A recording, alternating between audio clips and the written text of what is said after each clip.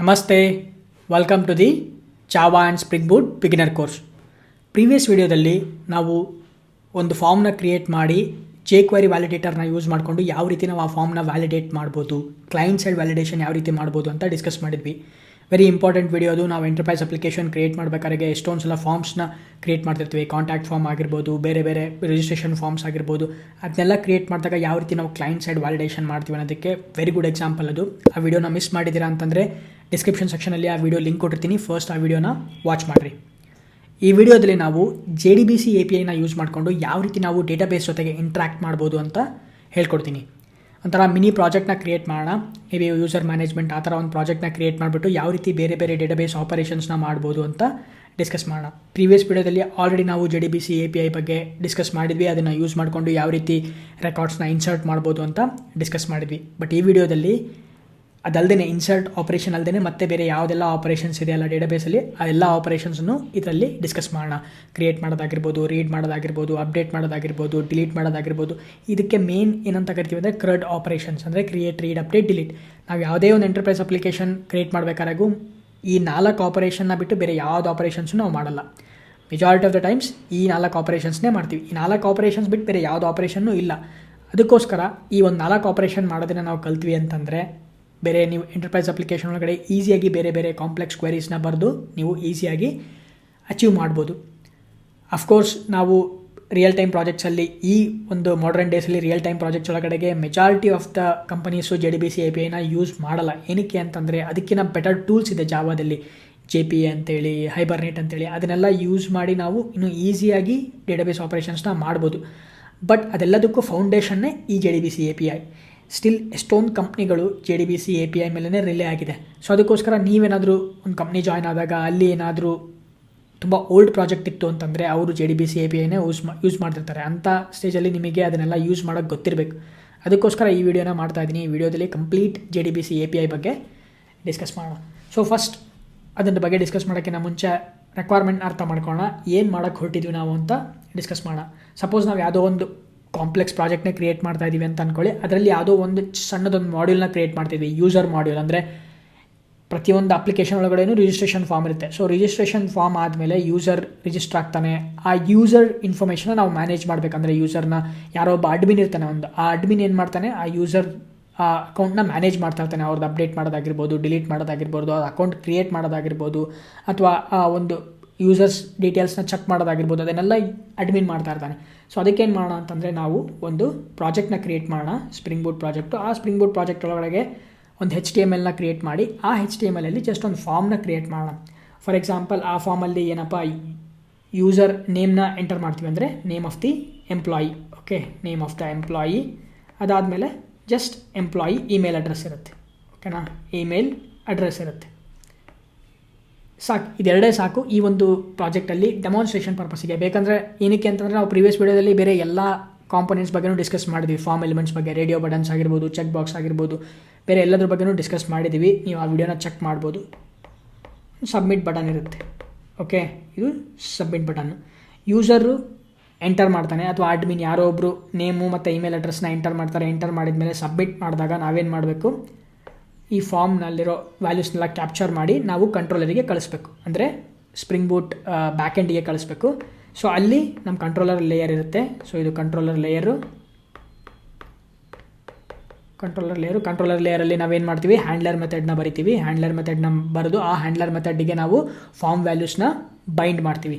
ಒಂದ್ಸಲ ಕಂಟ್ರೋಲರಿಗೆ ನಮಗೆ ವ್ಯಾಲ್ಯೂಸ್ ಸಿಕ್ಕ ಮೇಲೆ ಕಂಟ್ರೋಲರ್ ಏನು ಮಾಡುತ್ತೆ, ಎಕ್ಸ್ಟ್ರಾ ಇನ್ಫಾರ್ಮೇಷನ್ ಅಂದರೆ ಅಡಿಷನಲ್ ಪ್ರಾಸೆಸ್ ಮಾಡೋದಕ್ಕೋಸ್ಕರ ಸರ್ವಿಸ್ ಲೇಯರ್ನ ಹೆಲ್ಪ್ ತಗೊಳುತ್ತೆ. ಸೊ ಓಕೆನಾ, ಸರ್ವಿಸ್ ಲೇಯರ್ ಕಾಲ್ ಮಾಡುತ್ತೆ. ಇಲ್ಲಿ ಸರ್ವಿಸ್ ಲೇಯರ್ ಇರುತ್ತೆ. ಸರ್ವಿಸ್ ಲೇಯರಲ್ಲಿ ಕೂಡ ಒಂದು ಮೆಥಡ್ನ ಬರಿತೀವಿ. ಆ ಮೆಥಡ್ಗೆ ನಾವು ಫಾರ್ಮಲ್ಲಿ ಕ್ಯಾಪ್ಚರ್ ಮಾಡಿರೋ ಎಲ್ಲ ವ್ಯಾಲ್ಯೂಸ್ನು ಪಾಸ್ ಮಾಡ್ತೀವಿ. ಸರ್ವಿಸ್ ಲೇಯರ್ ಏನು ಮಾಡುತ್ತೆ, ಡೇಟಾಬೇಸ್ ಜೊತೆ ಇಂಟ್ರ್ಯಾಕ್ಟ್ ಮಾಡಲಿಕ್ಕೆ ಅದು ಇನ್ನೊಂದು ಲೇಯರ್ ಹೆಲ್ಪ್ ತಗೊಳುತ್ತೆ. ಅದಕ್ಕೆ ನಾವು DAO ಲೇಯರ್ ಅಂತ ಕರಿತೀವಿ, ಅಥವಾ ರೆಪಾಸಿಟರಿ ಲೇಯರ್ ಅಂತ ಕೂಡ ಕರಿತೀವಿ. ಓಕೆನಾ, ಇದು ರೆಪಾಸಿಟರಿ ಲೇಯರ್ ಆಗಿರುತ್ತೆ. ಇಲ್ಲೂ ಕೂಡ ಒಂದು ಮೆಥಡ್ನ ಬರಿತೀವಿ ನಾವು. ಈ ಮೆಥಡ್ ಏನು ಮಾಡುತ್ತೆ ಅಂತಂದರೆ ಇಲ್ಲಿ ಆ್ಯಕ್ಚುಲಾಗಿ ನಾವು ಡೇಟಾಬೇಸ್ ಆಪರೇಷನ್ನ ಪರ್ಫಾರ್ಮ್ ಮಾಡ್ತೀವಿ. ಇಲ್ಲಿ ರೆಪಾಸಿಟರಿಯಲ್ಲಿ ನಾವೇನು ಮಾಡ್ತೀವಿ, ರೆಪಾಸಿಟರಿ ಲೇಯರಲ್ಲಿ JDBC APIನ ಇಂಜೆಕ್ಟ್ ಮಾಡ್ತೀವಿ. ಓಕೆನಾ, ನಾವಿಲ್ಲೇನು ಮಾಡ್ತೀವಿ, JDBC APIನ ಇಂಜೆಕ್ಟ್ ಮಾಡ್ತೀವಿ.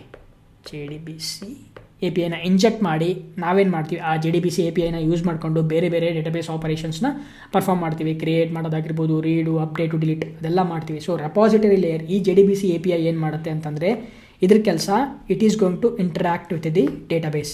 ಇದು ಡೇಟಾಬೇಸ್ ಜೊತೆಗೆ ಇಂಟರಾಕ್ಟ್ ಮಾಡುತ್ತೆ.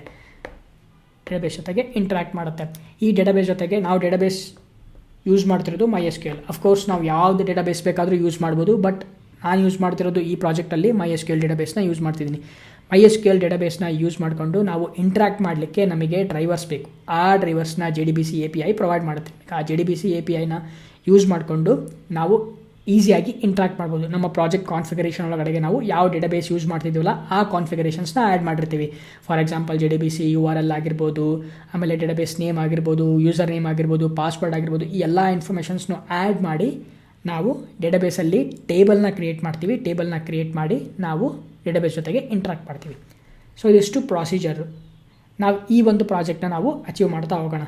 ಜಸ್ಟ್ ನೇಮು ಮತ್ತು ಇಮೇಲ್ ಅಡ್ರೆಸ್ನ ಟೆಕ್ಸ್ಟ್ ಬಾಕ್ಸಸ್ ಕ್ರಿಯೇಟ್ ಮಾಡೋಣ, ಸಬ್ಮಿಟ್ ಬಟನ್ ಕ್ಲಿಕ್ ಮಾಡಿದಾಗ ರೀಡ್ ಮಾಡ್ತೀವಿ, ಸೇವ್ ಮಾಡ್ತೀವಿ ಡೇಟಾಬೇಸ್. ಒಂದ್ಸಲ ಸೇವ್ ಮಾಡಾದಮೇಲೆ ನಾವು ಅದನ್ನೆಲ್ಲ ಡಿಸ್ಪ್ಲೇ ಮಾಡಬೇಕು. ಸೊ ಡಿಸ್ಪ್ಲೇ ಮಾಡಲಿಕ್ಕೆ ಇನ್ನೊಂದು HTML ಪೇಜನ್ನ ಕ್ರಿಯೇಟ್ ಮಾಡೋಣ, ಥೈಮ್ ಲೀಫ್ ಟೆಂಪ್ಲೇಟ್ನ ಕ್ರಿಯೇಟ್ ಮಾಡೋಣ. ಆ ಥೈಮ್ ಲೀಫ್ ಟೆಂಪ್ಲೇಟಲ್ಲಿ ಟೇಬಲ್ ಫಾರ್ಮ್ಯಾಟ್ ಒಳಗಡೆಗೆ ನಾವು ಎಲ್ಲ ಯೂಸರ್ ಇನ್ಫಾರ್ಮೇಷನ್ನು ಡಿಸ್ಪ್ಲೇ ಮಾಡೋಣ. ಯೂಸರ್ ಇಮೇಲ್ ಅಡ್ರೆಸ್ ಆಗಿರ್ಬೋದು, ಯೂಸರ್ ID ಆಗಿರ್ಬೋದು, ಯೂಸರ್ ನೇಮ್ ಆಗಿರ್ಬೋದು, ಅದನ್ನೆಲ್ಲದನ್ನು ನಾವು ಟೇಬಲ್ ಫಾರ್ಮ್ಯಾಟಲ್ಲಿ ಡಿಸ್ಪ್ಲೇ ಮಾಡೋಣ. ಹಾಗಾದರೆ ನಮ್ಮ ಅಪ್ಲಿಕೇಶನ್ ಲೋಡ್ ಆದಾಗ, very first time application load ಆದಾಗ ನಾವೇನು ಮಾಡೋಣ, ಈ ಒಂದು HTML ಪೇಜ್ನ ಡಿಸ್ಪ್ಲೇ ಮಾಡೋಣ. ಇದನ್ನು ನಾವು ಯೂಸರ್ಸ್ ಲೀಸ್ಟ್ ಅಂತ ಕರೆಯೋಣ. ಯೂಸರ್ಸ್ ಲೀಸ್ಟ್ .html ಅಂತ ಅಂದ್ಕೊಳ್ಳೋಣ. ಇದನ್ನು ಯೂಸರ್ಸ್ ಫಾರ್ಮ್ .html ಅಂತ ಕ್ರಿಯೇಟ್ ಮಾಡೋಣ. ಇದು ಯೂಸರ್ ಫಾರ್ಮ್ .html, ಇದು ಲೀಸ್ಟ್ .html ಅಥವಾ ಯೂಸರ್ಸ್ ಲೀಸ್ಟ್ .html ಅಂತ ಈ ಎರಡು HTMLನ ಕ್ರಿಯೇಟ್ ಮಾಡಿ ನಾವು ಈ ಒಂದು ಪ್ರಾಜೆಕ್ಟ್ನ ಕಂಪ್ಲೀಟ್ ಮಾಡೋಣ. ಸೊ ಇದರಲ್ಲಿ ನೀವು ಏನೇನು ಕಲಿತೀರಾ ಅಂತಂದರೆ, ಯಾವ ರೀತಿ JDBC ಎ ಪಿ ಐನ ಯೂಸ್ ಮಾಡ್ಬೋದು, ಅದನ್ನು ಯೂಸ್ ಮಾಡಿಕೊಂಡು ಬೇರೆ ಬೇರೆ ಡೇಟಾಬೇಸ್ ಆಪರೇಷನ್ಸ್ನ ಯಾವ ರೀತಿ ಮಾಡ್ಬೋದು, ಅದೇ ರೀತಿ ನಾವು ಟೇಬಲಲ್ಲಿ ಯೂಸರ್ಸ್ ಡೇಟಾಬೇಸಲ್ಲಿರೋ ವ್ಯಾಲ್ಯೂಸ್ನ, ಡೇಟಾಬೇಸಲ್ಲಿ ಸ್ಟೋರ್ ಆಗಿರೋ ಇನ್ಫಾರ್ಮೇಷನ್ನ ಯಾವ ರೀತಿ ನಾವು HTML ಟೇಬಲಲ್ಲಿ ಡಿಸ್ಪ್ಲೇ ಮಾಡ್ಬೋದು ಅಂತ ಕೂಡ ಕಲಿಯೋಣ. ಓಕೆ, ಹಾಗಾದರೆ ವೆರಿ ಇಂಟ್ರೆಸ್ಟಿಂಗ್ ಆಗಿರುತ್ತೆ ಈ ವಿಡಿಯೋನ, ಕಂಪ್ಲೀಟಾಗಿ ವಾಚ್ ಮಾಡಿರಿ. Let's move to IntelliJ IDEA. Okay, ನಾನು ಇಂಟೆಲಿಜೆ ಐಡಿಯಾ ಓಪನ್ ಮಾಡಿದ್ದೀನಿ. ಸೊ ಫಸ್ಟ್ ಸ್ಟೆಪ್ ಏನಪ್ಪ ಅಂತಂದರೆ, ಪ್ರಾಜೆಕ್ಟ್ನ ಕ್ರಿಯೇಟ್ ಮಾಡಬೇಕು. ನಾನು ಸ್ಕ್ರ್ಯಾಚಿಂದನೇ ಕ್ರಿಯೇಟ್ ಮಾಡ್ತೀನಿ ಪ್ರಾಜೆಕ್ಟ್ನ. ಪ್ರೀವಿಯಸ್ ವೀಡಿಯೋದಲ್ಲಿ ಏನು ಮಾಡ್ತಿದ್ದೆ, ಪ್ರಾಜೆಕ್ಟ್ನ ಆಲ್ರೆಡಿ ಕ್ರಿಯೇಟ್ ಮಾಡಿರ್ತಿದ್ದೆ, ನಿಮಗೆಲ್ಲ ಹೇಳ್ತಿದ್ದೆ ಯಾವ ಪ್ರಾಜೆಕ್ಟ್ನ ಕ್ರಿಯೇಟ್ ಮಾಡಿದ್ದೀನಿ, pom.xml ಏನು ಆ್ಯಡ್ ಮಾಡಿದ್ದೀನಿ ಅಂತೇಳಿ. ಬಟ್ ಈ ವಿಡಿಯೋದಲ್ಲಿ ಸ್ಕ್ರ್ಯಾಚಿಂದನೇ ಪ್ರಾಜೆಕ್ಟ್ನ ಕ್ರಿಯೇಟ್ ಮಾಡೋಣ. ಅದಕ್ಕೆ ನಾವು ಫಸ್ಟು start.spring.ioಗೆ ಹೋಗೋಣ. ಸೊ ಇದು ಅಫಿಷಿಯಲ್ ಸ್ಪ್ರಿಂಗ್ ಇನಿಷಿಯಲೈಸರ್ ವೆಬ್ಸೈಟ್. ಇದು ಇಲ್ಲಿ ನಾವು ಪ್ರಾಜೆಕ್ಟ್ಸ್ನ ಕ್ವಿಕ್ಕಾಗಿ ಕ್ರಿಯೇಟ್ ಮಾಡ್ಬೋದು, ಸ್ಪ್ರಿಂಗ್ ಬೂಟ್ ಪ್ರಾಜೆಕ್ಟ್ಸ್ನ. ನಿಮಗೆ ಇದರ ಬಗ್ಗೆ ಎಲ್ಲ ಗೊತ್ತಿಲ್ಲ ಅಂತಂದರೆ ಕೆಳಗಡೆ ಡಿಸ್ಕ್ರಿಪ್ಷನ್ ಸೆಕ್ಷನಲ್ಲಿ ಪ್ಲೇಲಿಸ್ಟ್ ಕಂಪ್ಲೀಟ್ ಲಿಂಕ್ನ ಪ್ರೊವೈಡ್ ಮಾಡಿರ್ತೀನಿ. ಫಸ್ಟ್ ಆ ಪ್ಲೇಲಿಸ್ಟ್ನ ಮೊದಲನೇದರಿಂದ ಚೆಕ್ ಮಾಡ್ತಾ ಬನ್ನಿರಿ, ನಿಮಗೆಲ್ಲ ಕಾನ್ಸೆಪ್ಟ್ಸು ಈಸಿಯಾಗಿ ಅರ್ಥ ಆಗುತ್ತೆ. ಓಕೆ, ಇಲ್ಲಿ ಪ್ರಾಜೆಕ್ಟು ನಾವು ಮೇವನ್ ಪ್ರಾಜೆಕ್ಟ್ನ ಕ್ರಿಯೇಟ್ ಮಾಡ್ತಿರೋದ್ರಿಂದ ಮೇವನ್ ಅಂತ ಸೆಲೆಕ್ಟ್ ಮಾಡ್ಕೊಂಡಿದ್ದೀನಿ. ನಾವು ಪ್ರೋಗ್ರಾಮಿಂಗ್ ಲ್ಯಾಂಗ್ವೇಜ್ ಚೂಸ್ ಮಾಡಿರೋದು ಜಾವಾನ ಸೆಲೆಕ್ಟ್ ಮಾಡಿದ್ದೀವಿ. ಸ್ಪ್ರಿಂಗ್ ಬೂಟ್ ವರ್ಷನ್ನು 3.4.3, ಇದು ಲೇಟೆಸ್ಟ್ ಆ್ಯಂಡ್ ಸ್ಟೇಬಲ್ ವರ್ಷನ್ನು. ಈ ಸ್ನ್ಯಾಪ್ಶಾಟ್ M2 ಅಂತೆಲ್ಲ ಇದೆಯಲ್ಲ, ಇದನ್ನು ಸ್ಕಿಪ್ ಮಾಡಿರಿ ಆದಷ್ಟು. ಇಲ್ಲಿ ಗ್ರೂಪ್ ID ಕೊಡಬೇಕು. ನಾನೇನು ಮಾಡ್ತೀನಿ, ಗ್ರೂಪ್ ಐಡಿಗೆ in.ಭೂಷಣ್ Sirgur, artifact ID JDBC API demo ಅಂತ ನಾನು ಕ್ರಿಯೇಟ್ ಮಾಡ್ತೀನಿ. ಅದಾದಮೇಲೆ ಡಿಸ್ಕ್ರಿಪ್ಷನ್ ಬೇಕಾದರೆ ನೀವು ಇಗ್ನೋರ್ ಮಾಡ್ಬೋದು. ಪ್ಯಾಕೇಜ್ ನೇಮು ಹಾಗೆ ಇರಲಿ, ಏನು ಚೇಂಜ್ ಮಾಡ್ಲಿಕ್ಕೆ ಹೋಗ್ಬೇಡ್ರಿ. ಪ್ಯಾಕೇಜಿಂಗು ಜಾರ್ ಅಂತ ಇರಲಿ. ಈಗ ಡಿಪೆಂಡೆನ್ಸೀಸ್ ಆ್ಯಡ್ ಮಾಡೋಣ. ಡಿಪೆಂಡೆನ್ಸೀಸ್ ಆ್ಯಡ್ ಮಾಡಬೇಕಾದ್ರೆ ಫಸ್ಟ್ನೇದು ವೆಬ್ ಡಿಪೆಂಡೆನ್ಸಿ ಆ್ಯಡ್ ಮಾಡ್ತೀವಿ, ಯಾಕಂದರೆ ನಾವು ವೆಬ್ ಅಪ್ಲಿಕೇಶನ್ ಕ್ರಿಯೇಟ್ ಮಾಡ್ತಿದ್ದೀವಿ. ಅದಾದಮೇಲೆ ಡೆವ್ ಟೂಲ್ಸ್ ಬೇಕು ನಮಗೆ, ಆಟೋಮೆಟಿಕ್ಕಾಗಿ ರೀಸ್ಟಾರ್ಟ್ ಆಗಲಿಕ್ಕೆ, ಪ್ರೊಡಕ್ಟಿವಿಟಿ ಇನ್ಕ್ರೀಸ್ ಮಾಡಲಿಕ್ಕೆ ಡೆವ್ ಟೂಲ್ಸ್ನ ಆ್ಯಡ್ ಮಾಡ್ತೀವಿ. ಅದಾದಮೇಲೆ ನೆಕ್ಸ್ಟು ಥೈಮ್ ಲೀಫ್ ಡಿಪೆಂಡೆನ್ಸಿ ಬೇಕು. ಏನಕ್ಕೆ ಅಂತಂದರೆ ನಾವು ವ್ಯೂ ಪೇಜಸ್ನ ಕ್ರಿಯೇಟ್ ಮಾಡ್ತಿದ್ವಿ. It is A server side template engine. ಅದಾದಮೇಲೆ ನಮಗೆ ಡೇಟಾಬೇಸ್ ಜೊತೆ ಇಂಟ್ರಾಕ್ಟ್ ಮಾಡಲಿಕ್ಕೆ JDBC API ಬೇಕು. JDBC APIನ ಆ್ಯಡ್ ಮಾಡ್ತೀನಿ. ಅದಾದಮೇಲೆ ನಮಗೆ MySQL ಡ್ರೈವರ್ ಬೇಕು. ಏನಕ್ಕೆ ಅಂತಂದರೆ ನಾವು MySQL ಡೇಟಾಬೇಸ್ ಜೊತೆ ಕನೆಕ್ಟ್ ಆಗ್ತಿದ್ದೀವಿ, ಅದಕ್ಕೆ MySQL ಡ್ರೈವರ್ ಬೇಕು, ಅದನ್ನು ಆ್ಯಡ್ ಮಾಡ್ತಿದ್ದೀವಿ. ಬೇರೆ ಯಾವುದಾದ್ರೂ ಡೇಟಾಬೇಸ್ ಯೂಸ್ ಮಾಡ್ತಿದ್ದೀರಾ ಅಂತಂದರೆ ಆ ಡೇಟಾಬೇಸ್ನ ನೇಮ್ನ ಸರ್ಚ್ ಮಾಡಿ ಆ ಒಂದು ಡ್ರೈವರ್ನ ಆ್ಯಡ್ ಮಾಡಬೇಕು. ಬಟ್ ನಾವಿಲ್ಲಿ MySQL ಯೂಸ್ ಮಾಡ್ತಿದ್ದರಿಂದ MySQL ಡ್ರೈವರ್ನ ಆ್ಯಡ್ ಮಾಡ್ತಿದ್ದೀನಿ. ಈ ಜೊತೆಗೇ ಬೇಕಂದರೆ ನಾವು ಲಾಂಬಾಕ್ ಕೂಡ ಆ್ಯಡ್ ಮಾಡ್ಬೋದು, ಬಟ್ ನಾನು ಲಾಂಬಾಕ್ನ ಇಗ್ನೋರ್ ಮಾಡ್ತಿದ್ದೀನಿ. ಜಸ್ಟ್ ಬೇಕಂದರೆ ನೀವು ಪ್ರಾಜೆಕ್ಟ್ ಸ್ಟ್ರಕ್ಚರ್ನ ಚೆಕ್ ಮಾಡಬೇಕು ಅಂದರೆ ಎಕ್ಸ್ಪ್ಲೋರ್ ಅಂತ ಮಾಡಿರಿ, ಇಲ್ಲ ಅಂದರೆ ಜನರೇಟ್ ಅಂತ ಕೊಡ್ರಿ, ಆಟೋಮ್ಯಾಟಿಕಲಿ ಪ್ರಾಜೆಕ್ಟು ಜನರೇಟ್ ಆಗುತ್ತೆ. ಈ ಪ್ರಾಜೆಕ್ಟ್ನ ನೀವು ಇಂಟೆಲಿಜೆ ಐಡಿಯಾದಲ್ಲಿ ಓಪನ್ ಮಾಡಿರಿ, ಎಕ್ಸ್ಟ್ರಾಕ್ಟ್ ಮಾಡಿ. ಆಲ್ರೈಟ್, ನಾನು ಆ್ಯಕ್ಚುಲಿ ಪ್ರಾಜೆಕ್ಟ್ನ ಆಲ್ರೆಡಿ ಎಕ್ಸ್ಟ್ರಾಕ್ಟ್ ಮಾಡಿದ್ದೀನಿ. ಈಗ ನೀವು ಅದನ್ನು ಇಂಟೆಲಿಜೆ ಐಡಿಯಾದಲ್ಲಿ ಓಪನ್ ಮಾಡಬೇಕು ಅಂತಂದರೆ ಇಲ್ಲಿ ಮೇವನ್ ಅಂತ ಇರುತ್ತೆ, ಅದನ್ನು ಕ್ಲಿಕ್ ಮಾಡಿರಿ. ಈ ಥರ ಎಕ್ಸ್ಪ್ಲೋರರ್ ಓಪನ್ ಆಗುತ್ತೆ. ಇಲ್ಲಿ ಪ್ಲಸ್ ಐಕನ್ನ ಕ್ಲಿಕ್ ಮಾಡಿದ್ರಿ ಅಂದರೆ ಆ ಪ್ರಾಜೆಕ್ಟ್ ಎಲ್ಲಿದೆ ಅಂತ ಲೊಕೇಶನ್ ಕೇಳುತ್ತೆ. ಆ ಲೊಕೇಶನ್ನ ಚೂಸ್ ಮಾಡಿರಿ. ನಾನು JDBC API ಡೆಮೋ ಇಲ್ಲಿದೆ ಸೆಲೆಕ್ಟ್ ಮಾಡ್ಕೊಂಡು ಓಪನ್ ಅಂತ ಕೊಡ್ತೀನಿ. ಆಟೋಮ್ಯಾಟಿಕಲಿ ಅದು ಪ್ರಾಜೆಕ್ಟ್ ಓಪನ್ ಆಗುತ್ತೆ. ನಿಮಗೆ ಇಲ್ಲಿ ಲೆಫ್ಟ್ ಹ್ಯಾಂಡ್ ಸೈಡಲ್ಲಿ ಆ ಒಂದು ಪ್ರಾಜೆಕ್ಟಿನ ಎಕ್ಸ್ಪ್ಲೋರರ್ ಓಪನ್ ಆಗುತ್ತೆ. ಸೊ ಡಿಪೆಂಡೆನ್ಸೀಸ್ ಎಲ್ಲ ರಿಸಾಲ್ವ್ ಆಗ್ತಾ ಇರುತ್ತೆ ಇಲ್ಲಿ ಬಾಟಮಲ್ಲಿ ನೀವು ನೋಡ್ಬೋದು. ಜಸ್ಟ್ ವೆಯ್ಟ್ ಮಾಡಿರಿ ಫ್ಯೂ ಮಿನಿಟ್ಸು. ಒಂದ್ಸಲ ಎಲ್ಲ ಡಿಪೆಂಡೆನ್ಸೀಸು ಡೌನ್ಲೋಡ್ ಆದಮೇಲೆ ನಾವು ಸ್ಟಾರ್ಟ್ ಮಾಡೋಣ. ಓಕೆ, ಪ್ರಾಜೆಕ್ಟ್ ಎಲ್ಲ ಡಿಪೆಂಡೆನ್ಸೀಸು ಡೌನ್ಲೋಡ್ ಆಗಿದೆ. ಇದಾದಮೇಲೆ ಈಗ ನೆಕ್ಸ್ಟ್ ಏನು ಮಾಡೋಣ, ಇದನ್ನು ಪ್ರಾಜೆಕ್ಟ್ನ ಓಪನ್ ಮಾಡೋಣ. ಟಿಪಿಕಲ್ ಮೇವನ್ ಪ್ರಾಜೆಕ್ಟ್ ಸ್ಟ್ರಕ್ಚರು ನಾನು ಇದ್ರ ಬಗ್ಗೆ ಎಲ್ಲ ಆಲ್ರೆಡಿ ಡಿಸ್ಕಸ್ ಮಾಡಿದ್ದೀನಿ. ಜಾಸ್ತಿ ಇದ್ರ ಬಗ್ಗೆ ಡೀಟೇಲಾಗಿ ಹೇಳಲಿಕ್ಕೆ ಹೋಗಲ್ಲ. ಫಸ್ಟ್ ಸ್ಟೆಪ್ ಏನು ಮಾಡಬೇಕು ಅಂತಂದರೆ ನಾವು ಅಪ್ಲಿಕೇಶನ್ ಪ್ರಾಪರ್ಟೀಸ್ ಒಳಗಡೆಗೆ ನಾವು ಡೇಟಾಬೇಸ್ ಕಾನ್ಫಿಗರೇಷನ್ಸ್ನ ಬರಿಬೇಕು. ಯಾವ ಡೇಟಾಬೇಸಿಗೆ ಕನೆಕ್ಟ್ ಆಗ್ತಾ ಇದ್ದೀವಿ, ಡೇಟಾಬೇಸ್ ಯೂಸರ್ ನೇಮ್ ಏನು, ಡೇಟಾಬೇಸ್ ಪಾಸ್ವರ್ಡ್ ಏನು, ಅದನ್ನೆಲ್ಲ ನಾವು ಫಸ್ಟು ಸ್ಪೆಸಿಫೈ ಮಾಡಬೇಕು. ಸೊ ಅದಕ್ಕೆ ನಾವೇನು ಮಾಡೋಣ ಅಂತಂದರೆ ಈ ಒಂದು ಅಪ್ಲಿಕೇಶನ್ ಪ್ರಾಪರ್ಟೀಸ್ ಒಳಗಡೆಗೆ ಆ ಕಾನ್ಫಿಗರೇಷನ್ನ ಬರೆಯೋಣ. ಇದನ್ನು ಆಲ್ರೆಡಿ ನಾವು ಪ್ರೀವಿಯಸ್ ವಿಡಿಯೋದಲ್ಲೂ ಡಿಸ್ಕಸ್ ಮಾಡಿದ್ವಿ. ಇನ್ನೊಂದು ಸಲ ಹೇಳ್ತಾ ಇದ್ದೀನಿ. Spring dot data source dot URL ಈ ಒಂದು ಪ್ರಾಪರ್ಟಿನ ಆ್ಯಡ್ ಮಾಡಿದ್ವಿ ಅಂತಂದರೆ ನಾವು ಡೇಟಾಬೇಸ್ URLನ ಪ್ರೊವೈಡ್ ಮಾಡಬೇಕು. MySQL ಡೇಟಾಬೇಸ್ಗೆ URL JDBC :MySQL local host. ನಾವು ಕನೆಕ್ಟ್ ಆಗ್ತಿರೋದು ಲೋಕಲ್ ಹೋಸ್ಟ್ ಡೇಟಾಬೇಸಿಗೆ, ಅದಕ್ಕೋಸ್ಕರ ಲೋಕಲ್ ಹೋಸ್ಟ್ ಅಂತ ಪ್ರೊವೈಡ್ ಮಾಡ್ತಿದ್ದೀನಿ. ನಾವೇನಾದರೂ ಡೆಪ್ಲಾಯ್ ಮಾಡಿದಾಗ ರಿಮೋಟ್ URLನ ಪ್ರೊವೈಡ್ ಮಾಡ್ತೀವಿ. ಸೊ ಈಗ ಜಸ್ಟ್ ಲೋಕಲ್ ಹೋಸ್ಟ್ನ ಪ್ರೊವೈಡ್ ಮಾಡಿ ಡಿಫಾಲ್ಟ್ 3306 ಇರುತ್ತೆ ಪೋರ್ಟ್ ನಂಬರು. ಅದಾದಮೇಲೆ ಇಲ್ಲಿ ನಾವು ಡೇಟಾಬೇಸ್ ನೇಮ್ನ ಪ್ರೊವೈಡ್ ಮಾಡಬೇಕು. ಅಫ್ಕೋರ್ಸ್ ನಾವಿನ್ನೂ ಡೇಟಾಬೇಸ್ನ ಕ್ರಿಯೇಟ್ ಮಾಡಿಲ್ಲ, ಬಟ್ ನಾನು ನೇಮ್ನ ಪ್ರೊವೈಡ್ ಮಾಡ್ತೀನಿ ಯೂಸರ್ಸ್ DB. ಓಕೆ, ಅಥವಾ user management. Okay, users DB ಅಂತಲೇ ಇರಲಿ ಶಾರ್ಟಾಗಿ. ಫೈನ್. ಈ ಒಂದು ಡೇಟಾಬೇಸ್ನ ನಾವು ಫಸ್ಟ್ ಕ್ರಿಯೇಟ್ ಮಾಡಬೇಕು. ಕ್ರಿಯೇಟ್ ಮಾಡೋಕ್ಕಿಂತ ಮುಂಚೆ ಇನ್ನೊಂದೆರಡು ಪ್ರಾಪರ್ಟೀಸ್ನ ಆ್ಯಡ್ ಮಾಡಿಬಿಡೋಣ. Spring dot data source dot user name. ಇದು ಡೇಟಾಬೇಸಿನ ಯೂಸರ್ ನೇಮ್. ನೀವೇನಾದರೂ ಯೂಸರ್ ನೇಮ್ನ ಕ್ರಿಯೇಟ್ ಮಾಡಿದ್ರಿ ಅಂತಂದರೆ ಈ ಒಂದು ಪರ್ಟಿಕ್ಯುಲರ್ ಪ್ರಾಜೆಕ್ಟಿಗೆ ಆ ಯೂಸರ್ ನೇಮ್ನ ಪ್ರೊವೈಡ್ ಮಾಡ್ಬೋದು. ನಾನು ಯಾವುದೇ ಥರ ಯೂಸರ್ನ ಕ್ರಿಯೇಟ್ ಮಾಡಿಲ್ಲ, ರೂಟ್ ಯೂಸರ್ನೇ ಸ್ಪೆಸಿಫೈ ಮಾಡ್ತೀನಿ. ಅದಾದಮೇಲೆ spring dot data source dot password. ನಮಗೆ ಪಾಸ್ವರ್ಡ್ನ ಕೊಡಬೇಕು. ನಾನು ಪಾಸ್ವರ್ಡ್ನ ಎಂಟರ್ ಮಾಡ್ತೀನಿ. ನೀವೇನು ಕೊಟ್ಟಿದ್ರಿ ಪಾಸ್ವರ್ಡು ಇನ್ಸ್ಟಾಲ್ ಮಾಡಬೇಕಾದ್ರೆ MySQL ಡೇಟಾಬೇಸು, ಆ ಪಾಸ್ವರ್ಡ್ನ ಇಲ್ಲಿ ಸ್ಪೆಸಿಫೈ ಮಾಡಿರಿ. ಓಕೆ, ಯೂಸರ್ ನೇಮ್ ಆಯಿತು, ಪಾಸ್ವರ್ಡ್ ಆಯಿತು, ಹಾಗೆಯೇ URL ಕೂಡ ಆಯಿತು. ನೀವು ಇದನ್ನು ಬಿಟ್ಟು ಬೇರೆ ಬೇರೆ ಇನ್ಫಾರ್ಮೇಷನ್ನು ಕೂಡ ಪ್ರೊವೈಡ್ ಮಾಡ್ಬೋದು, ಡ್ರೈವರ್ ಕ್ಲಾಸು, ಪ್ಲಾಟ್ಫಾರ್ಮ್ ಎಲ್ಲ. ಬಟ್ ಅದೆಲ್ಲ ಅವಶ್ಯಕತೆ ಇಲ್ಲ. ಡೈಲೆಕ್ಟ್ ಅದೆಲ್ಲ ಅವಶ್ಯಕತೆ ಇಲ್ಲ. ಆಟೋಮ್ಯಾಟಿಕಲಿ ಸ್ಪ್ರಿಂಗ್ ಫ್ರೇಮ್ ವರ್ಕ್ ಏನು ಮಾಡುತ್ತೆ, pom.xml ಏನಾದರೂ ಇಲ್ಲಿ JDBC ಆಮೇಲೆ MySQL ಡ್ರೈವರ್ ಇತ್ತು ಅಂತಂದರೆ ಆಟೋಮ್ಯಾಟಿಕಲಿ ಸ್ಪ್ರಿಂಗ್ ಫ್ರೇಮ್ವರ್ಕ್ಗೆ ಗೊತ್ತಾಗುತ್ತೆ MySQL ಡೇಟಾಬೇಸಿಗೆ ಕನೆಕ್ಟ್ ಮಾಡ್ತಿದ್ದಾರೆ ಅಂತೇಳಿ. ಆಟೋಮ್ಯಾಟಿಕಲಿ ಡ್ರೈವರ್ನ ಅದೇ ಲೋಡ್ ಮಾಡುತ್ತೆ. ಸೊ ಈ 3 ಇನ್ಫಾರ್ಮೇಷನು ಎನಫ್. ಓಕೆ, ಇದಾದಮೇಲೆ pom.xml ಹಾಗೇ ಇರಲಿ. ಅಪ್ಲಿಕೇಶನ್ ಪ್ರಾಪರ್ಟೀಸ್ ಒಳಗಡೆ ಈ 3 ಪ್ರಾಪರ್ಟೀಸ್ ಆ್ಯಡ್ ಮಾಡಿದ್ದೀವಿ. ಈಗ ಯೂಸರ್ಸ್ ಡೇಟಾಬೇಸ್ ಅನ್ನೋದನ್ನು ನಾವು ಡೇಟಾಬೇಸ್ ಕ್ರಿಯೇಟ್ ಮಾಡಬೇಕು. ಅದಕ್ಕೆ MySQL ವರ್ಕ್ ಬೆಂಚಿಗೆ ಓಪನ್ ಮಾಡಿರಿ. ನೀವು ಇದರಲ್ಲಿ ವರ್ಕ್ ಬೆಂಚ್ನ ನೀವು ಇನ್ಸ್ಟಾಲ್ ಮಾಡಿಲ್ಲ ಅಂತಂದರೆ ಅಫ್ಕೋರ್ಸ್ ನೀವು ಟರ್ಮಿನಲಿಂದ ಕೂಡ ಕನೆಕ್ಟ್ ಆಗ್ಬೋದು, ಕಮಾಂಡ್ ಪ್ರಾಂಪ್ಟಿಂದ ಕನೆಕ್ಟ್ ಆಗ್ಬೋದು. ಸೊ ನೀವೇನು ಮಾಡಿ ಅಂತಂದರೆ ಜಸ್ಟ್ ನಿಮ್ಮ ಒಂದು ಟರ್ಮಿನಲ್ಲು ಅಥವಾ ನೀವೇನಾದರೂ ಕಮಾಂಡ್ ಪ್ರಾಂಪ್ಟ್ ಯೂಸ್ ಮಾಡ್ತೀರಾ, ವಿಂಡೋಸ್ ಯೂಸ್ ಮಾಡ್ತೀರಾ ಅಂದರೆ ಓಪನ್ ಮಾಡಿಬಿಟ್ಟು MySQL -u ರೂಟ್ MySQL ಅಂತ ಫಸ್ಟ್ ಕಮಾಂಡ್ನ ಟೈಪ್ ಮಾಡಿ. ಅದಾದಮೇಲೆ -u ಏನು ಅಂದರೆ -u ಏನು ಸ್ಪೆಸಿಫೈ ಮಾಡುತ್ತೆ ಅಂದರೆ ಯೂಸರ್ ನೇಮು. ಸೊ ಯೂಸರ್ ನೇಮ್ನ ಎಂಟರ್ ಮಾಡಿರಿ. ಅದಾದಮೇಲೆ -b ಪಾಸ್ವರ್ಡ್ನ ಎಂಟರ್ ಮಾಡಿರಿ. ಈ ಪಾಸ್ವರ್ಡ್ನ ಎಂಟರ್ ಮಾಡಿರಿ. ಪಾಸ್ವರ್ಡ್ ಕೇಳುತ್ತೆ, ನೀವು ಇಲ್ಲಿ ಪಾಸ್ವರ್ಡ್ನ ಎಂಟರ್ ಮಾಡಿ. SC ಭೂಷಣ್ 05 ಇದು ನನ್ನ ಪಾಸ್ವರ್ಡು MySQL ಡೇಟಾಬೇಸಿಂದು. ನಾನು ಎಂಟರ್ ಮಾಡಿದೆ ಅಂತಂದರೆ ನೋಡ್ಬೋದು ಕಮಾಂಡ್ ಪ್ರಾಂಪ್ಟಲ್ಲಿ ಕೂಡ ನೀವು MySQL ಡೇಟಾಬೇಸಿಗೆ ಕನೆಕ್ಟ್ ಆಗ್ಬೋದು. ಇಲ್ಲೂ ಕೂಡ ನಾವು ಡೇಟಾಬೇಸ್ನ ಕ್ರಿಯೇಟ್ ಮಾಡ್ಬೋದು. ಫಾರ್ ಎಕ್ಸಾಂಪಲ್ ನಾನೇನು ಮಾಡ್ತೀನಿ, ಇಲ್ಲೇ ಡೇಟಾಬೇಸ್ನ ಕ್ರಿಯೇಟ್ ಮಾಡ್ತೀನಿ. Create database users DB enter ಮಾಡಿರಿ. ಕ್ವೆರಿ 1 ಓಕೆ 1 ರೋ ಅಫೆಕ್ಟೆಡ್ ಅಂತ ಬರುತ್ತೆ. ಈಗ ನಾವೇನು ಮಾಡೋಣ, MySQL ವರ್ಕ್ ಬೆಂಚಲ್ಲಿ ಜಸ್ಟ್ ರಿಫ್ರೆಶ್ ಮಾಡಿದ್ರಿ ಅಂತಂದರೆ ಆಟೋಮ್ಯಾಟಿಕಲಿ ಆ ಒಂದು ಡೇಟಾಬೇಸ್ ಕ್ರಿಯೇಟ್ ಆಗಿರುತ್ತೆ ಯೂಸರ್ಸ್ DB. ನೀವು ಇಲ್ಲೂ ಕೂಡ ಕ್ರಿಯೇಟ್ ಮಾಡ್ಬೋದು. ಬಟ್ ನೀವು MySQL ವರ್ಕ್ ಬೆಂಚ್ನ ಇನ್ಸ್ಟಾಲ್ ಮಾಡಿಲ್ಲ ಅಂತಂದರೆ ಅಫ್ಕೋರ್ಸ್ ಕಮಾಂಡ್ ಪ್ರಾಂಪ್ಟಿಂದ ಕೂಡ ನೀವು ಕನೆಕ್ಟ್ ಆಗಿ ನೀವು ಬರಿಬೋದು. ಆಲ್ರೈಟ್, ಡೇಟಾಬೇಸ್ ಏನೋ ಕ್ರಿಯೇಟ್ ಮಾಡಿದ್ವಿ. ಈಗ ಟೇಬಲ್ನ ಕ್ರಿಯೇಟ್ ಮಾಡಬೇಕು. ಟೇಬಲ್ನ ಕ್ರಿಯೇಟ್ ಮಾಡಬೇಕಂತಂದರೆ ಫಸ್ಟು ನಾವು ಆ ಡೇಟಾಬೇಸ್ನ ಸೆಲೆಕ್ಟ್ ಮಾಡ್ಕೋಬೇಕು. ಈ ಡೇಟಾಬೇಸ್ನ ಸೆಲೆಕ್ಟ್ ಮಾಡ್ಕೋಬೇಕು ಅಂದರೆ ಡಬಲ್ ಕ್ಲಿಕ್ ಮಾಡಿರಿ, ಸೆಲೆಕ್ಟ್ ಆಗುತ್ತೆ. ಇಲ್ಲ ಅಂತಂದರೆ ಯೂಸ್ ಕಮಾಂಡ್ ಕೂಡ ನಾವು ಯೂಸ್ ಮಾಡ್ಬೋದು. Use database name. ಓಕೆ, ನಾನೀಗ ಡೇಟಾಬೇಸ್ನ ಸೆಲೆಕ್ಟ್ ಮಾಡ್ಕೊಂಡಿರೋದ್ರಿಂದ ಡೈರೆಕ್ಟಾಗಿ ಟೇಬಲ್ನ ಕ್ರಿಯೇಟ್ ಮಾಡ್ತೀನಿ. ಕ್ರಿಯೇಟ್ ಟೇಬಲ್ ನೇಮ್ನ ಪ್ರೊವೈಡ್ ಮಾಡೋಣ. ನಾನು TBL_users ಅಂತ ಕೊಡ್ತೀನಿ. ನೀವು ನೋಡ್ಬೋದು ನಾನು ನೇಮಿಂಗ್ ಕನ್ವೆನ್ಷನ್ನು TBL ಅಂತ ಕೊಟ್ಟಿದ್ದೀನಿ. TBL ಅಂತ ಏನಕ್ಕೆ ಕೊಟ್ಟೆ ಅಂತಂದರೆ it is a table, just A naming convention. ನೀವು ಅಫ್ಕೋರ್ಸ್ ಕೊಡದೇ ಇದ್ರೂ ನಡೆಯುತ್ತೆ, ಬಟ್ ನಾನು TBL_ ಅಂತ ಕೊಡ್ತೀನಿ. ಏನಕ್ಕೆ ಅಂತಂದರೆ ನಮಗೆ ಗೊತ್ತಾಗುತ್ತೆ ಇದು ಟೇಬಲ್ ಅಂತೇಳಿ. ಬಟ್ ಇನ್ ಫ್ಯೂಚರಲ್ಲಿ ನಾವು ವ್ಯೂಸ್ನ ಕ್ರಿಯೇಟ್ ಮಾಡ್ತಿರ್ತೀವಿ, ಸ್ಟೋರ್ ಪ್ರೊಸೀಜರ್ ಎಲ್ಲ ಕ್ರಿಯೇಟ್ ಮಾಡ್ತಿರ್ತೀವಿ. ಸೊ ಆವಾಗ ನಾನು SP ಅಂತ ಟೈಪ್ ಮಾಡ್ಬೋದು. ಅವಾಗ ಈಸಿಯಾಗಿ ಗೊತ್ತಾಗುತ್ತೆ ಸ್ಟೋರ್ ಪ್ರೊಸೀಜರ್ ಅಂತೇಳಿ. ಅದೇ ರೀತಿ ವ್ಯೂನ ಕ್ರಿಯೇಟ್ ಮಾಡಬೇಕಾದ್ರೆ ವ್ಯೂ ಅಂತ ಸ್ಪೆಸಿಫೈ ಮಾಡ್ತೀನಿ. ಸೊ ಇದೆಲ್ಲ ಇಂಡಿಕೇಷನ್ಸು, ಅದನ್ನೆಲ್ಲ ನೀವು ಫಾಲೋ ಮಾಡಿರಿ ನೀವು ಯೂಸ್ ಮಾಡ್ತಿದ್ದೀರಾ ಅಂತಂದರೆ.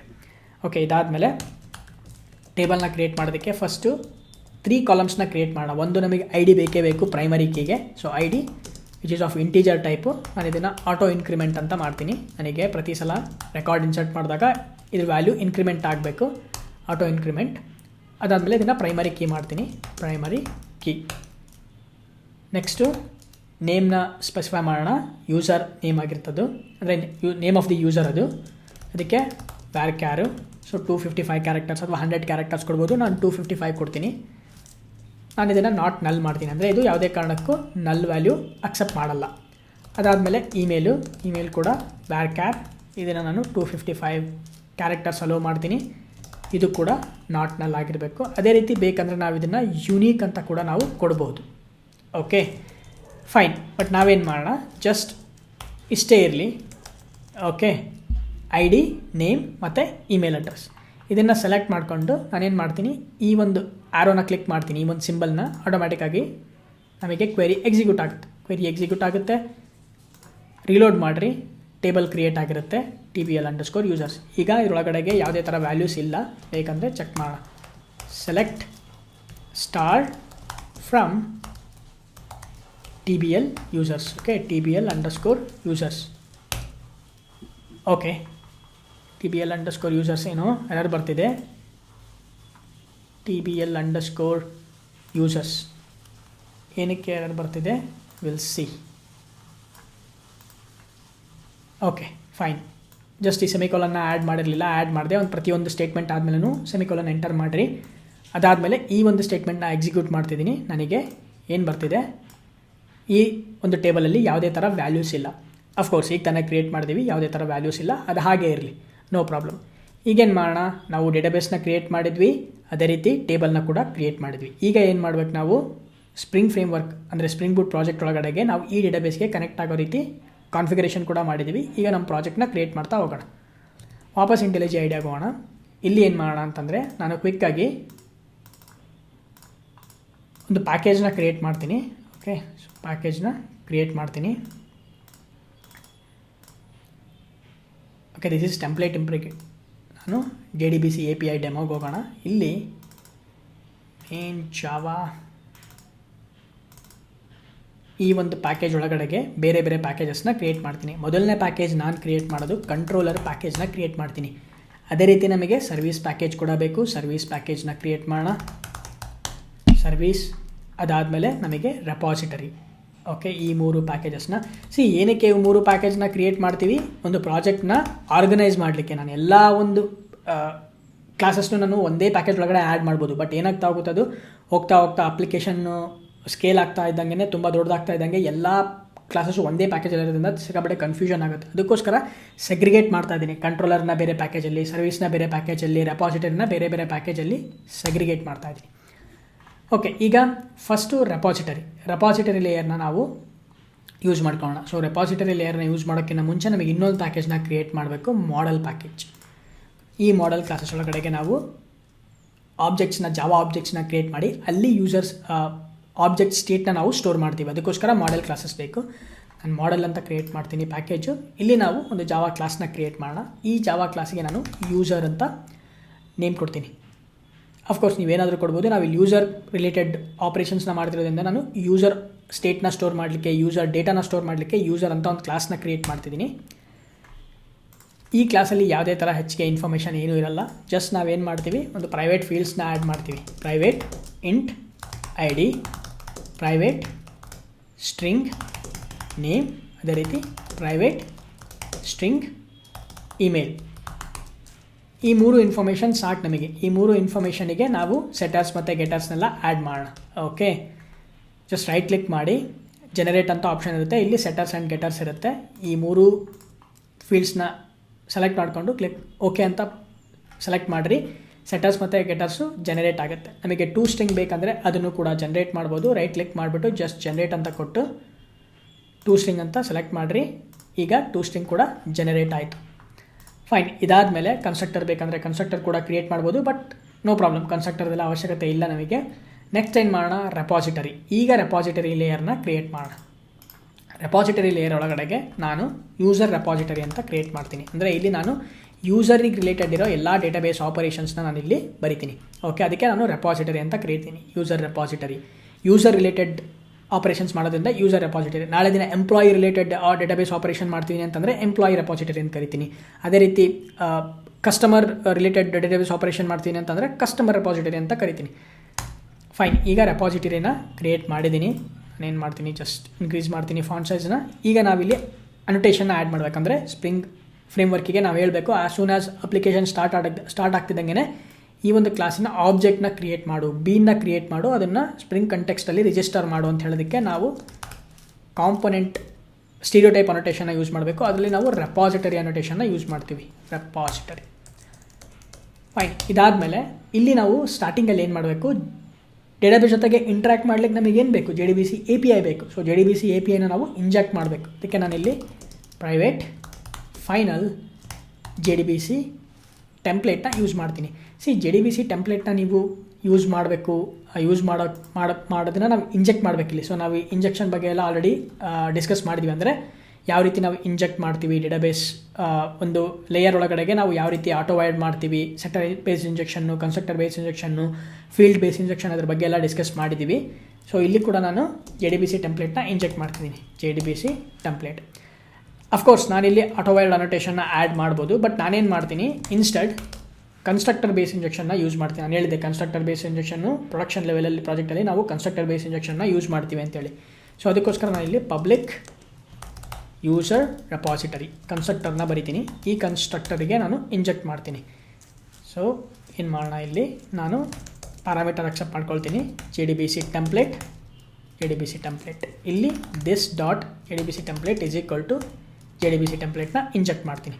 ಆಲ್ರೈಟ್, ಈಗ ನಮಗೆ JDBC ಟೆಂಪ್ಲೇಟನ್ನು ಇಂಜೆಕ್ಟ್ ಮಾಡಿದ್ವಿ, JDBC ಟೆಂಪ್ಲೇಟ್ ಸಿಕ್ತು. ಈ JDBC ಟೆಂಪ್ಲೇಟ್ನ ಇಟ್ಕೊಂಡು ನಾವು ಡೇಟಾಬೇಸ್ ಆಪರೇಷನ್ಸ್ನ ಮಾಡೋಣ. ನಾವೇನೇನು ಮಾಡಬೇಕು, ಕ್ರಿಯೇಟ್ ಮಾಡಬೇಕು, ರೀಡ್ ಮಾಡಬೇಕು, ಅಪ್ಡೇಟ್ ಮಾಡಬೇಕು, ಡಿಲೀಟ್ ಮಾಡಬೇಕು.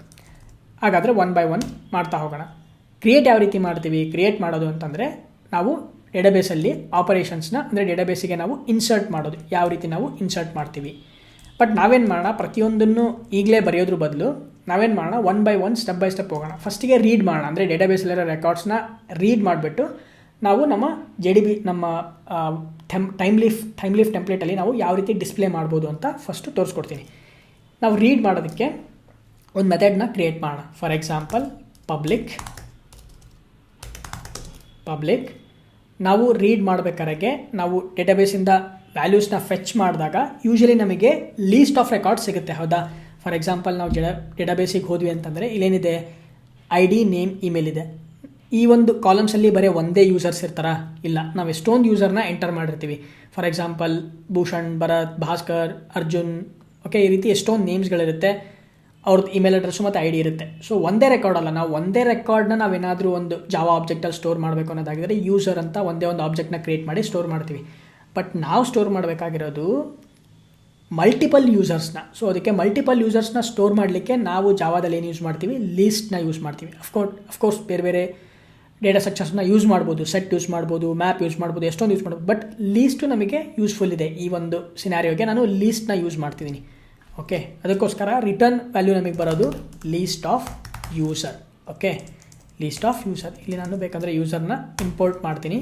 ಈ ಲೀಸ್ಟ್ನ ಕೂಡ ಯೂಟಿಲ್ ಪ್ಯಾಕೇಜಿಂದ ಇಂಪೋರ್ಟ್ ಮಾಡ್ತೀನಿ. ಇದನ್ನು ನಾನು ಫೈಂಡ್ ಆಲ್ ಅಂತ ನೇಮ್ ಕೊಡ್ತೀನಿ. ಮೆಥಡ್ ನೇಮ್ ನೀವೇನು ಬೇಕಾದರೂ ಕೊಡ್ಬೋದು. ನಾನು ಇಲ್ಲಿ ಜಸ್ಟ್ ಫೈಂಡ್ ಆಲ್ ಅಂತ ಕೊಟ್ಟಿದ್ದೀನಿ. ಈಗ ಈ ಒಂದು ಮೆಥಡ್ ಒಳಗಡೆಗೆ ನಾವು JDBC ಟೆಂಪ್ಲೇಟ್ನ ಯೂಸ್ ಮಾಡಬೇಕು. JDBC template dot. ಇಲ್ಲಿ ನಾನು ರೀಡ್ ಮಾಡಲಿಕ್ಕೆ, ಡೇಟಾಬೇಸಿಂದ ನಾನು ರೀಡ್ ಮಾಡಲಿಕ್ಕೆ ಕ್ವೇರಿ ಅಂತ ಒಂದು ಮೆಥಡ್ನ ಯೂಸ್ ಮಾಡ್ತೀನಿ. ಈ ಕ್ವೇರಿ ಒಳಗಡೆಗೆ ನೀವು ಕ್ವೇರಿ ಒಳಗಡೆ ನೋಡ್ಬೋದು, ನೀವೇನಿದೆ ಇಲ್ಲಿ ಸ್ಟ್ರಿಂಗ್ SQL ಅಂತ. ಅಂದರೆ ನಾವು SQL ಕ್ವೇರಿನ ಪಾಸ್ ಮಾಡ್ತೀವಿ. ಅದಾದಮೇಲೆ ರಿಸಲ್ಟ್ ಸೆಟ್ನ ನಾವು ಪಾಸ್ ಮಾಡ್ತೀವಿ. ಓಕೆ, ನಾವು ರಿಸಲ್ಟ್ ಸೆಟ್ ಆದರೂ ಪಾಸ್ ಮಾಡ್ಬೋದು ಅಥವಾ ರೋ ಮ್ಯಾಪರ್ ಆದರೂ ಪಾಸ್ ಮಾಡ್ಬೋದು. ನಾವೇನು ಮಾಡೋಣ, ರೋ ಮ್ಯಾಪರ್ನ ಯೂಸ್ ಮಾಡ್ಕೊಳ್ಳೋಣ. ಓಕೆ, ಸೊ ಇಲ್ಲಿ ನಾವೇನು ಮಾಡಬೇಕು, SQL ಸ್ಟೇಟ್ಮೆಂಟ್ನ ಕೊಡಬೇಕು. ನಾವು ಡೇಟಾಬೇಸಲ್ಲಿ ವ್ಯಾಲ್ಯೂಸ್ನ ರೀಡ್ ಮಾಡಲಿಕ್ಕೆ ಏನು ಕ್ವೆರಿ ಯೂಸ್ ಮಾಡ್ತೀವಿ, select star from table name. ಇದೇ ಕ್ವೆರಿನ ಕೂಡ ನಾವು ಅಲ್ಲೂ ಕೂಡ ಆ್ಯಡ್ ಮಾಡ್ತೀವಿ. ಸೊ ಇಲ್ಲಿ ಫಸ್ಟ್ನೇ ಪ್ಯಾರಾಮೀಟರು ಕ್ವೆರಿ, SQL ಕ್ವೆರಿನ ಆ್ಯಡ್ ಮಾಡ್ತಿದ್ದೀನಿ. ಸೆಮಿಕೋಲನ್ನ ತೆಗಿಬೇಕು. Okay, select star from table name. ಅದಾದಮೇಲೆ ಸೆಕೆಂಡ್ನೇ ಪ್ಯಾರಾಮೀಟರು ನಾವಿಲ್ಲಿ ಮ್ಯಾಪರ್ನ ಪ್ರೊವೈಡ್ ಮಾಡಬೇಕಂದ್ರೆ ನೀವು ವ್ಯಾಲ್ಯೂಸ್ನ ಫೆಚ್ ಮಾಡಿದಾಗ ಯಾವ ರೀತಿ ನಾವು ಇಲ್ಲಿ ಎಷ್ಟೊಂದು ಕಾಲಮ್ಸ್ ಇದೆ ಹೌದಾ, ಐ ಡಿ, ನೇಮ್, ಇಮೇಲ್ ಇದೆ. ಈ ಐ ಡಿನ ನಾವು ಯೂಸರ್ ಆಬ್ಜೆಕ್ಟಲ್ಲಿರೋ ಐ ಡಿ ಫೀಲ್ಡ್ಗೆ ನಾವು ಮ್ಯಾಪ್ ಮಾಡಬೇಕು. ಅದೇ ರೀತಿ ನೇಮ್, ಈ ಒಂದು ನೇಮ್ ಕಾಲಮಲ್ಲಿರೋ ವ್ಯಾಲ್ಯೂಸ್ನ ನಾವು ನೇಮ್ ಅನ್ನೋ ಫೀಲ್ಡಿಗೆ ನಾವು ಮ್ಯಾಪ್ ಮಾಡಬೇಕು. ಅದೇ ರೀತಿ ಇಮೇಲ್ ಫೀಲ್ಡಲ್ಲಿರೋ ವ್ಯಾಲ್ಯೂಸ್ನ ನಾವು ಇಮೇಲ್ ಫೀಲ್ಡ್ಗೆ ನಾವು ಮ್ಯಾಪ್ ಮಾಡಬೇಕು. ಇದನ್ನು ನಾವು ಮ್ಯಾಪ್ ಮಾಡಲಿಕ್ಕೆ, ಪ್ರಾಪರಾಗಿ ಮ್ಯಾಪ್ ಮಾಡಲಿಕ್ಕೆ ನಾವೇನು ಯೂಸ್ ಮಾಡ್ತೀವಿ, ರೋ ಮ್ಯಾಪರ್ನ ಯೂಸ್ ಮಾಡ್ತೀವಿ. ಸೊ ಈ ರೋ ಮ್ಯಾಪರ್ನ ನಾವು ಯೂಸ್ ಮಾಡಬೇಕು ಅಂತಂದರೆ ಅಫ್ಕೋರ್ಸ್ ನಾವು ಜಾವಾ 8 ಲೇಟೆಸ್ಟ್ ಫೀಚರ್ ಇದೆಯಲ್ಲ ಅದನ್ನು ಕೂಡ ಯೂಸ್ ಮಾಡ್ಬೋದು. ಇಲ್ಲ ಬೇಡ ಅಂತಂದರೆ ನಾವು ನಾರ್ಮಲ್ ಆಗಿ ಅನಾನಿಮಸ್ ಕ್ಲಾಸ್ ಅಂತ ಕರಿತೀವಿ. ಅಂದರೆ ಜಾವಾ 8 ಫೀಚರ್ ಬರೋಕ್ಕಿಂತ ಮುಂಚೆ ನಾವು ಯಾವ ರೀತಿ ಯೂಸ್ ಮಾಡ್ತಿದ್ವಿ ಅಂತ ಕೂಡ ತೋರಿಸ್ಕೊಡ್ತೀನಿ. ಸೊ ಫಸ್ಟ್ ಏನು ಮಾಡೋಣ ಅಂತಂದರೆ ಅದಕ್ಕೊಂದು ಪ್ರೈವೇಟ್ ಮೆಥಡ್ನ ಕ್ರಿಯೇಟ್ ಮಾಡ್ತೀನಿ. ಓಕೆ, ಪ್ರೈವೇಟ್ ರೋ ಮ್ಯಾಪರ್, ನಮಗೆ ರೋ ಮ್ಯಾಪರ್ ಬೇಕು. Row mapper which is of type, ಇದು ರೋ ಮ್ಯಾಪರ್ ಏನು ಪ್ರೊವೈಡ್ ಮಾಡುತ್ತೆ, ಯಾವ ಟೈಪ್ನ ಆಬ್ಜೆಕ್ಟಿಗೆ ನೀವು ಮ್ಯಾಪ್ ಮಾಡ್ತಿದ್ದೀರಾ ಅಂತೇಳಿ. ನಾವು ಯೂಸರ್ ಆಬ್ಜೆಕ್ಟಿಗೆ ಮ್ಯಾಪ್ ಮಾಡ್ತಾ ಇದ್ದೀವಿ. ಓಕೆನಾ. ಈ ರೋ ಮ್ಯಾಪರ್ ಅನ್ನೋದು ಇಂಟರ್ಫೇಸ್. ಸೊ ಇದನ್ನು ನೀವೇನಾದರೂ ಕ್ಲಿಕ್ ಮಾಡಿದ್ರಿ ಅಂತಂದರೆ ನೋಡ್ಬೋದು, ಇಟ್ ಈಸ್ ಎ ರೋ ಮ್ಯಾಪರ್. ಇದರೊಳಗಡೆಗೆ ಒಂದೇ ಒಂದು ಮೆಥಡ್ ಇದೆ, ಮ್ಯಾಪ್ ರೋ ಅಂತೇಳಿ. ಓಕೆನಾ. ಸೊ ಒಂದೇ ಒಂದು ಮೆಥಡ್ ಇದೆ. ಇದನ್ನು ನಾವು ಫಂಕ್ಷನಲ್ ಇಂಟರ್ಫೇಸ್ ಅಂತ ಕೊಡ್ತೀವಿ. ಯಾವುದೇ ಒಂದು ಇಂಟರ್ಫೇಸ್ ಒಳಗಡೆಗೆ ಜಸ್ಟ್ ಒಂದೇ ಒಂದು ಮೆಥಡ್ ಇತ್ತು ಅಂತಂದರೆ ಆ ಒಂದು ಇಂಟರ್ಫೇಸ್ನ ನಾವು ಫಂಕ್ಷನಲ್ ಇಂಟರ್ಫೇಸ್ ಆಗಿ ಕರಿಬೋದು. ಫಂಕ್ಷನಲ್ ಇಂಟರ್ಫೇಸ್ ಇದೆಲ್ಲ ನಾನು ಡಿಸ್ಕಸ್ ಮಾಡ್ತಿರೋದು ಜಾವಾ 8 ಫೀಚರ್ಸು. ನಿಮಗೆ ಜಾವಾ 8 ಫೀಚರ್ಸ್ ಗೊತ್ತಿಲ್ಲ ಅಂದರೆ ಸ್ವಲ್ಪ ಡಿಫಿಕಲ್ಟ್ ಅನ್ನಿಸ್ಬೋದು, but just bear with me for some time. ಓಕೆನಾ. ಈ ರೋ ಮ್ಯಾಪರು ಫಂಕ್ಷನಲ್ ಇಂಟರ್ಫೇಸು, ಇದ್ರ ಒಳಗಡೆಗೆ ನಾವು ಮ್ಯಾಪ್ ರೋ ಅಂತ ಒಂದೇ ಒಂದು ಮೆಥಡ್ ಇದೆ. ಈ ರೀತಿ ಫಂಕ್ಷನಲ್ ಇಂಟರ್ಫೇಸಸ್ ಒಳಗಡೆಗೆ ಈ ಥರ ಫಂಕ್ಷನಲ್ ಇಂಟರ್ಫೇಸ್ ಇತ್ತು ಅಂತಂದರೆ ನಾವು ಲ್ಯಾಂಬ್ಡಾ ಎಕ್ಸ್ಪ್ರೆಷನ್ಸ್ನ ಯೂಸ್ ಮಾಡ್ಬೋದು.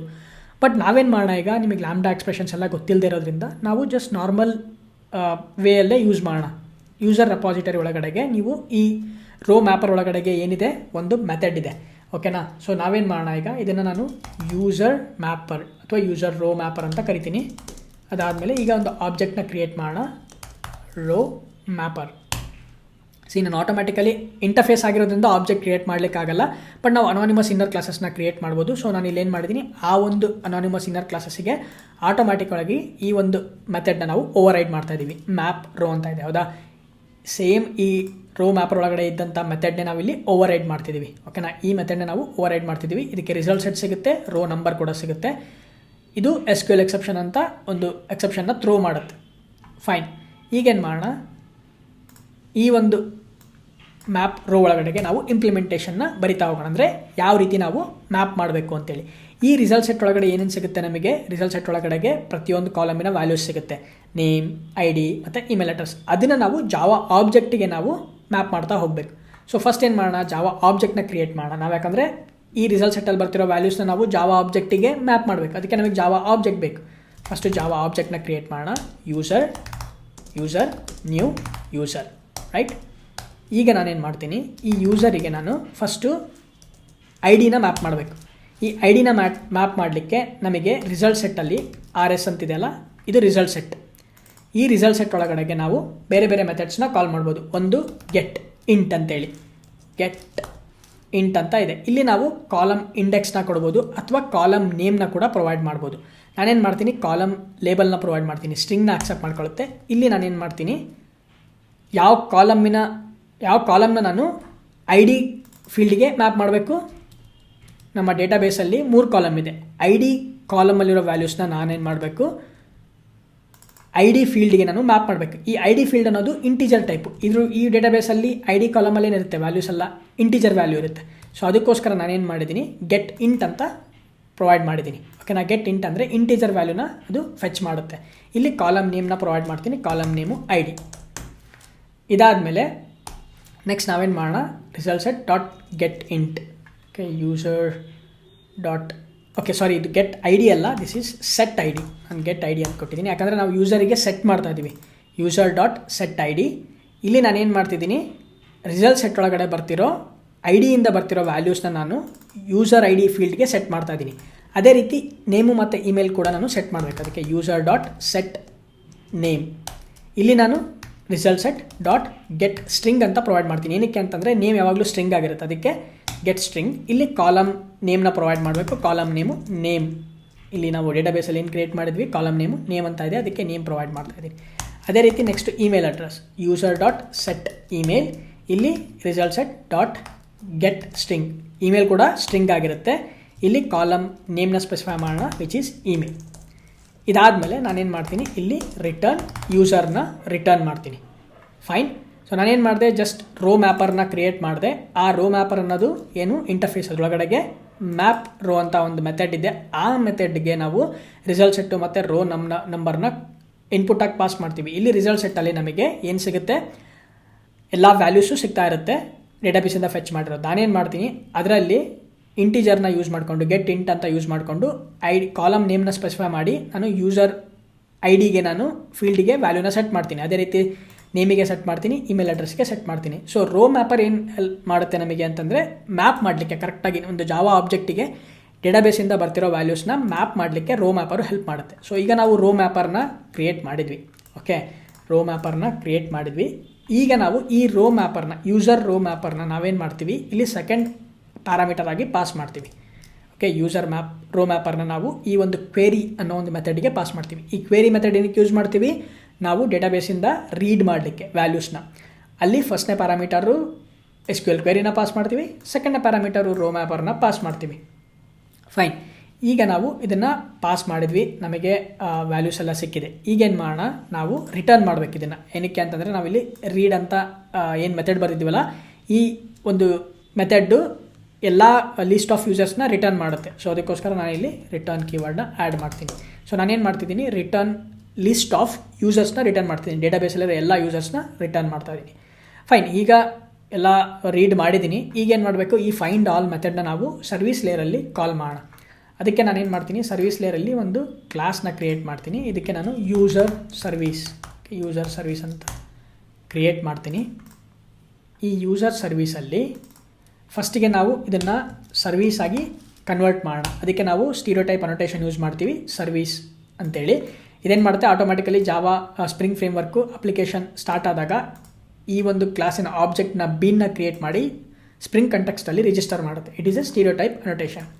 ಇಲ್ಲಿ ನಾನೇನು ಮಾಡಬೇಕು, ರೆಪಾಸಿಟರಿನ ಇಂಜೆಕ್ಟ್ ಮಾಡಬೇಕು. ಪ್ರೈವೇಟ್ ಯಾವ repository, user repository. User final ಮಾಡೋಣ, ಫೈನಲ್ ಯೂಸರ್ ರೆಪಾಸಿಟರಿ. ಇದನ್ನು ಯೂಸರ್ ರೆಪಾಸಿಟರಿ ಅಂತ ಕರಿತೀನಿ. ಈಗ ಕನ್ಸ್ಟ್ರಕ್ಟರ್ ಕ್ರಿಯೇಟ್ ಮಾಡೋಣ, ಯಾಕಂದರೆ ಕನ್ಸ್ಟ್ರಕ್ಟರ್ ಬೇಸ್ ಇಂಜೆಕ್ಷನ್ ಯೂಸ್ ಮಾಡ್ತಿರೋದ್ರಿಂದ ಕನ್ಸ್ಟ್ರಕ್ಟರ್ನ ಕ್ರಿಯೇಟ್ ಮಾಡೋಣ. ನಾವು ಕನ್ಸ್ಟ್ರಕ್ಟರ್ನ ಕ್ರಿಯೇಟ್ ಮಾಡ್ತಿದ್ದೀವಿ ಅಂತಂದರೆ ಇಲ್ಲೂ ರೈಟ್ ಕ್ಲಿಕ್ ಮಾಡಿ ಜನರೇಟ್ ಅಂತ ಕೊಟ್ಟು ಇಲ್ಲಿ ಕನ್ಸ್ಟ್ರಕ್ಟರ್ ಅಂತ ಇರುತ್ತೆ. ಈ ರೀತಿಯೂ ಕೂಡ ನಾವು ಕನ್ಸ್ಟ್ರಕ್ಟರ್ನ ಕ್ರಿಯೇಟ್ ಮಾಡ್ಬೋದು. ನಾವು ಕನ್ಸ್ಟ್ರಕ್ಟರ್ನ ಕ್ರಿಯೇಟ್ ಮಾಡಿದ್ವಿ. ಫೈನ್. ಇದಾದಮೇಲೆ ಒಂದು ಮೆಥಡ್ನ ಕ್ರಿಯೇಟ್ ಮಾಡೋಣ, ಪಬ್ಲಿಕ್. ಈ ಮೆಥಡ್ ಕೂಡ ಪಬ್ಲಿಕ್ ಲಿಸ್ಟ್ ಆಫ್ ಯೂಸರ್ನ ನಾವು ರಿಟರ್ನ್ ಮಾಡ್ತಿದ್ದೀವಿ. ಯೂಸರ್ನ ಇಂಪೋರ್ಟ್ ಮಾಡೋಣ, ಅದೇ ರೀತಿ ಲಿಸ್ಟ್ನ ಕೂಡ ಇಂಪೋರ್ಟ್ ಮಾಡೋಣ. ಈಗ ಫೈಂಡ್ ಆಲ್ ಅಂತ ಒಂದು ಮೆಥಡ್ನ ಕ್ರಿಯೇಟ್ ಮಾಡೋಣ. ನೀವು ಮೆಥಡ್ ನೇಮ್ನ ಸೇಮ್ ಕ್ರಿಯೇಟ್ ಮಾಡ್ಬೋದು. ಅಲ್ಲೂ ರೆಪಾಸಿಟರಿಯಲ್ಲೂ ಸೇಮ್ ಮೆಥಡ್ನ ಕ್ರಿಯೇಟ್ ಮಾಡ್ಬೋದು, ಸರ್ವಿಸಲ್ಲೂ ಸೇಮ್ ಮೆಥಡ್ನ ಕ್ರಿಯೇಟ್ ಮಾಡ್ಬೋದು. It's completely up to you, ಅದು ನಿಮಗೆ ಬಿಟ್ಟಿತ್ತು. ಇಲ್ಲಿ ರಿಟರ್ನ್ ನಾವೇನು ಮಾಡೋಣ, ಈಗ ನಮಗೆ ಯೂಸರ್ ರೆಪಾಸಿಟರಿ ಬೇಕು. ಯೂಸರ್ ರೆಪಾಸಿಟರಿನ ಇಟ್ಕೊಂಡು ನಾವು ಮೆಥಡ್ನ ಕಾಲ್ ಮಾಡ್ತೀವಿ, ವಿಚ್ ಇಸ್ ಫೈಂಡ್ ಆಲ್. ಈ ಫೈಂಡ್ ಆಲ್ ಮೆಥಡ್ ನಮಗೆ ಎಲ್ಲ ರೆಕಾರ್ಡ್ಸ್ನು, ಡೇಟಾಬೇಸ್ ರೆಕಾರ್ಡ್ಸ್ನು ಫೆಚ್ ಮಾಡಿ ರಿಟರ್ನ್ ಮಾಡುತ್ತೆ. ಫೈನ್. ಈಗ ಯೂಸರ್ ಸರ್ವಿಸ್ ರೆಡಿ ಆಯಿತು. ಈಗ ನೆಕ್ಸ್ಟ್ ಏನು ಮಾಡೋಣ, ಕಂಟ್ರೋಲರ್ ಏನು ಮಾಡುತ್ತೆ, ಸರ್ವಿಸ್ ಲೇಯರ್ ಹೆಲ್ಪ್ ತಗೊಳುತ್ತೆ. ಸೊ ಅದಕ್ಕೋಸ್ಕರ ಕಂಟ್ರೋಲರಿಗೆ ಹೋಗೋಣ. ಕಂಟ್ರೋಲರಲ್ಲಿ ಒಂದು ಯೂಸರ್ ಕಂಟ್ರೋಲರ್ ಅಂತ ಮೆಥಡ್ ಕ್ಲಾಸ್ನ ಕ್ರಿಯೇಟ್ ಮಾಡ್ತೀನಿ ಫಸ್ಟು. ಇದರೊಳಗಡೆಗೆ ನಾನು ಒಂದು ಕಂಟ್ರೋಲರ್ನ ಕ್ರಿಯೇಟ್ ಮಾಡ್ತೀನಿ. ಇದನ್ನು @ಕಂಟ್ರೋಲರ್ ಅನೋಟೇಷನ್ ಆ್ಯಡ್ ಮಾಡ್ತೀನಿ. It is also a stereotype ಅನೋಟೇಷನ್ನು. ಈ ಒಂದು ಕ್ಲಾಸ್ನ ಕಂಟ್ರೋಲರ್ ಆಗಿ ಕನ್ವರ್ಟ್ ಮಾಡುತ್ತೆ. ಎಲ್ಲ HTTP URL ಮ್ಯಾಪಿಂಗ್ಸು ಮ್ಯಾಪ್ ಆಗೋದು ಈ ಒಂದು ಅನೋಟೇಷನ್ ಇರೋ ಕ್ಲಾಸಿಗೆ. ಇಲ್ಲಿ ಫಸ್ಟಿಗೆ ನಾವು ಇಂಜೆಕ್ಟ್ ಮಾಡಬೇಕು ಸರ್ವಿಸ್ ಲೇಯರ್ನ. ಅದಕ್ಕೆ private final user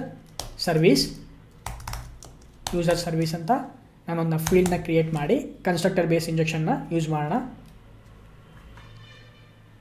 right click ಮಾಡಿ ಜನರೇಟ್ ಅಂತ ಕ್ಲಿಕ್ ಮಾಡಿರಿ, ಕನ್ಸ್ಟ್ರಕ್ಟರ್ ಜನರೇಟ್ ಮಾಡೋಣ. ಓಕೆ. ಇದಾದಮೇಲೆ ಇದನ್ನು ಜಸ್ಟ್ ಮೇಲ್ಗಡೆಗೆ ಆ್ಯಡ್ ಮಾಡ್ತೀನಿ. ಈಗ ಒಂದು ಮೆಥಡ್ನ ಕ್ರಿಯೇಟ್ ಮಾಡೋಣ, ಪಬ್ಲಿಕ್. ಈ ಮೆಥಡಲ್ಲಿ ನಾವು ಆ್ಯಕ್ಚುಲಿ ಸ್ಟ್ರಿಂಗ್ನ ರಿಟರ್ನ್ ಮಾಡ್ತಿದ್ದೀವಿ, ಸ್ಟ್ರಿಂಗ್. ಅದಾದಮೇಲೆ next method name find all. ನೀವೇನಾದರೂ ಕೊಡ್ಬೋದು, ನಾನು ಜಸ್ಟ್ ಫೈಂಡ್ ಆಲ್ ಅಂತ ಕೊಡ್ತೀನಿ. ಅಥವಾ ರೀಡ್ ಆಲ್ ಅಂತನಾದರೂ ಕೊಡಿ, ಏನಾದರೂ ಕೊಡ್ಬೋದು ಮೆಥಡ್ ನೇಮು.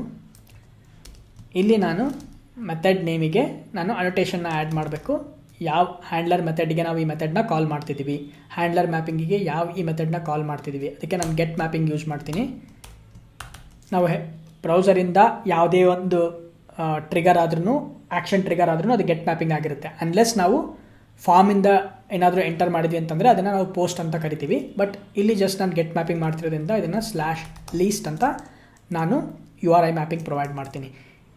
/ಲೀಸ್ಟ್ ಎಂಟರ್ ಆದಾಗ ನಾವೇನು ಮಾಡ್ತೀವಿ, ಫಸ್ಟು ಯೂಸರ್ ಸರ್ವಿಸ್ನ ಇಟ್ಕೊಂಡು ಫೈಂಡ್ ಆಲ್ ಮೆಥಡ್ನ ಕಾಲ್ ಮಾಡ್ತೀವಿ. ಈಗ ನಮಗೇನು ಸಿಗುತ್ತೆ, ಲೀಸ್ಟ್ ಆಫ್ ಯೂಸರ್ಸ್ ಸಿಗ್ತಾರೆ. ಲೀಸ್ಟ್ ಆಫ್ ಯೂಸರ್ಸ್, ನಾನು ಯೂಸರ್ಸ್ ಅಂತ ಕರಿತೀನಿ.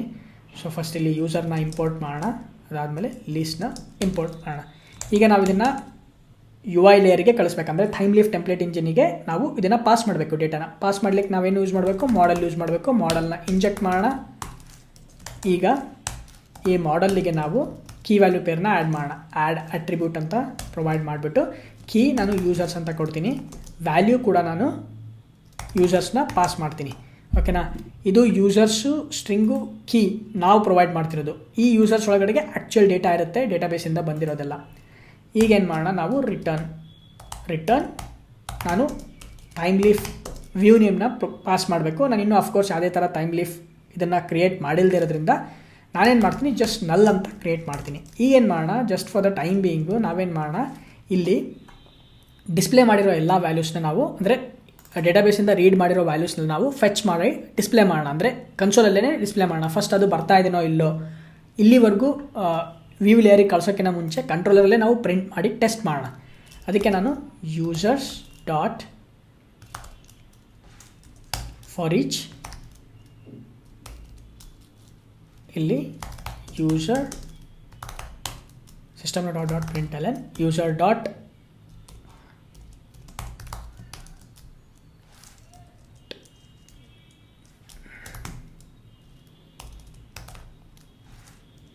get name. Okay, system.out.println user dot get name. Okay, ನೇಮ್ನ ಪ್ರಿಂಟ್ ಮಾಡೋಣ. ಸಾಕು, ಜಸ್ಟ್ ನೇಮ್ನ ಪ್ರಿಂಟ್ ಮಾಡಿದ್ರೆ ಎನಫ್, ನಮಗೆ ಎಲ್ಲ ಡೇಟಾ ಬರ್ತಾ ಇದೆಯೋ ಇಲ್ಲೋ ಅಂತ ಗೊತ್ತಾಗುತ್ತೆ. ನೇಮು, ಇಮೇಲ್ ಬೇಕಂದರೆ ಇಮೇಲ್ನು ಪ್ರಿಂಟ್ ಮಾಡ್ಬೋದು, ಅದೇ ರೀತಿ ID ಬೇಕಂದರೆ ಅದನ್ನು ಕೂಡ ಪ್ರಿಂಟ್ ಮಾಡ್ಬೋದು. Just for the time being just ಇದನ್ನು ಪ್ರಿಂಟ್ ಮಾಡೋಣ. ನಾನು ಅಗೇನ್ ಇಲ್ಲಿ ಯೂಸ್ ಮಾಡ್ತಿರೋದು Java 8 ಫೀಚರು. ನಾನು ಏನು ಮಾಡ್ತಿದ್ದೀನಿ ಅಂತಂದರೆ ಯೂಸರ್ಸ್ ಡಾಟ್ ಫಾರ್ ಈಚ್ ಅಂತ ಮೆಥಡ್ನ ಯೂಸ್ ಮಾಡಿಕೊಂಡು ಇದೆಲ್ಲ ಯೂಸ್ ಮಾಡ್ತಿರೋದು Java 8 ಫೀಚರ್ಸ್. ನಿಮಗೆ ಗೊತ್ತಿಲ್ಲ ಅಂತಂದರೆ ನೋ ಪ್ರಾಬ್ಲಮ್, ನೀವು Java 8 ಫೀಚರ್ನ ಕಲಿಬೇಕಾದ್ರೆ ಇದೆಲ್ಲ ಕಲಿತೀರಾ. ಇದಕ್ಕೆಲ್ಲ ಲ್ಯಾಂಬ್ಡಾ ಎಕ್ಸ್ಪ್ರೆಷನ್ ಅಂತ ಕರಿತೀವಿ. Okay fine. ಈಗೇನು ಮಾಡೋಣ, ನಾವು ಅಪ್ಲಿಕೇಶನ್ನ ಸ್ಟಾರ್ಟ್ ಮಾಡಿ ಟೆಸ್ಟ್ ಮಾಡೋಣ. ಅದಕ್ಕಿಂತ ಮುಂಚೆ ಡೇಟಾಬೇಸಲ್ಲಿ ಯಾವುದೇ ಥರ ರೆಕಾರ್ಡ್ಸ್ ಇಲ್ಲ, ಜಸ್ಟ್ 2-3 ರೆಕಾರ್ಡ್ಸ್ನ ಇನ್ಸರ್ಟ್ ಮಾಡೋಣ. ವಾಪಸ್ ಡೇಟಾಬೇಸಿಗೆ ಹೋಗ್ಬಿಟ್ಟು ನಾವೇನು ಮಾಡೋಣ, ಇಲ್ಲಿ ಇನ್ಸರ್ಟ್ ಕ್ವೇರೀಸ್ನ ಬರೆಯೋಣ. ಇನ್ಸರ್ಟ್ ಇಂಟು ಟೇಬಲ್ ನೇಮ್ ಯಾವುದು, TBL_users. ನಾವು ID ನೇಮ್ ಇನ್ಸರ್ಟ್ ಮಾಡೋದು ಬೇಕಾಗಿಲ್ಲ, ಏನಕ್ಕೆ ಅಂದರೆ ಆಟೋ ಇನ್ಕ್ರಿಮೆಂಟ್ ಕೊಟ್ಟಿದ್ದೀವಿ. ನೇಮು ಮತ್ತು ಇಮೇಲ್ನ ಎಂಟರ್ ಮಾಡೋಣ. ಇದಾದಮೇಲೆ ವ್ಯಾಲ್ಯೂಸ್. ಈಗ ವ್ಯಾಲ್ಯೂಸಿಗೆ ನಾವು ನೇಮ್ ಏನು ಪ್ರೊವೈಡ್ ಮಾಡೋಣ, for example Bhushan, email address bhushan@gmail.com. ಅದೇ ರೀತಿ ಇನ್ನೊಂದು ರೆಕಾರ್ಡ್ನ ಇನ್ಸರ್ಟ್ ಮಾಡೋಣ. ಫಾರ್ ಎಕ್ಸಾಂಪಲ್ ಹೆಸರು ಜಾನ್, ಇಮೇಲ್ ಅಡ್ರೆಸ್ಸು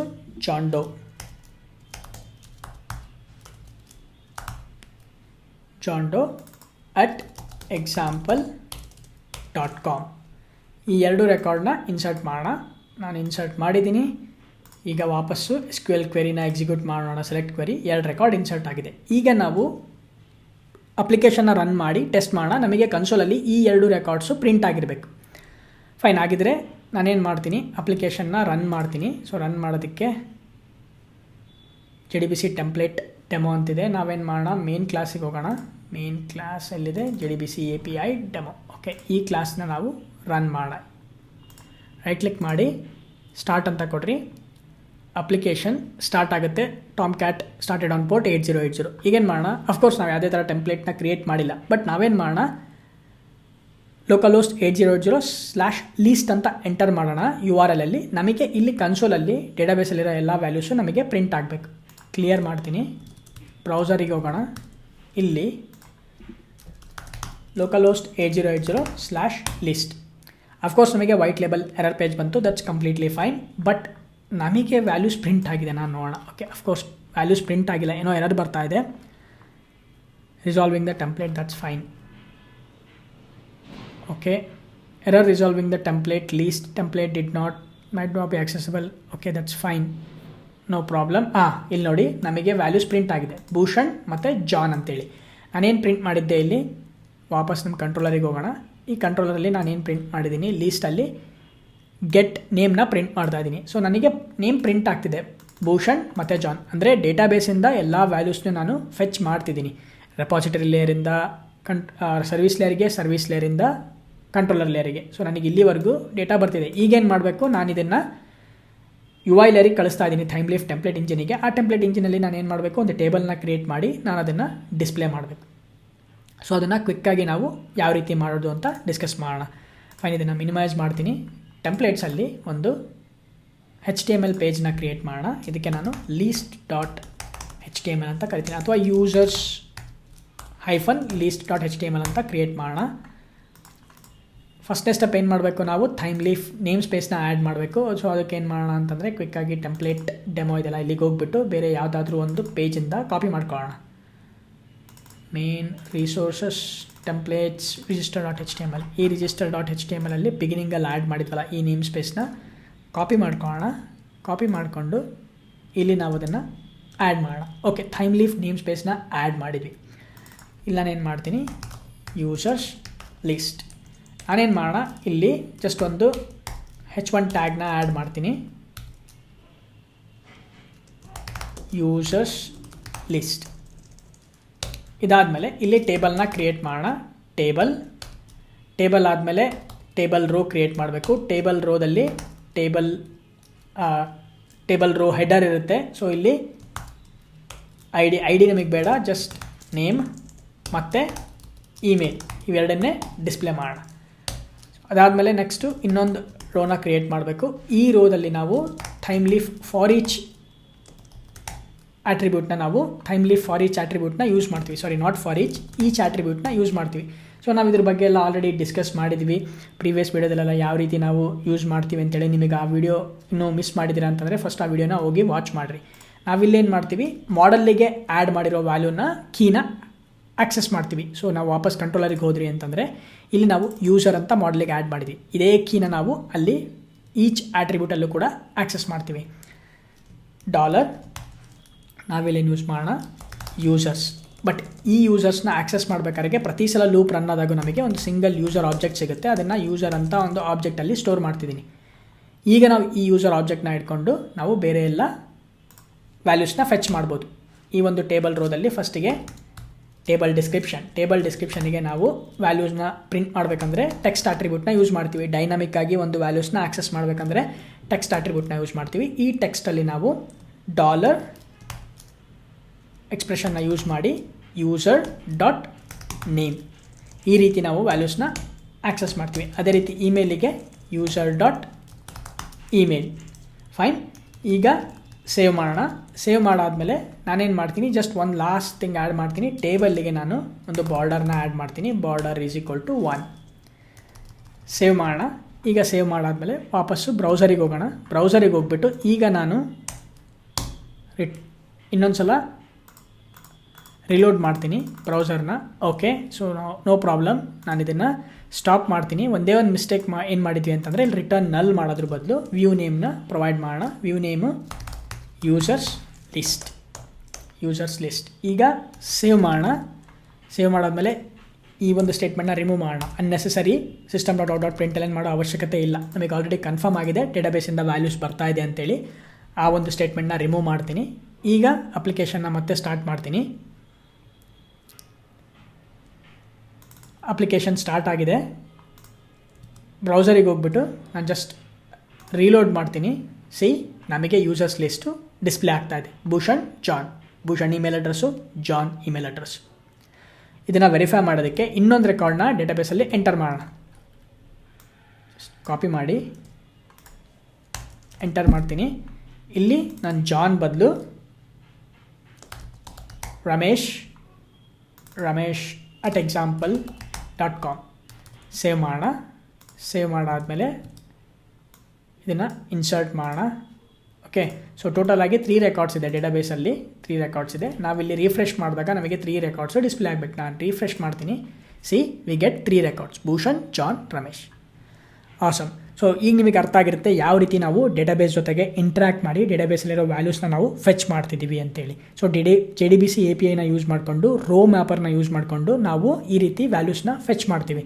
ಫೆಚ್ ಮಾಡಿದ್ಮೇಲೆ ನಾವು ಟೈಮ್ಲೀಫ್ ಟೆಂಪ್ಲೇಟಿಗೆ ಆ್ಯಡ್ ಮಾಡ್ತೀವಿ. ಯಾವ ರೀತಿ ಈಚ್ ಆಟ್ರಿಬ್ಯೂಟ್ನ ಯೂಸ್ ಮಾಡಿ ಐಟ್ರೇಟ್ ಮಾಡೋದು ಅಂತ ಕೂಡ ತೋರಿಸ್ಕೊಟ್ಟಿದ್ದೀನಿ. ನೆಕ್ಸ್ಟ್ ಏನು ಮಾಡೋಣ, ಇದು ಒಂದು ಪಾರ್ಟ್. ಸೊ ಈಗ ಒಂದು ಆಪರೇಷನ್ನ ಕಂಪ್ಲೀಟ್ ಮಾಡಿದ್ವಿ. ನೆಕ್ಸ್ಟ್ ಏನು ಮಾಡೋಣ, ಫಾರ್ಮ್ನ ಕ್ರಿಯೇಟ್ ಮಾಡಿ ನಾವು ಯಾವ ರೀತಿ ಇನ್ಸರ್ಟ್ ಮಾಡ್ಬೋದು. ಇಲ್ಲಿವರೆಗೂ ನಾವೇನು ಇನ್ಸರ್ಟ್ ಮಾಡ್ತಿದ್ದೀವಿ, ಡೇಟಾಬೇಸ್ ಥ್ರೂ ನಾವೇ ಕ್ವೆರಿ ಬರೆದು ಇನ್ಸರ್ಟ್ ಮಾಡ್ತಿದ್ದೀವಿ. ಬಟ್ ರಿಯಲ್ ವರ್ಲ್ಡ್ ಪ್ರಾಜೆಕ್ಟಲ್ಲಿ ಆ ಥರ ಮಾಡಲ್ಲ. ನಾವು ಒಂದು ಫಾರ್ಮ್ನ ಕ್ರಿಯೇಟ್ ಮಾಡಿ ಫಾರ್ಮಲ್ಲಿ ವ್ಯಾಲ್ಯೂಸ್ನ ಎಂಟರ್ ಮಾಡಿ ನಾವು ಇನ್ಸರ್ಟ್ ಮಾಡ್ತೀವಿ. ಸೊ ನಾವು ಆಲ್ರೆಡಿ ಪ್ರೀವಿಯಸ್ ವೀಡಿಯೋದಲ್ಲೆಲ್ಲ ಕಲ್ತಿದ್ದೀವಿ ಫಾರ್ಮ್ನ ಯಾವ ರೀತಿ ಯೂಸ್ ಮಾಡೋದು ಅಂತೇಳಿ. ಈ ವಿಡಿಯೋದಲ್ಲೂ ಕೂಡ ಕ್ವಿಕ್ಕಾಗಿ ನಾವು ಫಾರ್ಮ್ನ ಕ್ರಿಯೇಟ್ ಮಾಡಿ ವ್ಯಾಲ್ಯೂಸ್ನ ಇನ್ಸರ್ಟ್ ಮಾಡೋಣ. ಆಟೋಮೆಟಿಕ್ಕಾಗಿ ಇನ್ಸರ್ಟ್ ಮಾಡಿದ ತಕ್ಷಣ ನಾವು ಯಾವ ರೀತಿ ನಾವು ಈ ಒಂದು ಲಿಸ್ಟಿಗೆ ಅಪ್ಡೇಟ್ ಮಾಡ್ತೀವಿ ಅಂತ ಕೂಡ ತೋರಿಸ್ಕೊಡ್ತೀನಿ. ಓಕೆ, ಹಾಗಾದರೆ ನೆಕ್ಸ್ಟ್ ಪಾರ್ಟ್ನ ಸ್ಟಾರ್ಟ್ ಮಾಡೋಣ.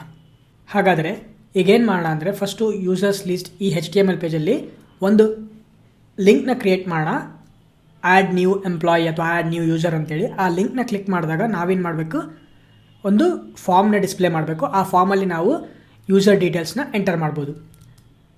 ಕ್ವಿಕ್ಕಾಗಿ ಇಂಟೆಲಿಜೆಂಟ್ ಐಡಿಯಾಗೆ ಹೋಗ್ಬಿಟ್ಟು ನಾವು ಆ ಒಂದು HTML ಪೇಜ್ನ ಓಪನ್ ಮಾಡೋಣ. Users list HTML. ಇಲ್ಲೇನು ಮಾಡೋಣ ಅಂದರೆ, ಬಿಗಿನಿಂಗಲ್ಲಿ ಯೂಸರ್ಸ್ ಲಿಸ್ಟ್ H1 ಟ್ಯಾಗ್ ಇದೆಯಲ್ಲ, ಇದು ಕೆಳಗಡೆಗೆ ಒಂದು ಆ್ಯಂಕರ್ ಟ್ಯಾಗ್ನ ಕ್ರಿಯೇಟ್ ಮಾಡೋಣ. ಈ ಆ್ಯಂಕರ್ ಟ್ಯಾಗಲ್ಲಿ ನಾವೇನು ಮಾಡೋಣ, ಟೈಮ್ಲೀಫ್ href ಆಟ್ರಿಬ್ಯೂಟ್ನ ಯೂಸ್ ಮಾಡೋಣ. ಟೈಮ್ಲೀಫ್ href ಆಟ್ರಿಬ್ಯೂಟ್ನ ಯೂಸ್ ಮಾಡಿ ನಾವೇನು ಮಾಡೋಣ, ಲಿಂಕ್ ಎಕ್ಸ್ಪ್ರೆಷನ್ನ ಯೂಸ್ ಮಾಡೋಣ. ಈ ಲಿಂಕ್ ಎಕ್ಸ್ಪ್ರೆಷನಲ್ಲಿ ಏನು ಯೂಸ್ ಮಾಡ್ತೀವಿ, @ ಸಿಂಬಲ್ನ ಯೂಸ್ ಮಾಡಿ ಕರ್ಲಿ ಬ್ರೇಸಸಲ್ಲಿ URI ಪಾತ್ನ ಸ್ಪೆಸಿಫೈ ಮಾಡ್ತೀವಿ. /new ಅಂತ ನಾನು URI ಪಾತ್ನ ಪ್ರೊವೈಡ್ ಮಾಡ್ತಿದ್ದೀನಿ. ಅಫ್ಕೋರ್ಸ್ ನಾವು /new ಅಂತ ಇನ್ನೂ ಕ್ರಿಯೇಟ್ ಮಾಡಿಲ್ಲ. ಈ ಕ್ರಿಯೇಟ್ ಮಾಡೋಣ, ಬಟ್ ಅದಕ್ಕಿಂತ ಮುಂಚೆ ಫಸ್ಟ್ ಆ್ಯಂಕರ್ ಟ್ಯಾಗ್ನ ಕ್ರಿಯೇಟ್ ಮಾಡೋಣ. ಇಲ್ಲೇನು ಮಾಡೋಣ ಅಂದರೆ, ನ್ಯೂ ಯೂಸರ್ ಇದ್ರ ಮೇಲೆ ಕ್ಲಿಕ್ ಮಾಡಿದಾಗ ನ್ಯೂ ಯೂಸರ್ನ ಕ್ರಿಯೇಟ್ ಮಾಡೋದಕ್ಕೆ ನಾವು ಒಂದು ಫಾರ್ಮ್ನ ಡಿಸ್ಪ್ಲೇ ಮಾಡ್ತೀವಿ. ಹಾಗಾದರೆ ಇದನ್ನು ಸೇವ್ ಮಾಡೋಣ. ಸೇವ್ ಮಾಡಾದಮೇಲೆ ನಾವೇನು ಮಾಡಬೇಕೀಗ, /new ಅಂತ ಒಂದು ಹ್ಯಾಂಡ್ಲರ್ ಮೆಥಡ್ನ ಕ್ರಿಯೇಟ್ ಮಾಡಬೇಕು. ಅದಕ್ಕೆ ಯೂಸರ್ ಕಂಟ್ರೋಲರಿಗೆ ಹೋಗ್ಬಿಟ್ಟು ಇಲ್ಲಿ ಒಂದು ಮೆಥಡ್ನ ಕ್ರಿಯೇಟ್ ಮಾಡೋಣ. ಪಬ್ಲಿಕ್ ರಿಟರ್ನ್ ಟೈಪು ನಾವು ವ್ಯೂ ನೇಮ್ನ ರಿಟರ್ನ್ ಮಾಡೋದ್ರಿಂದ ಸ್ಟ್ರಿಂಗು ರಿಟರ್ನ್ ಟೈಪ್ ಆಗಿರುತ್ತೆ. ಇಲ್ಲಿ ಶೋ ಫಾರ್ಮ್ ಅಥವಾ ಶೋ ಯೂಸರ್ ಫಾರ್ಮ್ ಇದು ಯಾವುದಿದು ಗೆಟ್ ಮ್ಯಾಪಿಂಗ್ ಆಗಿರುತ್ತೆ. ಈ ಗೆಟ್ ಮ್ಯಾಪಿಂಗಿಗೆ URI ಪಾತು /new ಅಂತ ಸ್ಪೆಸಿಫೈ ಮಾಡೋಣ. ಅಲ್ಲಿ ನಾವೇನು ಕೊಟ್ಟಿರ್ತೀವಲ್ಲ, ಇಲ್ಲಿ ಕಂಟ್ರೋಲರಲ್ಲಿ /new ಅಂತ ಕೊಟ್ವಿ ಅಂದರೆ ಅಲ್ಲಿ HTML ಅಲ್ಲೂ ಕೂಡ ಸೇಮ್ URI ಪಾತ್ನ ಸ್ಪೆಸಿಫೈ ಮಾಡಬೇಕು. ಇದ್ರ ಬಗ್ಗೆ ಎಲ್ಲ ನಾವು ಆಲ್ರೆಡಿ ಡಿಸ್ಕಸ್ ಮಾಡಿದ್ದೀವಿ. ಫಸ್ಟು ವ್ಯೂ ನೇಮ್ನ ರಿಟರ್ನ್ ಮಾಡಬೇಕು. ಅಫ್ಕೋರ್ಸ್ ನಾವು ಇನ್ನೂ HTML ಕ್ರಿಯೇಟ್ ಮಾಡಿಲ್ಲ, ಕ್ರಿಯೇಟ್ ಮಾಡೋಣ. ಬಟ್ ಕ್ರಿಯೇಟ್ ಮಾಡಿದಾಗ ನಾವು ಆ ಒಂದು HTML ನೇಮ್ ಏನು ಪ್ರೊವೈಡ್ ಮಾಡ್ತೀನಿ, ಏನಂತ ಕ್ರಿಯೇಟ್ ಮಾಡಬೇಕು ನಾವು, ಯೂಸರ್ ಫಾರ್ಮ್. ನೀವೇನಾದರೂ ಕೊಡ್ಬೋದು, ನಾನು ಯೂಸರ್ ಫಾರ್ಮ್ ಅಂತ ಕೊಟ್ಟಿದ್ದೀನಿ.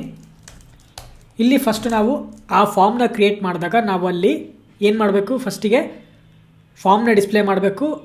ಆ ಫಾರ್ಮ್ನ ಡಿಸ್ಪ್ಲೇ ಮಾಡಬೇಕು ಅಂತಂದರೆ ಫಾರ್ಮ್ ವ್ಯಾಲ್ಯೂಸ್ನೆಲ್ಲ ನಾವು ಒಂದು ಜಾವಾ ಆಬ್ಜೆಕ್ಟಿಗೆ ಬೈಂಡ್ ಮಾಡಬೇಕು ಅಂತಂದರೆ ಜಾವಾ ಆಬ್ಜೆಕ್ಟ್ನ ಕ್ರಿಯೇಟ್ ಮಾಡಿ ನಾವು ಅಲ್ಲಿಗೆ ಪಾಸ್ ಮಾಡಬೇಕು. URI HTML ಟೆಂಪ್ಲೇಟಿಗೆ ನಾವು ಬೈಂಡ್ ಮಾಡಬೇಕು. ಇದ್ರ ಬಗ್ಗೆನೂ ಕೂಡ ನಾವು ಆಲ್ರೆಡಿ ಡಿಸ್ಕಸ್ ಮಾಡಿದ್ದೀವಿ.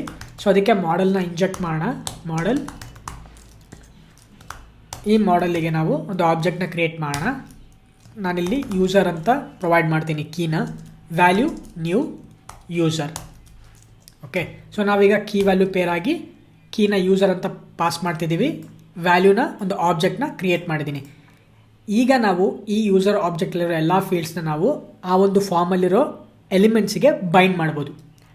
ಫೈನ್, ಇಷ್ಟಾದಮೇಲೆ ಸೇವ್ ಮಾಡೋಣ. ಈಗ ಏನು ಮಾಡೋಣ ಅಂತಂದರೆ, ಜಸ್ಟ್ ಒಂದು HTML ಪೇಜ್ನ ಕ್ರಿಯೇಟ್ ಮಾಡೋಣ, ಯೂಸರ್ ಫಾರ್ಮ್ ಅಂತೇಳಿ. ವಾಪಸ್ ಬ್ರೌಸರಿಗೆ ಎಕ್ಸ್ಪ್ಲೋರಿಗೆ ಹೋಗ್ಬಿಟ್ಟು ಟೆಂಪ್ಲೇಟ್ಸಲ್ಲಿ ಒಂದು HTML ಫೈಲ್ನ ಕ್ರಿಯೇಟ್ ಮಾಡೋಣ, ಯೂಸರ್ ಫಾರ್ಮ್ .html. ಇಲ್ಲೇನು ಮಾಡೋಣ ಅಂದರೆ, ನಾನು ಜಸ್ಟ್ ಟೈಟಲ್ಲು ಚೇಂಜ್ ಮಾಡ್ತೀನಿ, ಯೂಸರ್ ಡೀಟೇಲ್ಸ್. ಇಲ್ಲಿ ನಾನೇನು ಮಾಡ್ತೀನಿ, ಜಸ್ಟ್ ಒಂದು H1 ಎಲಿಮೆಂಟ್ನ ಕ್ರಿಯೇಟ್ ಮಾಡ್ತೀನಿ, ಯೂಸರ್ ಫಾರ್ಮ್. ಸೇವ್ ಮಾಡೋಣ. ಸದ್ಯಕ್ಕೆ ಇಷ್ಟೇ ಸಾಕು. ಆಮೇಲೆ ಫಾರ್ಮ್ನ ಕ್ರಿಯೇಟ್ ಮಾಡೋಣ. ಫಸ್ಟ್ ಇಲ್ಲಿವರೆಗೂ ನಾವು ಮಾಡಿರೋದೆಲ್ಲ ವರ್ಕ್ ಆಗುತ್ತಾ ಅಂತ ಟೆಸ್ಟ್ ಮಾಡೋಣ. ನಾವು ಒಂದು ಪ್ರಾಜೆಕ್ಟ್ನ ಕ್ರಿಯೇಟ್ ಮಾಡ್ತಿದ್ದೀವಿ ಅಂತಂದಾಗ ಎಲ್ಲ ಫಸ್ಟಿಗೆ ಕೋಡ್ ಬರೆದು ಕೊನೆಗೆ ನಾವು ಟೆಸ್ಟ್ ಮಾಡಲಿಕ್ಕೆ ಹೋಗ್ಬಾರ್ದು. ಏನಾಗುತ್ತೆ ಅಂತಂದರೆ ಏನಾದರೂ ಮಿಸ್ಟೇಕ್ ಮಾಡಿದ್ವಿ ಅಂತಂದರೆ ಡಿಬಗ್ ಮಾಡಿ ಐಡೆಂಟಿಫೈ ಮಾಡೋದು ವೆರಿ ಡಿಫಿಕಲ್ಟ್. ಅದಕ್ಕೆ ಪ್ರತಿಯೊಂದು ಸ್ಟೆಪ್ ಆದಮೇಲೂ ಅದನ್ನು ಟೆಸ್ಟ್ ಮಾಡ್ತಾ ಹೋಗ್ರಿ. After each and every code ಬರೆದ ತಕ್ಷಣ ಅದನ್ನು ಟೆಸ್ಟ್ ಮಾಡಿರಿ, ಆ ಕೋಡ್ ವರ್ಕ್ ಆಗ್ತಿದೇನೋ ಇಲ್ಲೋ ಅಂತ. ಸೊ ನಿಮಗೆ ಅಲ್ಲೇ ಗೊತ್ತಾಗೋಗ್ಬಿಡುತ್ತೆ ಎಲ್ಲಿ ನೀವು ಮಿಸ್ಟೇಕ್ ಮಾಡ್ತಿದ್ದೀರಾ, ಎಲ್ಲಿ ನೀವು ಮಿಸ್ಟೇಕ್ ಮಾಡಬಾರ್ದು ಅಂತೇಳಿ.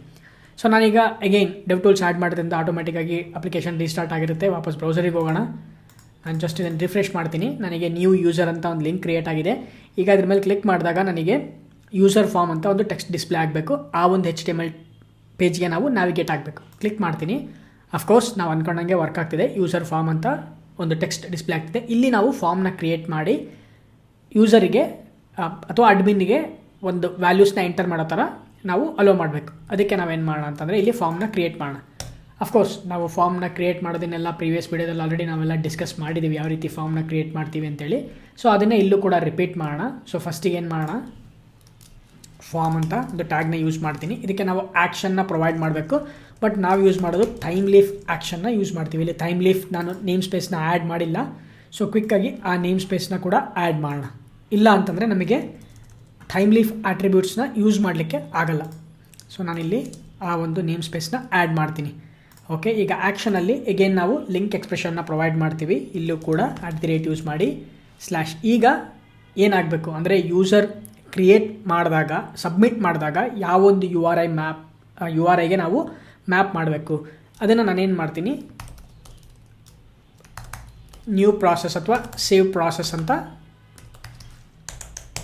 ಪ್ರೊವೈಡ್ ಮಾಡ್ತೀನಿ. ನೇಮ್ ನೀವೇನಾದರೂ ಕೊಡ್ಬೋದು, ನಾನು ಮುಂಚೆ ಹೇಳ್ದಂಗೆ. ಬಟ್ ನಾನು ಸೇವ್ ಪ್ರಾಸೆಸ್ ಅಂತ ಕೊಡ್ತೀನಿ. ಅಥವಾ ನಾವು ಇನ್ನೂ ಈಸಿಯಾಗಿ /users ಅಂತಲೂ ಕೊಡ್ಬೋದು. ಓಕೆ, /users ಅಂತ ಕೊಡ್ತೀನಿ. ಸೊ /users ಅಂತಂದರೆ ಹೊಸ ಯೂಸರು ಕ್ರಿಯೇಟ್ ಆಗ್ತಿದ್ದಾನೆ ಅಂತ ಅರ್ಥ. ಓಕೆ, ಈಗ ಫಾರ್ಮ್ ಒಳಗಡೆಗೆ ನಾವು ಆ್ಯಕ್ಷನ್ ಪ್ರೊವೈಡ್ ಮಾಡಿದ್ವಿ. ಅದಾದಮೇಲೆ ಮೆಥಡ್, ಯಾವ ಮೆಥಡ್ದು ನಾವು ಒಂದು ಸಬ್ಮಿಟ್ ಮಾಡಿದಾಗ ಯಾವ HTTP ರಿಕ್ವೆಸ್ಟ್ನ ನಾವು ಕಳಿಸ್ಬೇಕು, ಗೆಟ್ ರಿಕ್ವೆಸ್ಟು ಅಥವಾ ಪೋಸ್ಟ್ ರಿಕ್ವೆಸ್ಟ್. ಸೊ ನಾವು ಪೋಸ್ಟ್ ರಿಕ್ವೆಸ್ಟ್ನ ಮಾಡೋಣ. ಪೋಸ್ಟ್ ರಿಕ್ವೆಸ್ಟ್ ಮಾಡಿದ್ವಿ ಅಂತಂದರೆ ನಾವು ಬಾಡಿ ಒಳಗಡೆಗೆ ಎಲ್ಲ ವ್ಯಾಲ್ಯೂಸ್ನು ಪಾಸ್ ಮಾಡ್ಬೋದು.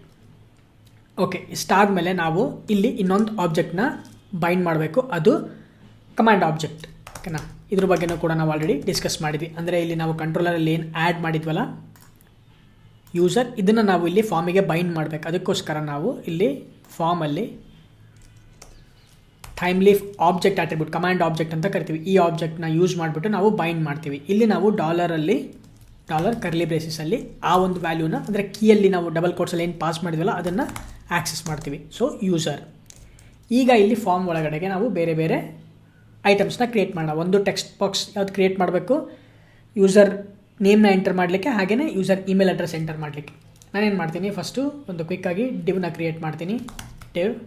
ಈ ಡಿವಲ್ಲಿ ನಾನು ಒಂದು ಲೇಬಲ್ನ ಕ್ರಿಯೇಟ್ ಮಾಡ್ತೀನಿ. ಈ ಲೇಬಲ್ಲಿಗೆ ನಾನು ನೇಮ್, ಸಪೋಸ್ ಇದು ನೇಮ್ ಆಗಿರೋದ್ರಿಂದ ಅಂದರೆ ನೇಮ್ ಎಂಟರ್ ಮಾಡಿರೋದ್ರಿಂದ ನಾನು ನೇಮ್ನ ಪ್ರೊವೈಡ್ ಮಾಡ್ತೀನಿ. ಇದು ನೇಮ್. ಅದೇ ರೀತಿ ನಾನೀಗ ಇನ್ಪುಟ್ ಟೆಕ್ಸ್ಟ್ ಬಾಕ್ಸ್ನ ಕ್ರಿಯೇಟ್ ಮಾಡಬೇಕು. Input type = text, ID name. ಅದೇ ರೀತಿ ನೇಮ್ ಪ್ರೊವೈಡ್ ಮಾಡಿದ್ವಿ, ಟೆಕ್ಸ್ಟ್ ಪ್ರೊವೈಡ್ ಮಾಡಿದ್ವಿ. ಅದೇ ರೀತಿ ನಾವು ಇನ್ನೊಂದು ಏನು ಪ್ರೊವೈಡ್ ಮಾಡಬೇಕು, ಕಮಾಂಡ್ ಆಬ್ಜೆಕ್ಟ್ನ ಇಲ್ಲಿ ಅಕ್ಸೆಪ್ಟ್ ಮಾಡ್ಕೊಳ್ತಾ ಇದ್ದೀವಲ್ಲ, ಈ ವ್ಯಾಲ್ಯೂನ ಯೂಸರ್ ಆಬ್ಜೆಕ್ಟ್ ಒಳಗಡೆಗೆ ನೇಮ್ನ ನಾವಿಲ್ಲಿಗೆ ಬೈಂಡ್ ಮಾಡಬೇಕು. ಸೊ ಅದಕ್ಕೋಸ್ಕರ ನಾವಿಲ್ಲೇನು ಮಾಡೋಣ, ಟೈಮ್ ಲೀಫ್ ಫೀಲ್ಡ್ ಆಟ್ರಿಬ್ಯೂಟ್ನ ಯೂಸ್ ಮಾಡ್ತೀವಿ. ಯಾವ ಫೀಲ್ಡ್ಗೆ ನಾವು ಇಲ್ಲಿ ಯೂಸರ್ ಏನು ಎಂಟರ್ ಮಾಡ್ತಾನಲ್ಲ ಈ ಟೆಕ್ಸ್ಟ್ ಬಾಕ್ಸ್ ಒಳಗಡೆಗೆ ಆ ವ್ಯಾಲ್ಯೂನ ಯಾವೊಂದು ಜಾವ ಆಬ್ಜೆಕ್ಟಿಗೆ ನಾವು ಆಬ್ಜೆಕ್ಟಿನ ಫೀಲ್ಡ್ಗೆ ನಾವು ಬೈಂಡ್ ಮಾಡ್ತಾ ಇದ್ದೀವಿ. ಯೂಸರ್ ಆಬ್ಜೆಕ್ಟ್ ಅಂತ ನಮಗೆ ಗೊತ್ತು, ಬಟ್ ಯೂಸರ್ ಆಬ್ಜೆಕ್ಟ್ ಒಳಗಡೆಗೆ ID ಇದೆ, ನೇಮ್ ಇದೆ, ಇಮೇಲ್ ಇದೆ. ಆ 3 ಫೀಲ್ಡಲ್ಲಿ ಯಾವ ಫೀಲ್ಡಿಗೆ ನಾವು ಬೈಂಡ್ ಮಾಡ್ತಾ ಇದ್ದೀವಿ ಅದನ್ನು ನಾವಿಲ್ಲಿ ಸ್ಪೆಸಿಫೈ ಮಾಡಬೇಕು. ಸೊ ನಾವು ಬೈಂಡ್ ಮಾಡ್ತಿರೋದು ನೇಮ್ ಫೀಲ್ಡಿಗೆ. ಸೊ ಅದಕ್ಕೋಸ್ಕರ ಕರ್ಲಿ ಬ್ರೇಸಸಲ್ಲಿ ನೇಮ್ ಅಂತ ಪ್ರೊವೈಡ್ ಮಾಡ್ತೀವಿ. ಸೊ ಇದು ಕೂಡ ಒಂದು ಎಕ್ಸ್ಪ್ರೆಷನ್. ಇಲ್ಲಿ ನಾವು ಸ್ಟಾರ್ನ ಸ್ಪೆಸಿಫೈ ಮಾಡ್ತೀವಿ. ಹಾಗಂದರೆ ನಾವು ಆ ಒಂದು ಫೀಲ್ಡಿಗೆ ನಾವು ಬೈಂಡ್ ಮಾಡ್ತಾ ಇದ್ದೀವಿ ಅಂತ ಅರ್ಥ. ಆಲ್ರೈಟ್, ಅದಾದಮೇಲೆ ನೆಕ್ಸ್ಟು ನಾನು ಜಸ್ಟ್ ಇದನ್ನೇ ಕಾಪಿ ಮಾಡ್ತೀನಿ, ಪೇಸ್ಟ್ ಮಾಡೋಣ. ಇಲ್ಲಿ ನೇಮ್ ಆದಮೇಲೆ ನೆಕ್ಸ್ಟು ಇಮೇಲ್, ನಾನು ಇದನ್ನು ಚೇಂಜ್ ಮಾಡ್ತೀನಿ.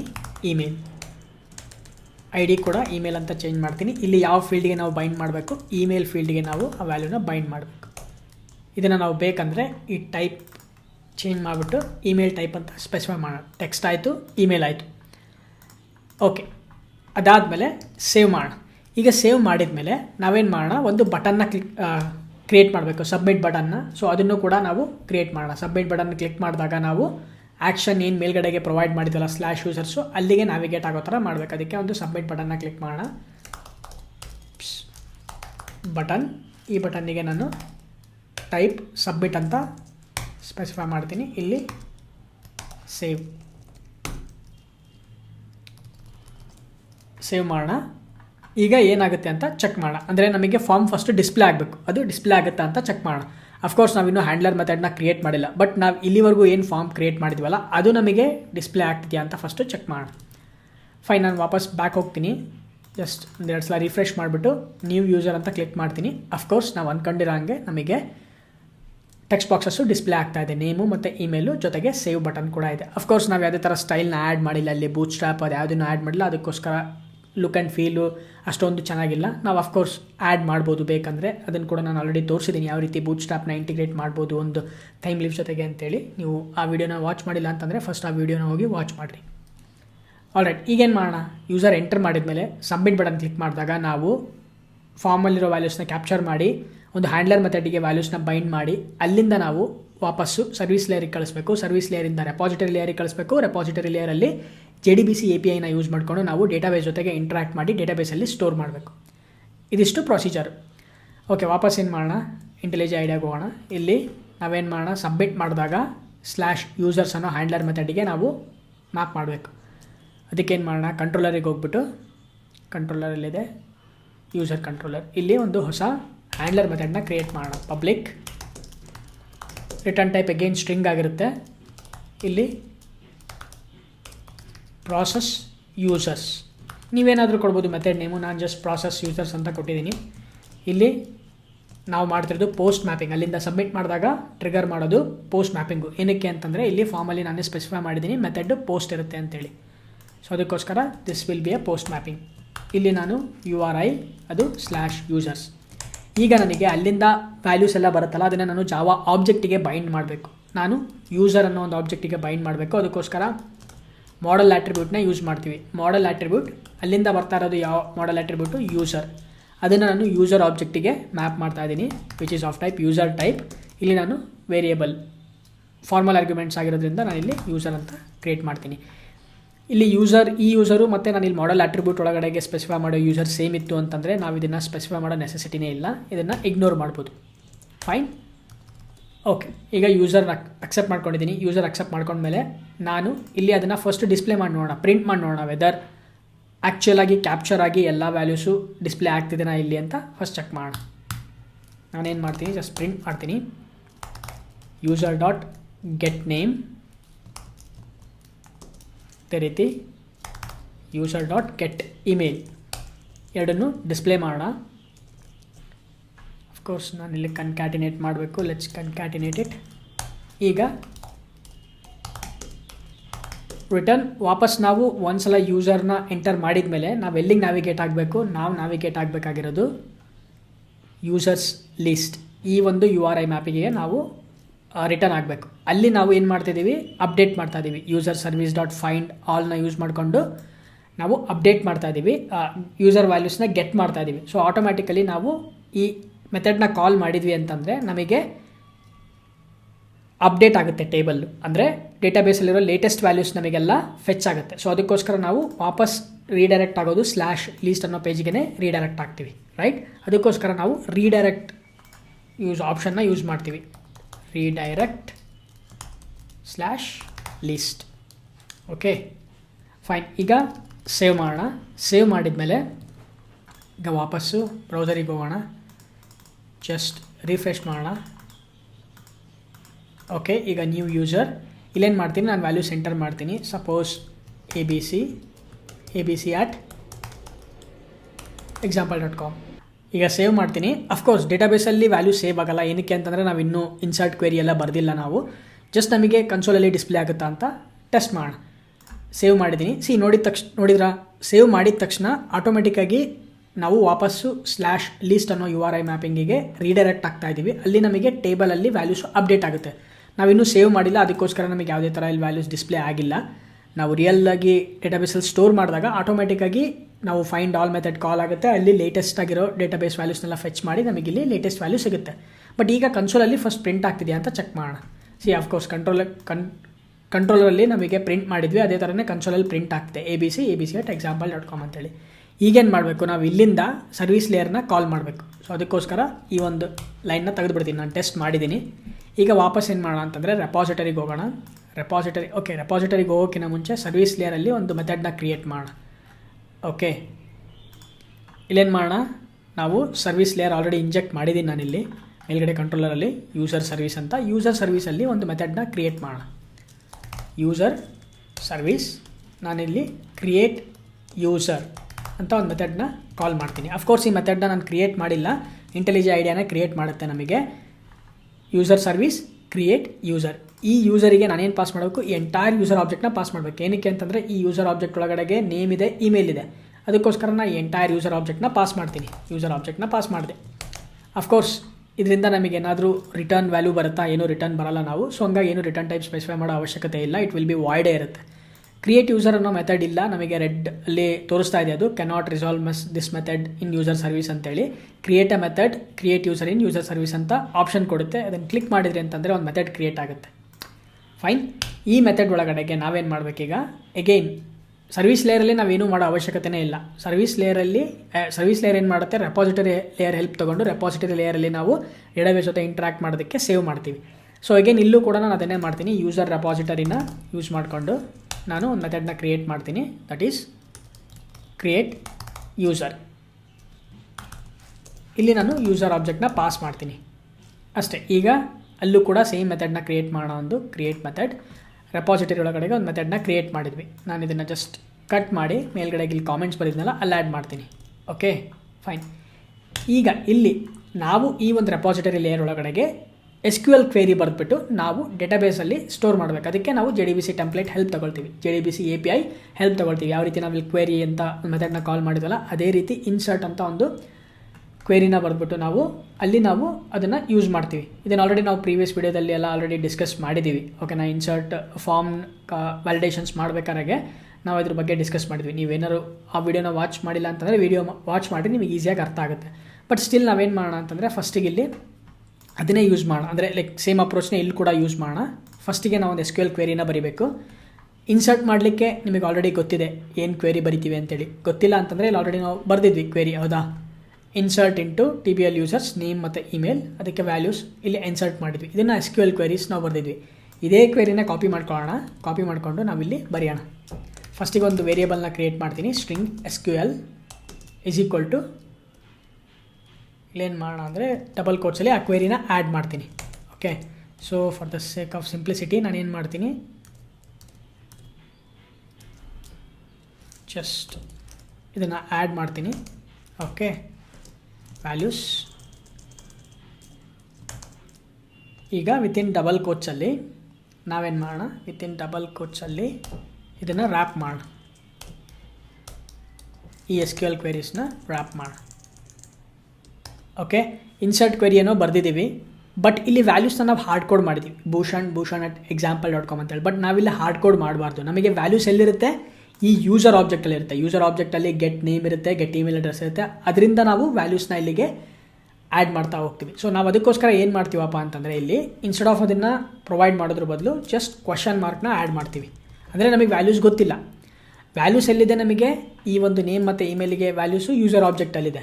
ಈ SQL ಕ್ವೇರಿ ನಾವು ಬರೆದಿದ್ದೀವಲ್ಲ, ಇದರಲ್ಲಿ ವ್ಯಾಲ್ಯೂಸಿಗೆ ನಾವು ಹಾರ್ಡ್ ಕೋಡ್ ಮಾಡಬಾರ್ದು. ಹಾರ್ಡ್ ಕೋಡ್ ಮಾಡಿದ್ವಿ ಅಂತಂದರೆ ಎವ್ರಿ ಟೈಮ್ ನಾವು ಇನ್ಸರ್ಟ್ ಮಾಡಿದಾಗ ಸೇಮ್ ಭೂಷಣ್ ವ್ಯಾಲ್ಯೂಸ್ನೇ ಹೋಗಿ ಸ್ಟೋರ್ ಆಗ್ತಾ ಇರುತ್ತೆ.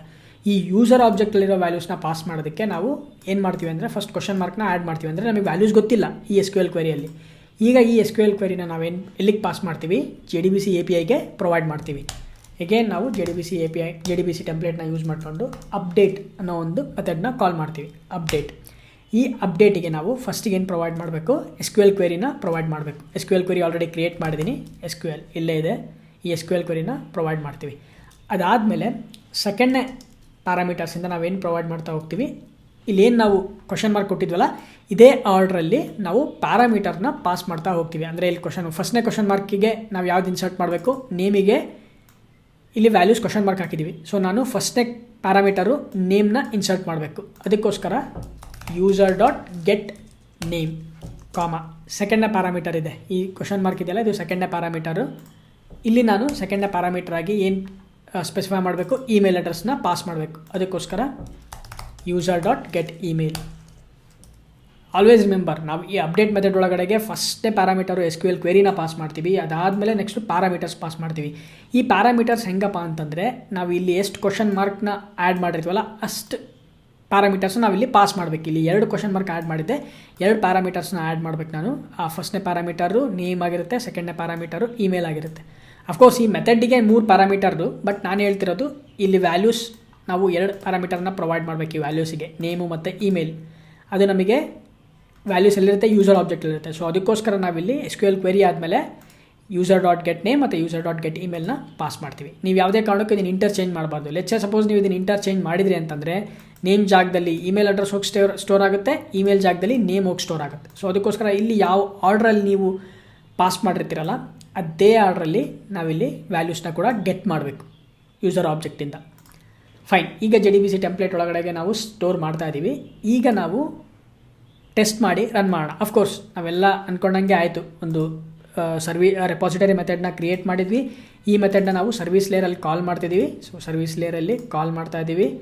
ಅದಾದಮೇಲೆ ಈ ಸರ್ವಿಸ್ ಲೇಯರಲ್ಲಿರೋ ಮೆಥಡ್ನ ನಾವು ಕಂಟ್ರೋಲರಲ್ಲಿ ಕಾಲ್ ಮಾಡ್ತಿದ್ದೀವಿ. ಕಂಟ್ರೋಲರಲ್ಲಿ ನಾವು ಕಾಲ್ ಮಾಡ್ತಾ ಇದ್ದೀವಿ. ಅದಾದಮೇಲೆ ಒಂದು ಸಲ ಸ್ಟೋರ್ ಮಾಡಾದಮೇಲೆ ಆಟೋಮೆಟಿಕ್ಕಾಗಿ ರೀಡೈರೆಕ್ಟ್ ಆಗ್ತೀವಿ /ಲೀಸ್ಟಿಗೆ, ಅಂದರೆ ಈ ಮೆಥಡಿಗೆ ನಾವು ರೀಡೈರೆಕ್ಟ್ ಆಗ್ತೀವಿ. ರೀಡೈರೆಕ್ಟ್ ಆದಾಗ ಯೂಸರ್ ಸರ್ವಿಸ್ನ ಯೂಸ್ ಮಾಡಿಕೊಂಡು ನಾವು ಫೈಂಡ್ ಆಲ್ ಮಾಡ್ತೀವಿ. ಅಗೇನ್ ರೆಪಾಸಿಟರಿಯಿಂದ ಡೇಟಾಬೇಸಿಂದ ಎಲ್ಲ ವ್ಯಾಲ್ಯೂಸ್ನು ಫೆಚ್ ಮಾಡ್ತೀವಿ. ಯೂಸರ್ಸಲ್ಲಿ ಬರುತ್ತೆ, ಆ ಯೂಸರ್ಸಲ್ಲಿರೋದನ್ನು ನಾವು ಮಾಡಲಿಗೆ ಆ್ಯಡ್ ಮಾಡ್ತೀವಿ. ಮಾಡಲಿಗೆ ಸಿಕ್ಕ ಮೇಲೆ ಅದನ್ನು ನಾವು HTML ಟೆಂಪ್ಲೇಟಲ್ಲಿ ಐಟ್ರೇಟ್ ಮಾಡಿ ಡಿಸ್ಪ್ಲೇ ಮಾಡ್ತೀವಿ. ಐ ಹೋಪ್ ನಿಮಗೆ ಅರ್ಥ ಆಗಿದೆ ಅಂತ ಅನ್ಕೊತೀನಿ. Complete flow very very important, ಇದು ಅರ್ಥ ಮಾಡ್ಕೊಳ್ರಿ. ಓಕೆ, ಸೇವ್ ಮಾಡೋಣ. ವಾಪಸ್ ಬ್ರೌಸರಿಗೆ ಹೋಗ್ಬಿಟ್ಟು ನಾವು ಜಸ್ಟ್ ರಿಫ್ರೆಶ್ ಮಾಡೋಣ 2-3 ಟೈಮ್ಸ್. ಫೈನ್, ಈಗೇನು ಮಾಡೋಣ ಅಂತಂದರೆ ನಾನು ನ್ಯೂ ಯೂಸರ್ ಮೇಲೆ ಕ್ಲಿಕ್ ಮಾಡ್ತೀನಿ. ಓಕೆ, 3 ರೆಕಾರ್ಡ್ಸ್ ಇದೆ. ನ್ಯೂ ಯೂಸರ್ ಮೇಲೆ ಕ್ಲಿಕ್ ಮಾಡ್ತೀನಿ. ಈಗ ನಾನೇನು ಮಾಡೋಣ, ABC ಇಮೇಲ್ abc@example.com ಇದನ್ನು ಆ್ಯಡ್ ಮಾಡ್ತೀನಿ. ಈಗ ಸೇವ್ ಮಾಡಿದಾಗ ಏನಾಗಬೇಕು, ಡೇಟಾಬೇಸಲ್ಲಿ ಸ್ಟೋರ್ ಆಗಬೇಕು. ಸ್ಟೋರ್ ಆದ ತಕ್ಷಣ ಆಟೋಮೆಟಿಕ್ಕಾಗಿ ನಾವೇನು ನೆಕ್ಸ್ಟ್ ಪೇಜಿಗೆ ನ್ಯಾವಿಗೇಟ್ ಆಗ್ತೀವಲ್ಲ, ಆ ನ್ಯಾವಿಗೇಟ್ ಆದಾಗ ಆ ಪೇಜಲ್ಲಿ ಈ ರೆಕಾರ್ಡ್ಸು ಡಿಸ್ಪ್ಲೇ ಆಗಬೇಕು. ಸೇವ್ ಮಾಡ್ತೀನಿ. ಯು ಕ್ಯಾನ್ ಸಿ, ನೀವು ನೋಡ್ಬೋದು ನಮಗಿಲ್ಲಿ ನಾವೇನು ಎಂಟರ್ ಮಾಡಿದ್ವಲ್ಲ ಆ ರೆಕಾರ್ಡು ಡಿಸ್ಪ್ಲೇ ಆಗ್ತಾಯಿದೆ. abc@example.com. ಫೈನ್. ಸೊ ಇದನ್ನು ವೆರಿಫೈ ಕೂಡ ಮಾಡೋಣ ಡೇಟಾಬೇಸಲ್ಲಿ. ವಾಪಸ್ ಡೇಟಾಬೇಸಿಗೆ ಹೋಗ್ಬಿಟ್ಟು ನಾನು ಮತ್ತೆ ಈ ಒಂದು ಕ್ವೆರಿನ ಎಕ್ಸಿಕ್ಯೂಟ್ ಮಾಡ್ತೀನಿ. ನೋಡಿ, ಲಾಸ್ಟ್ನೇ ರೆಕಾರ್ಡು abc@example.com ಅಂತ ಸ್ಟೋರ್ ಆಗಿದೆ. ಸ್ಟೋರ್ ಆಗಿರೋದು ನಮಗೆ ಆಟೋಮ್ಯಾಟಿಕ್ಕಾಗಿ ರಿಟ್ರೀವ್ ಕೂಡ ಮಾಡ್ತಾ ಇದ್ದೀವಿ. ಇನ್ನೊಂದು ಸಲ ಟ್ರೈ ಮಾಡೋಣ. ಇನ್ನೊಂದು ಸಲನೂ ಟೆಸ್ಟ್ ಮಾಡ್ಬೋದು ನಾವು. ಮಲ್ಟಿಪಲ್ ಟೈಮ್ಸ್ ಟೆಸ್ಟ್ ಮಾಡಬೇಕು, ನಾವು ಏನೇ ಮಾಡಿದ್ರೂ ವರ್ಕ್ ಆಗ್ತೀನೋ ಇಲ್ಲೋ ಅಂತ ಕರೆಕ್ಟಾಗಿ. ಇನ್ನೊಂದು ಸಲ ನ್ಯೂ ಯೂಸರ್ ಕ್ಲಿಕ್ ಮಾಡಿ ಇಲ್ಲೇನು ಮಾಡೋಣ ಅಂದರೆ XYZ@ ಅಥವಾ ಏನೋ ಸಮಥಿಂಗ್ ಲೈಕ್ India@example.com ಸೇವ್ ಅಂತ ಕೊಡೋಣ. India@example.com. ಈಗ ವಾಪಸ್ಸು ಡೇಟಾಬೇಸಲ್ಲಿ ಕೂಡ ಟೆಸ್ಟ್ ಮಾಡೋಣ. India@example.com.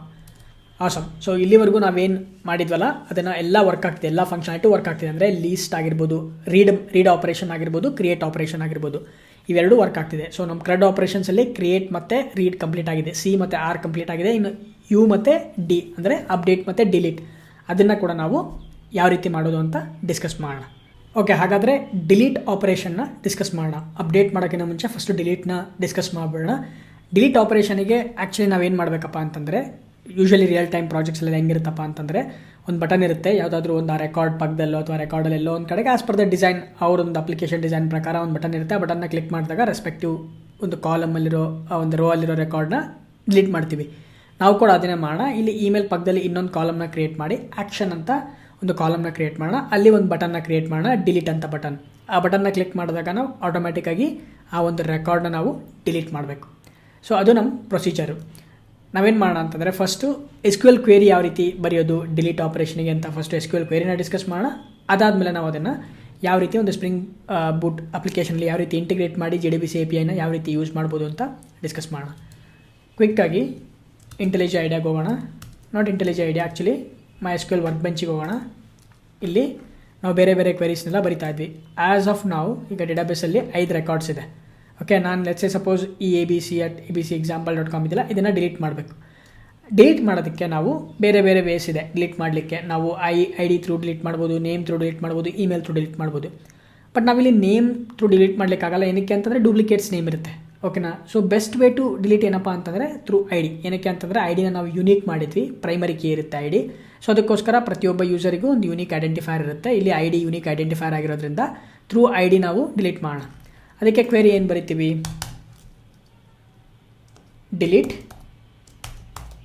Delete from table name TBL_users tables name where I D is equal to ಯಾವ ಐ ಡಿನ ನೀವು ಯಾವ ಯೂಸರ್ನ ಡಿಲೀಟ್ ಮಾಡಬೇಕಾಗಿರುತ್ತಲ್ಲ ಆ ಯೂಸರಿನ ಐ ಡಿ ಯಾವುದಿದೆ, ಇಲ್ಲಿ 4 ಇದೆ.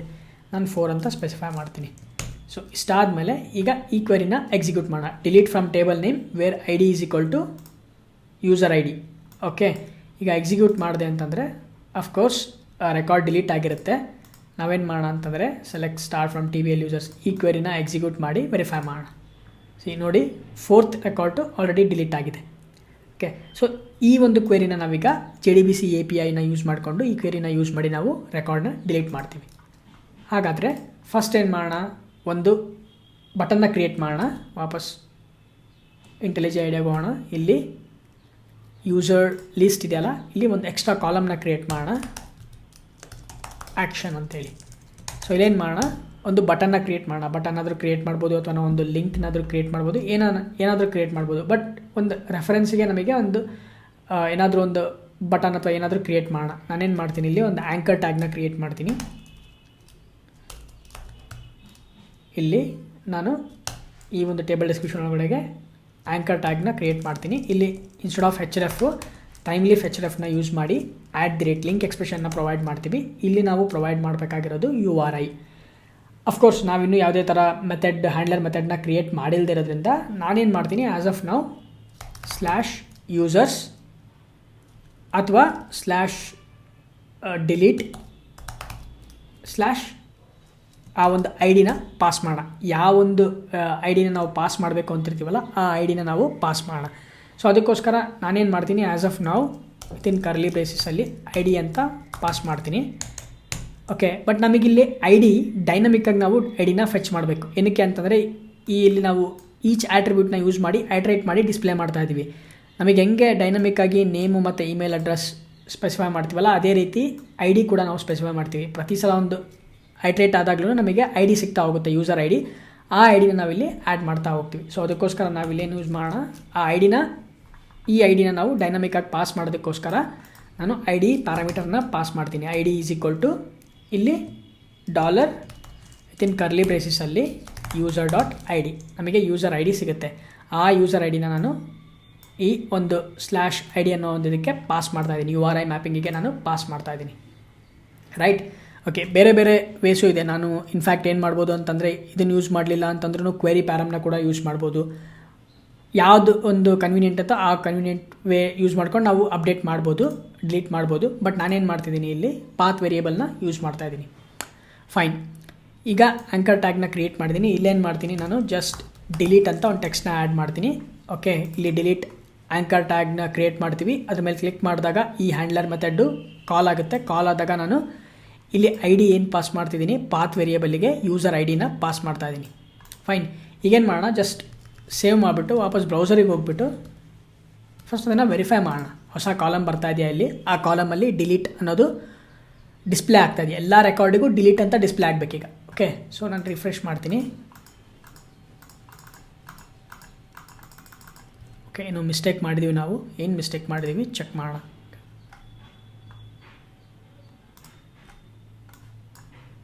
ಫಸ್ಟು ಕ್ಲಿಯರ್ ಮಾಡೋಣ. ಈಗ ರಿಫ್ರೆಶ್ ಮಾಡೋಣ. ಏನೆಲ್ಲ ಬರ್ತಿದೆ ಚೆಕ್ ಮಾಡೋಣ.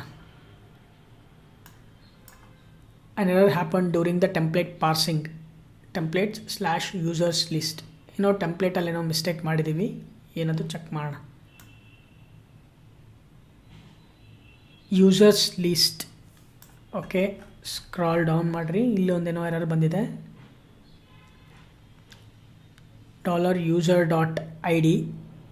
ಓಕೆ, ನಾನು ಈಗೇನು ಕ್ರಿಯೇಟ್ ಮಾಡಿದ್ದೀನಲ್ಲ ಇಲ್ಲೇನೋ ಮಿಸ್ಟೇಕ್ ಮಾಡಿದ್ದೀನಿ. ಜಸ್ಟ್ ಇನ್ನೊಂದು ಸಲ ವೆರಿಫೈ ಮಾಡೋಣ.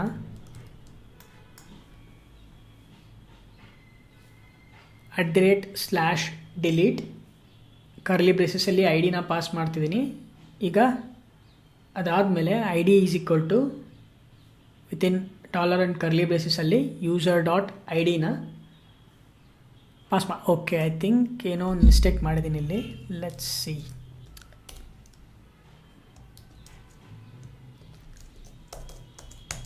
ಅದು ನಾವು ಈಸಿಯಾಗಿ ವೆರಿಫೈ ಮಾಡೋದಕ್ಕೆ ಏನು ಮಾಡ್ಬೋದು ಅಂದರೆ, ಫಸ್ಟ್ ಈ ಒಂದು ಕರ್ಲಿ ಬ್ರೇಸಸ್ನ ರಿಮೂವ್ ಮಾಡೋಣ. ಓಕೆ, ಇದನ್ನು ಆ್ಯಡ್ ಮಾಡ್ತೀನಿ. ಅದಾದಮೇಲೆ ಇಲ್ಲಿ ಆ್ಯಡ್ ಮಾಡಿರೋ ಕರ್ಲಿ ಬ್ರೇಸಸ್ ಇದು ಬ್ರ್ಯಾಕೆಟ್ಸ್ ಇಲ್ಲಿಗಿದೆ, ಈ ಒಂದು ಕರ್ಲಿ ಬ್ರೇಸಸ್ಸು ಇಲ್ಲಿಗಿದೆ. ಆಸಮ್. ಐ ಥಿಂಕ್ ನಾನು ಒಂದು ಕರ್ಲಿ ಬ್ರೇಸಸ್ ಮಿಸ್ ಮಾಡಿದ್ದೆ ಅಂತ ಅಂದ್ಕೊತೀನಿ. Okay, let's save this. Save ಮಾಡೋಣ. ಈಗ ರಿಲೋಡ್ ಮಾಡ್ತೀನಿ. ಓಕೆ, ಈಗ ವರ್ಕ್ ಆಗ್ತಿದೆ. ಆಸಮ್. ನಾನೇನೋ ಒಂದು ಮಿಸ್ಟೇಕ್ ಮಾಡಿದ್ದೆ ಇಲ್ಲ, ಕರ್ಲಿ ಬ್ರೇಸಸ್ ಐ ಥಿಂಕ್ ನಾನು ಮಿಸ್ ಮಾಡಿದ್ದೆ ಅಂತ ಅಂದ್ಕೊತೀನಿ. Be careful. ನೀವು ಈ ಥರ ಮಾಡಲಿಲ್ಲ ಅಂತಂದರೆ ನಿಮಗೆ ಈ ಥರ template expression, parsing template expression ಅಂತ ಎರರ್ ಬರುತ್ತೆ. That's fine. ಓಕೆ, ಈಗ ಪ್ರತಿಯೊಂದು ರೆಕಾರ್ಡಿಗೂ ನಮಗೆ ಡಿಲೀಟ್ ಆಪ್ಷನ್ ಬರ್ತಾ ಇದೆ. ಓಕೆ, ಈಗ ನಾನು ಆ ಡಿಲೀಟ್ ಮೇಲೆ ನೀವು ಹೋವರ್ ಮಾಡಿದಾಗ ನೀವು ಇಲ್ಲಿ ಬಾಟಮಲ್ಲಿ ನೋಡ್ಬೋದು, ಇಲ್ಲಿ ಒಂದು ಲಿಂಕ್ ಕ್ರಿಯೇಟ್ ಆಗುತ್ತೆ. ಅಲ್ಲಿ ನೋಡ್ಬೋದು ಪ್ರತಿಯೊಂದು ಇದಕ್ಕೂ ನನಗೆ /delete /1 /delete /2 /delete /3 /delete /5 ಅಂದರೆ ಪ್ರತಿಯೊಂದು ಡಿಲೀಟ್ ಮೇಲೂ ನಾನು ಹೋವರ್ ಮಾಡಿದಾಗ ನನಗೆ ಆ ಐ ಡಿ ಕೂಡ ಆ ಒಂದು URI ಅಲ್ಲಿ ನನಗೆ ಡಿಸ್ಪ್ಲೇ ಆಗ್ತಾ ಇದೆ. ಓಕೆನಾ. ಈಗ ನಾನು ಆ ಐ ಡಿನ ತೊಗೊಂಡು ನಾವು ಕಂಟ್ರೋಲರ್ ಲೇಯರಿಗೆ ಪಾಸ್ ಮಾಡಬೇಕು. ಐ ಡಿ ಏನೋ ನನಗೀಗ ಸಿಗ್ತಾ ಇದೆ, ಅದನ್ನು ನಾನು ತೊಗೊಂಡು ನಾನು ಕಂಟ್ರೋಲರ್ ಲೇಯರಿಗೆ ಪಾಸ್ ಮಾಡಬೇಕು. ಫೈನ್. ಅದನ್ನು ಈ ಡಿಲೀಟ್ನ ಕ್ಲಿಕ್ ಮಾಡಿದಾಗ ನಾನು ಹ್ಯಾಂಡ್ಲರ್ ಮೆಥಡಿಗೆ ಮ್ಯಾಪ್ ಮಾಡಬೇಕು. ಅದಕ್ಕೆ ಫಸ್ಟ್ ಒಂದು ಹ್ಯಾಂಡ್ಲರ್ ಮೆಥಡ್ನ ಕ್ರಿಯೇಟ್ ಮಾಡೋಣ. ವಾಪಸ್ ಯೂಸರ್ ಕಂಟ್ರೋಲರಿಗೆ ಹೋಗ್ಬಿಟ್ಟು ಇಲ್ಲಿ ಪಬ್ಲಿಕ್ ಸ್ಟ್ರಿಂಗ್ ಡಿಲೀಟ್ ಯೂಸರ್ ಒಂದು ಮೆಥಡ್ನ ಕ್ರಿಯೇಟ್ ಮಾಡ್ತಿದ್ದೀನಿ. ಅಫ್ಕೋರ್ಸ್ ನೀವೇನಾದರೂ ಮೆಥಡ್ ನೇಮ್ ಕೊಡ್ಬೋದು. ಇಲ್ಲಿ ನಾನು ಏನು ಮಾಡ್ತೀನಿ, ಇದು ಗೆಟ್ ಮ್ಯಾಪಿಂಗ್ ಆಗಿರೋದ್ರಿಂದ ಇದನ್ನು ಗೆಟ್ ಮ್ಯಾಪಿಂಗ್ ಅಂತ ಪ್ರೊವೈಡ್ ಮಾಡೋಣ. /delete /ID. ಇಲ್ಲಿ ಐ ಡಿನ ನಾನು ಎಂಬೆಡ್ ಮಾಡ್ತಾಯಿದ್ದೀನಿ. ಈಗ ನಾನೇನು ಮಾಡಬೇಕು, ನಾನಿಲ್ಲಿ ಯೂಸ್ ಮಾಡ್ತಿರೋದು ಪಾತ್ ವೇರಿಯೇಬಲ್. ಅದಕ್ಕೋಸ್ಕರ @path ವೇರಿಯೇಬಲ್ ಅನ್ನೋಟೇಷನ್ನ ಯೂಸ್ ಮಾಡಿಕೊಂಡು ನಾನು ಆ ವೇರಿಯೇಬಲ್ ವ್ಯಾಲ್ಯೂನ ಗೆಟ್ ಮಾಡ್ತೀನಿ. ಅಂದರೆ ಈ ಐ ಡಿಲಿ ಬರ್ತಾ ಇರೋ ವ್ಯಾಲ್ಯೂನ ಗೆಟ್ ಮಾಡ್ತೀನಿ. ಗೆಟ್ ಮಾಡಿಬಿಟ್ಟು ನಾನೊಂದು ಜಾವಾ ಒಂದು ವೇರಿಯೇಬಲಿಗೆ ಬೈಂಡ್ ಮಾಡ್ತೀನಿ. ಸೊ ನಾನು ಇಲ್ಲೇನು ಮಾಡೋಣ, ಲಾಂಗ್ ಅಂತ ಕ್ರಿಯೇಟ್ ಮಾಡ್ಬೋದು. ಲಾಂಗ್ ಐ ಡಿ, ಅದನ್ನು ಐ ಡಿ ಅಂತ ಪಾಸ್ ಮಾಡೋಣ. ಸೊ ಅಫ್ಕೋರ್ಸ್ ನಾನಿಲ್ಲಿ ಪಾತ್ ವೇರಿಯೇಬಲಿಗೆ ನೇಮ್ನ ಪ್ರೊವೈಡ್ ಮಾಡ್ಬೋದು. ಐ ಡಿ ಇಲ್ಲೇನು ಕೊಟ್ಟಿದ್ವೆಲ್ಲ ಸ್ಪೆಸಿಫೈ ಮಾಡಿದಿಲ್ಲ, ಸೇಮ್ ಐ ಡಿನ ನಾನು ಇಲ್ಲೂ ಕೂಡ ಸ್ಪೆಸಿಫೈ ಮಾಡ್ಬೋದು. ಬಟ್ ಏನಪ್ಪ ಅಂತಂದರೆ ಇಲ್ಲಿ ವೇರಿಯೇಬಲ್ ನೇಮಲ್ಲಿರೋ ಐ ಡಿ, ವೇರಿಯೇಬಲಲ್ಲಿ ಪ್ರೊವೈಡ್ ಮಾಡಿರೋ ನೇಮು ಮತ್ತು ಈ ಬ್ರ್ಯಾಕೆಟ್ಸಲ್ಲಿರೋ ನೇಮು ಸೇಮ್ ಇತ್ತು ಅಂತಂದರೆ ನಾನು ಇದನ್ನು ಬ್ರ್ಯಾಕೆಟಲ್ಲಿರೋ ವ್ಯಾಲ್ಯೂಸ್ನ ಇಗ್ನೋರ್ ಮಾಡ್ಬೋದು. ಅದಕ್ಕೆ ಇಗ್ನೋರ್ ಮಾಡೋಣ. ಓಕೆ, ಈಗ ಸೇವ್ ಮಾಡ್ತೀನಿ. ಸೊ ನನಗೀಗ ಐ ಡಿ ಸಿಗ್ತಾ ಇದೆ. ಈಗ ಐ ಡಿನ ತೊಗೊಂಡು ನಾನೇನು ಮಾಡಬೇಕು, ಸರ್ವಿಸ್ ಲೇಯರ್ನ ಕಾಲ್ ಮಾಡಬೇಕು. ಅದಕ್ಕೋಸ್ಕರ ನಾವೇನು ಮಾಡೋಣ, ಯೂಸರ್ ಸರ್ವಿಸ್ನ ಯೂಸ್ ಮಾಡೋಣ. User service. ಬಟ್ ಅದಕ್ಕಿಂತ ಮುಂಚೆ ಏನು ಮಾಡೋಣ, ಆ ಐ ಡಿನ ಫಸ್ಟ್ ಪ್ರಿಂಟ್ ಮಾಡೋಣ. ಐ ಡಿ ಪ್ರಿಂಟ್ ಆಗ್ತಿದೆನಾ ಅಂತ ಚೆಕ್ ಮಾಡೋಣ. ಪ್ರಿಂಟಿಂಗ್ ದಿ ಐ ಡಿ ಪ್ರತಿಯೊಂದನ್ನು ಟೆಸ್ಟ್ ಮಾಡಬೇಕು ನೀವು. ಸೊ ಆವಾಗಲೇ ನಿಮಗೆ ಗೊತ್ತಾಗೋದು ಏನು ಮಿಸ್ಟೇಕ್ ಮಾಡಿರ್ತೀರಾ ಅಥವಾ ಮಿಸ್ಟೇಕ್ ಮಾಡಿಲ್ಲ ಅಂತಂದರೆ ವರ್ಕ್ ಆಗ್ತೀನೋ ಇಲ್ಲೋ ಫ್ಲೋ ಅಂತ ನಿಮಗೆ ಗೊತ್ತಾಗುತ್ತೆ. ಇದಾದಮೇಲೆ ಏನು ಮಾಡಬೇಕು, ಡಿಲೀಟ್ ಮಾಡಿದ ತಕ್ಷಣ ಆ್ಯಸ್ ಸೂನ್ ಆಸ್ ಇಲ್ಲಿ ಡಿಲೀಟ್ ಮಾಡಿದ ತಕ್ಷಣ ನಾನೇನು ಮಾಡಬೇಕು, ಈ ಟೇಬಲ್ನ ರಿಫ್ರೆಶ್ ಮಾಡಬೇಕು. ಅಂದರೆ ಲೆಟ್ಸ್ ಸಪೋಸ್ ನಾನು ಈಗ ಭೂಷಣ್ ಮೇಲೆ ಡಿಲೀಟ್ ಅಂತ ಕ್ಲಿಕ್ ಮಾಡ್ತೀನಿ, ಭೂಷಣ್ ರೆಕಾರ್ಡು ಡಿಲೀಟ್ ಆಗಬೇಕು. ಅದಕ್ಕೆ ನಾನು ಏನು ಮಾಡಬೇಕು, ಡಿಲೀಟ್ ಆದ ತಕ್ಷಣ ವಾಪಸ್ ಇದೇ ಪೇಜನ್ನೇ ರೀಲೋಡ್ ಆಗೋ ಥರ ಮಾಡಬೇಕು ನಾನು. ಅದಕ್ಕೆ ನಾವೇನು ಮಾಡ್ತೀವಪ್ಪ ಅಂತಂದರೆ ಸೇಮ್ ಈ ಟೆಕ್ನಿಕ್ನೇ ಯೂಸ್ ಮಾಡ್ತೀವಿ. ಅಂದರೆ ರೀಡೈರೆಕ್ಟ್ ಟು /list ಅಂತಲೇ ಸ್ಪೆಸಿಫೈ ಮಾಡ್ತೀವಿ. ಸೊ ಇದನ್ನು ಕಾಪಿ ಮಾಡಿ ಪೇಸ್ಟ್ ಮಾಡಿ ವಾಪಸ್ ನಾವು ಅದೇ ಒಂದು ಪೇಜಲ್ಲೇ ನಾವು ರೀಡೈರೆಕ್ಟ್ ಆಗ್ತೀವಿ. ಅದಕ್ಕೆ ನಾವು /list ಅನ್ನೋ ಒಂದು ಹ್ಯಾಂಡ್ಲರ್ ಮೆಥಡಿಗೆ ನಾವು ಮ್ಯಾಪ್ ಮಾಡ್ತೀವಿ. ಸೊ ಆವಾಗ ಈ ಹ್ಯಾಂಡ್ಲರ್ ಮೆಥಡಿಗೆ ಮ್ಯಾಪ್ ಮಾಡಿದಾಗ ಅಗೇನ್ ನಾವು ಯೂಸರ್ ಸರ್ವಿಸ್ನ ಯೂಸ್ ಮಾಡಿಕೊಂಡು ಫೈಂಡ್ ಆಲ್ ಮೆಥಡ್ನ ಗೆಟ್ ಮಾಡ್ತೀವಿ. ಡೇಟಾಬೇಸಲ್ಲಿ ಆಲ್ರೆಡಿ ರೆಕಾರ್ಡ್ ಡಿಲೀಟ್ ಆಗಿರುತ್ತೆ, ಹೊಸ ವ್ಯಾಲ್ಯೂಸ್ ಎಲ್ಲ ನಮಗೆ ಗೆಟ್ ಮಾಡ್ತೀವಿ. ಗೆಟ್ ಮಾಡಿ ಅದನ್ನು ಮಾಡೆಲ್ಲಿಗೆ ಆ್ಯಡ್ ಮಾಡ್ತೀವಿ. ಮಾಡೆಲ್ಲಿಗೆ ಆ್ಯಡ್ ಮಾಡಿದ್ಮೇಲೆ ನಾವು ಈ ಚಾಟ್ರಿಬ್ಯೂಟ್ನ ಯೂಸ್ ಮಾಡಿ ಅಟ್ರೇಟ್ ಮಾಡಿ ಡಿಸ್ಪ್ಲೇ ಮಾಡ್ತೀವಿ. ಓಕೆ, ವಾಪಸ್ಸು ಅಲ್ಲಿಗೆ ಬರೋಣ. ಈಗ ಪ್ರಿಂಟ್ ಮಾಡೋಣ. ಸೇವ್ ಮಾಡ್ತೀನಿ. ಸೇವ್ ಮಾಡಿದ್ಮೇಲೆ ಜಸ್ಟ್ ರಿಫ್ರೆಶ್ ಮಾಡೋಣ. ಓಕೆ, ಏನು ಮಿಸ್ಟೇಕ್ ಮಾಡಿದ್ವಿ, /delete /ID path variable long I D. So okay, ಏನು ಮಿಸ್ಟೇಕ್ ಇಲ್ಲ. I think it was reloading. Okay, ಈಗೇನು ಮಾಡೋಣ ಅಂದರೆ ಡಿಲೀಟ್ ಮಾಡೋಣ. ಡಿಲೀಟ್ ಮಾಡಿದಾಗ ನಮಗೆ ಜಸ್ಟ್ ಐ ಡಿ ಪ್ರಿಂಟ್ ಆಗಬೇಕು. ಅಫ್ಕೋರ್ಸ್ ಡೇಟಾಬೇಸಿಂದ ರೆಕಾರ್ಡ್ ಡಿಲೀಟ್ ಆಗಲ್ಲ. ಏನಕ್ಕೆ ಅಂದರೆ ನಾವು ಇನ್ನೂ ಕ್ವೆರಿ ಎಲ್ಲ ಬರೆದಿಲ್ಲ. ಕ್ಲಿಕ್ ಮಾಡ್ತೀನಿ. ಓಕೆ, ನೀವು ನೋಡ್ಬೋದು ಕ್ಲಿಕ್ ಮಾಡಿದ ತಕ್ಷಣ ವಾಪಸ್ ನಾನು ಇದೇ ಪೇಜಲ್ಲೇ ಅಲ್ಲೇ ಇದ್ದೀನಿ ನಾನು, ಮತ್ತು ಬೇರೆ ಯಾವ ಪೇಜಿಗೂ ಮೂವ್ ಆಗಿಲ್ಲ. ಬಟ್ ಕಂಟ್ರೋಲರಲ್ಲಿ ನಾನು ಪ್ರಿಂಟ್ ಮಾಡ್ತಿರೋದ್ರಿಂದ ನನಗೆ ಟರ್ಮಿನಲಲ್ಲಿ ಡಿಬಗ್ಗಲ್ಲಿ ನನಗೆ ಪ್ರಿಂಟ್ ಆಗ್ತಿದ್ದೇನೆ ಅಂತ ಚೆಕ್ ಮಾಡೋಣ. Printing the ID 1. Okay, so ಅದೇ ರೀತಿ ಸೆಕೆಂಡಲ್ಲಿ ಕ್ಲಿಕ್ ಮಾಡ್ತೀನಿ, ಪ್ರಿಂಟಿಂಗ್ ದ ID 2. ಲಾಸ್ಟ್ನೇದು ಕ್ಲಿಕ್ ಮಾಡ್ತೀನಿ, printing the ID 5. Awesome, ID ಎಲ್ಲ ಬರ್ತಾ ಇದೆ. ಈಗ ಈ ಐಡಿನ ತೊಗೊಂಡು ನಾವೇನು ಮಾಡೋಣ, ಸರ್ವಿಸ್ ಲೇಯರ್ನ ಕಾಲ್ ಮಾಡೋಣ. ಸೊ ಅದಕ್ಕೋಸ್ಕರ ಈ ಸ್ಟೇಟ್ಮೆಂಟ್ನ ರಿಮೂವ್ ಮಾಡ್ತೀನಿ. ಜಸ್ಟ್ ಫಾರ್ ದ ಟೆಸ್ಟಿಂಗಿಗೆ ಆ್ಯಡ್ ಮಾಡಿದ್ದೆ. User service dot delete user. Okay, ಯೂಸರ್ನ ಡಿಲೀಟ್ ಮಾಡಬೇಕು. ಅದಕ್ಕೋಸ್ಕರ ನಾನೇನು ಮಾಡ್ತೀನಿ, ಈ ಐಡಿನ ಪಾಸ್ ಮಾಡ್ತೀನಿ ಈ ಒಂದು ಮೆಥಡಿಗೆ. ಅಫ್ಕೋರ್ಸ್ ಈ ಮೆಥಡ್ ನಾವು ಇನ್ನೂ ಕ್ರಿಯೇಟ್ ಮಾಡಿಲ್ಲ, ಈಗ ಕ್ರಿಯೇಟ್ ಮಾಡೋಣ. ಸೊ ಇಲ್ಲೇನು ಓವರ್ ಮಾಡಿದ್ರಿ ಅಂತಂದರೆ ಕ್ರಿಯೇಟ್ ಮೆಥಡ್ ಅಂತ ಆಪ್ಷನ್ ಬರುತ್ತೆ. ಈ ಮೆಥಡ್ನ ಕ್ರಿಯೇಟ್ ಮಾಡಿರಿ.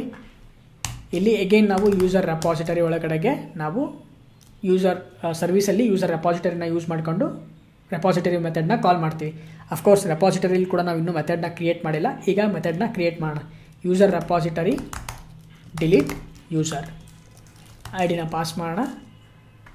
ಈ ಮೆಥಡ್ನ ಕ್ರಿಯೇಟ್ ಮಾಡೋಣ. ಸೊ ಇದನ್ನು ಕಟ್ ಮಾಡಿ ನಾನು ಡಿಲೀಟ್ ಅಂತ ಇಲ್ಲಿ ಕಾಮೆಂಟ್ ಬರ್ದಿದ್ದಲ್ಲ ಅಲ್ಲಿ ಆ್ಯಡ್ ಮಾಡ್ತೀನಿ. ಫೈನ್, ಈಗ ಏನು ಮಾಡೋಣ, ಈಗ SQL ಕ್ವೆರಿನ ಆ್ಯಡ್ ಮಾಡಬೇಕು. ನಾವು SQL ಕ್ವೆರಿನ ಆಲ್ರೆಡಿ ಬರೆದಿದ್ವಿ. ಇಲ್ಲಿ ಇದೇ ಕ್ವೆರಿನ ತೊಗೊಳ್ಳೋಣ, ಕಾಪಿ ಮಾಡಿಬಿಟ್ಟು ನಮಗೀಗ JDBC ಟೆಂಪ್ಲೇಟ್ನ ಯೂಸ್ ಮಾಡಿ ಎಗೇನ್ ನಾವು ಅಪ್ಡೇಟ್ ಮೆಥಡ್ನೇ ಕಾಲ್ ಮಾಡ್ತೀವಿ. ಸೊ ನಿಮಗೆ ಅನಿಸ್ತಿರುತ್ತೆ ಏನಕ್ಕಪ್ಪ ಪ್ರತಿಯೊಂದಕ್ಕೂ ಇಲ್ಲಿ ಇನ್ಸರ್ಟ್ ಮಾಡಬೇಕಾದ್ರೂ ಅಪ್ಡೇಟ್ ಯೂಸ್ ಮಾಡಿದ್ವಿ, ನಾವು ಇಲ್ಲಿ ಇನ್ಸರ್ಟ್ ಮಾಡ್ಬೇಕಾದ್ರೂ ಅಪ್ಡೇಟ್ ಮೆಥಡ್ ಯೂಸ್ ಮಾಡಿದ್ವಿ, ಅದೇ ರೀತಿ ಡಿಲೀಟ್ ಮಾಡ್ಬೇಕಾದ್ರೂ ಅಪ್ಡೇಟ್ ಮೆಥಡ್ ಯೂಸ್ ಮಾಡ್ತಿದ್ವಲ್ಲ. ಏನಕ್ಕೆ ಅಂತಂದರೆ ಅಪ್ಡೇಟ್ ಮೆಥಡ್ ಏನು ಮಾಡುತ್ತೆ ಅಂತ ಫಸ್ಟ್ ನಾವು ಅರ್ಥ ಮಾಡ್ಕೋಬೇಕು. ಅದಕ್ಕೆ ನೀವೇನು ಮಾಡಿ ಅಂತಂದರೆ ಆಲ್ವೇಸ್ ಡಾಕ್ಯುಮೆಂಟೇಷನ್ನ ರೀಡ್ ಮಾಡಬೇಕು. ಒಂದು ಹೊಸ ಟ್ಯಾಬ್ನ ಓಪನ್ ಮಾಡಿ JDBC template, just JDBC template ಅಂತ ಸರ್ಚ್ ಮಾಡಿರಿ. ಫಸ್ಟ್ ಲಿಂಕ್ ಬರುತ್ತೆ docs.spring.io. ಅದನ್ನು ಓಪನ್ ಮಾಡಿರಿ. ನಿಮಗಿಲ್ಲಿ ಕಂಪ್ಲೀಟ್ API ಡಾಕ್ಯುಮೆಂಟೇಷನ್ನು ಅವೈಲೇಬಲ್ ಇರುತ್ತೆ. ಓಕೆ, ಸೊ ಸ್ಕ್ರಾಲ್ ಡೌನ್ ಮಾಡಿರಿ. ಹಾಗೆ ಸ್ಕ್ರಾಲ್ ಡೌನ್ ಮಾಡಿದ್ರೆ ನೋಡ್ಬೋದು ಇಲ್ಲಿ ಕನ್ಸ್ಟ್ರಕ್ಟರ್ ಯಾವುದೆಲ್ಲ ಕನ್ಸ್ಟ್ರಕ್ಟರ್ ಇದೆ, ಕನ್ಸ್ಟ್ರಕ್ಟರ್ ಏನು ಮಾಡುತ್ತೆಲ್ಲ ಕೊಟ್ಟಿರ್ತಾರೆ. ಅದೇ ರೀತಿ ಮೆಥಡ್ಸ್ ಯಾವ್ದಾದ್ರು ಅವೈಲೇಬಲ್ ಇದೆ ಅಂತ ಕೂಡ ಕೊಟ್ಟಿರ್ತಾರೆ. ಸ್ಕ್ರಾಲ್ ಮಾಡಿದ್ರೆ ನೋಡ್ಬೋದು ಇಲ್ಲಿ ನಿಮಗೆ ಎಕ್ಸಿಕ್ಯೂಟಿವ್ ಈ ಥರ ಎಲ್ಲ ಮೆಥಡ್ಸ್ ಇದೆ. Get maximum rose, get fetch size, query time out ಎಲ್ಲ ಇದೆ. ಅದೇ ರೀತಿ ಕ್ವೆರಿ ಮೆಥಡ್ ಕೂಡ ಇದೆ. ನಾವು ಯೂಸ್ ಮಾಡಿದ್ವಿ ಹೌದಾ, ಸೆಲೆಕ್ಟ್ ರಿಟ್ರೀವ್ ಮಾಡಬೇಕಾದ್ರೆ ಕ್ವೆರಿ ಮೆಥಡ್ನ ಯೂಸ್ ಮಾಡಿದ್ವಿ. ಅದೇ ರೀತಿ ಸ್ಕ್ರಾಲ್ ಡೌನ್ ಯಾವುದೆಲ್ಲ ಮೆಥಡ್ಸ್ ಡೆಪ್ರಿಕೇಟ್ ಆಗಿರುತ್ತೆ ಅಂತ ಕೂಡ ಕೊಟ್ಟಿರ್ತಾರೆ. ಅಂದರೆ ಯಾವುದೆಲ್ಲ ಅದನ್ನು ರಿಮೂವ್ ಮಾಡಿದ್ದಾರೆ ಆ ಮೆಥಡ್, ಅದನ್ನು ಕೂಡ ಎಲ್ಲ ಕೊಟ್ಟಿರ್ತಾರೆ. ನಮಗೆ ಬೇಕಾಗಿರೋದು ಅಪ್ಡೇಟ್ ಮೆಥಡ್ ಅಲ್ವಾ. ಸ್ಕ್ರಾಲ್ ಡೌನ್, ಇಲ್ಲಿ ನೋಡಿ ಅಪ್ಡೇಟ್ ಮೆಥಡ್ ಇದೆ ಹೌದಾ. Issue a single SQL update operation such as insert, update, delete statement. So ನಾವು ಈ 3 ಆಪರೇಷನ್ನ ಮಾಡ್ಬೋದು ಈ ಒಂದು ಮೆಥಡ್ನ ಯೂಸ್ ಮಾಡ್ಕೊಂಡು. ಅದಕ್ಕೋಸ್ಕರ ಅಪ್ಡೇಟ್ ಅನ್ನೋ ಮೆಥಡ್ನ ಯೂಸ್ ಮಾಡ್ತಿದ್ದೀವಿ.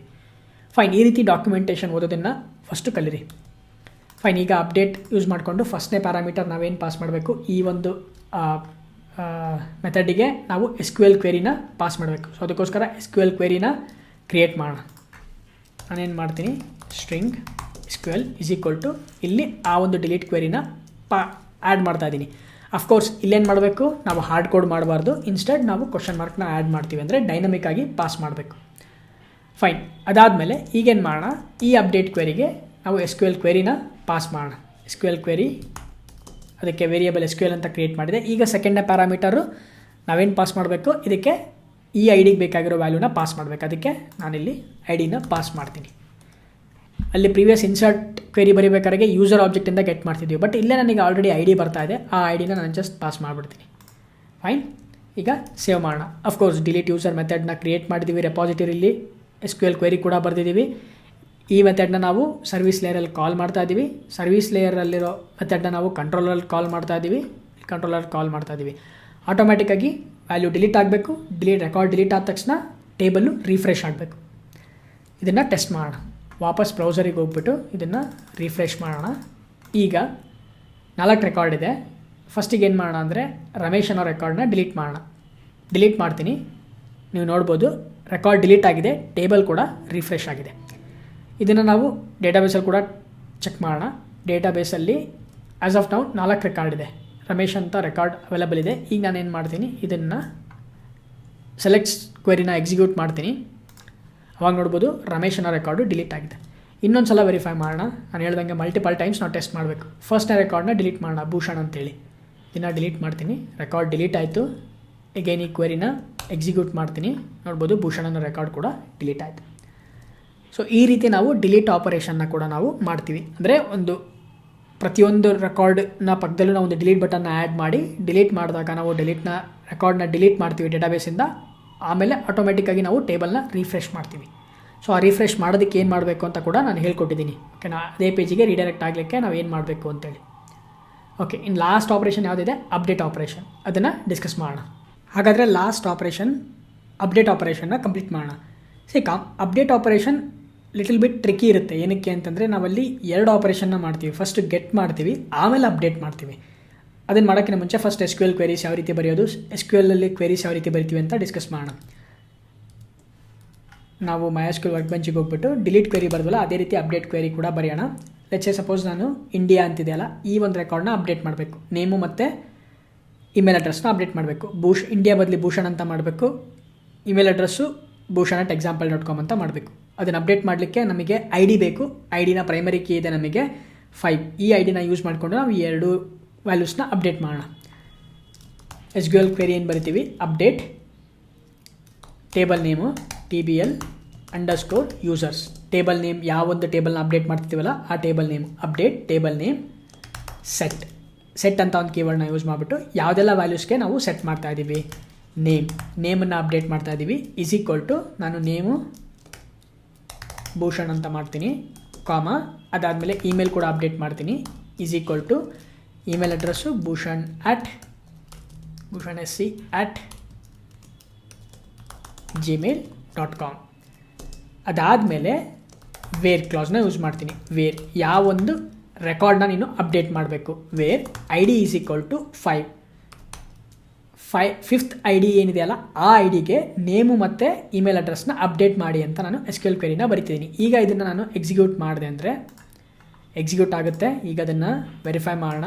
ಸೆಲೆಕ್ಟ್ ಕ್ವೆರಿ ಎಕ್ಸಿಕ್ಯೂಟ್ ಮಾಡ್ತೀನಿ. ನೋಡ್ಬೋದು bhushan@gmail.com ವ್ಯಾಲ್ಯೂಸ್ ಅಪ್ಡೇಟ್ ಆಗಿದೆ. ಈ ಕ್ವೆರಿನ ನಾವು JDBC API ಜೊತೆಗೆ ಇಂಟಿಗ್ರೇಟ್ ಮಾಡಿ ನಾವು ಅಪ್ಡೇಟ್ ಮಾಡ್ತೀವಿ ರೆಕಾರ್ಡ್ಸ್. ಅದನ್ನು ಮಾಡೋದಕ್ಕೆ ಫಸ್ಟ್ ಸ್ಟೆಪ್ ಏನು ಮಾಡಬೇಕು, ನಾವು ಬ್ರೌಸರಿಗೆ ಹೋಗ್ಬಿಟ್ಟು ಫಸ್ಟು ಆ ಫಂಕ್ಷನಾಲಿಟಿನ ಚೆಕ್ ಮಾಡೋಣ.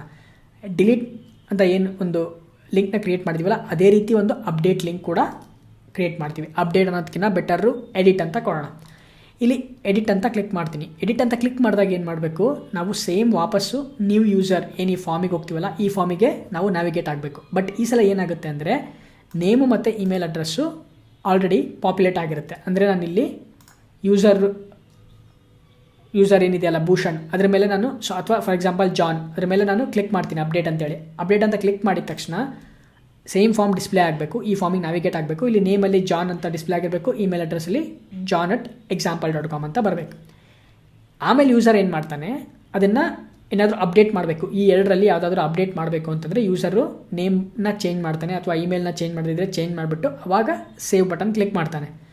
ಆವಾಗ ಸೇವ್ ಬಟನ್ ಕ್ಲಿಕ್ ಮಾಡಿದಾಗ ನಾವೇನು ಮಾಡಬೇಕು, ಡೇಟಾಬೇಸಲ್ಲಿ ರೆಕಾರ್ಡ್ನ ಅಪ್ಡೇಟ್ ಮಾಡಬೇಕು. ಸೊ ಈ ಆಪರೇಷನ್ ಮಾಡಬೇಕು ಅಂತಂದರೆ ಫಸ್ಟ್ ನಾವಿಲ್ಲೇನು ಮಾಡ್ತಿದ್ದೀವಿ, ಬಟನ್ನ ಕ್ಲಿಕ್ ಮಾಡ್ತಿದ್ದೀವಿ, ಅಪ್ಡೇಟ್ ಬಟನ್ ಅಥವಾ ಎಡಿಟ್ ಬಟನ್ನ ಕ್ಲಿಕ್ ಮಾಡ್ತೀವಿ. ಎಡಿಟ್ ಬಟನ್ ಕ್ಲಿಕ್ ಮಾಡಿದಾಗ ಈ ಒಂದು ಪರ್ಟಿಕ್ಯುಲರಲ್ಲಿರೋ ರೋನ, ಆ ಒಂದು ಪರ್ಟಿಕ್ಯುಲರಲ್ಲಿರೋ ರೋ ವ್ಯಾಲ್ಯೂಸ್ನ ನಾನು ಫೆಚ್ ಮಾಡಿಬಿಟ್ಟು ಈ ಒಂದು ಟೆಕ್ಸ್ಟ್ ಫೀಲ್ಡ್ಸಲ್ಲಿ ನಾನು ಡಿಸ್ಪ್ಲೇ ಮಾಡಬೇಕು. ಅದಕ್ಕೆ ನಾವೇನು ಮಾಡಬೇಕು, ಫಸ್ಟು ಗೆಟ್ ಮಾಡಬೇಕು. ಆ ಆಬ್ಜೆಕ್ಟ್ನ ಗೆಟ್ ಮಾಡಬೇಕು ಅಂತಂದರೆ ನಾವು ಮತ್ತೊಂದು ಕ್ವೆರಿ ಬರೀಬೇಕು. ಓಕೆನಾ, ಇಲ್ಲೇನು ನಾವು ಕ್ವೆರಿ ಬರೆದಿದ್ವಲ್ಲ ಸೆಲೆಕ್ಟ್ ಸ್ಟಾರ್ ಫ್ರಮ್, ಅದೇ ಕ್ವೆರಿನ ಯೂಸ್ ಮಾಡ್ತೀವಿ. ಆ ಕ್ವೆರಿನ ಯೂಸ್ ಮಾಡ್ಬೋದು, ಬಟ್ ಆ ಕ್ವೆರಿ ಯೂಸ್ ಮಾಡೋದಕ್ಕಿಂತ ನಾವು ಇನ್ನೊಂದು ಕ್ವೆರಿನ ಯೂಸ್ ಮಾಡೋಣ, ಇನ್ನೊಂದು ಕ್ವೆರಿನ ಬರೆಯೋಣ. ಆ ಕ್ವೆರಿ ಸಿಂಗಲ್ ರೆಕಾರ್ಡ್ನ ಫೆಚ್ ಮಾಡಲಿಕ್ಕೆ. ಓಕೆನಾ, select star from TBL_users where ID suppose ID 5 ಇದೆ. ಓಕೆ, ಈ IDನ ಫೆಚ್ ಮಾಡಬೇಕು ನಾನು. ಇದನ್ನು ಎಕ್ಸಿಕ್ಯೂಟ್ ಮಾಡ್ತೀನಿ. ಇದನ್ನು ಎಕ್ಸಿಕ್ಯೂಟ್ ಮಾಡಿದಾಗ ನೋಡ್ಬೋದು ನನಗೆ ಬರೀ ಸಿಂಗಲ್ ರೆಕಾರ್ಡ್ ಸಿಕ್ಕಿದೆ. ಈ ಒಂದು ಸಲ ಸಿಂಗಲ್ ರೆಕಾರ್ಡ್ ಸಿಕ್ತು ಅಂತಂದರೆ ಇದರಲ್ಲಿರೋ ಭೂಷಣ್ ಮತ್ತು ಇಮೇಲ್ ಅಡ್ರೆಸ್ನ ನಾನು ಈ ಫಾರ್ಮಲ್ಲಿ ಆಟೋಮೆಟಿಕ್ಕಾಗಿ ಫಿಲ್ ಮಾಡ್ಬೋದು, ಅಂದರೆ ಆಟೋಮೆಟಿಕ್ಕಾಗಿ ಪಾಪ್ಯುಲೇಟ್ ಮಾಡ್ಬೋದು. Fine, that is the process.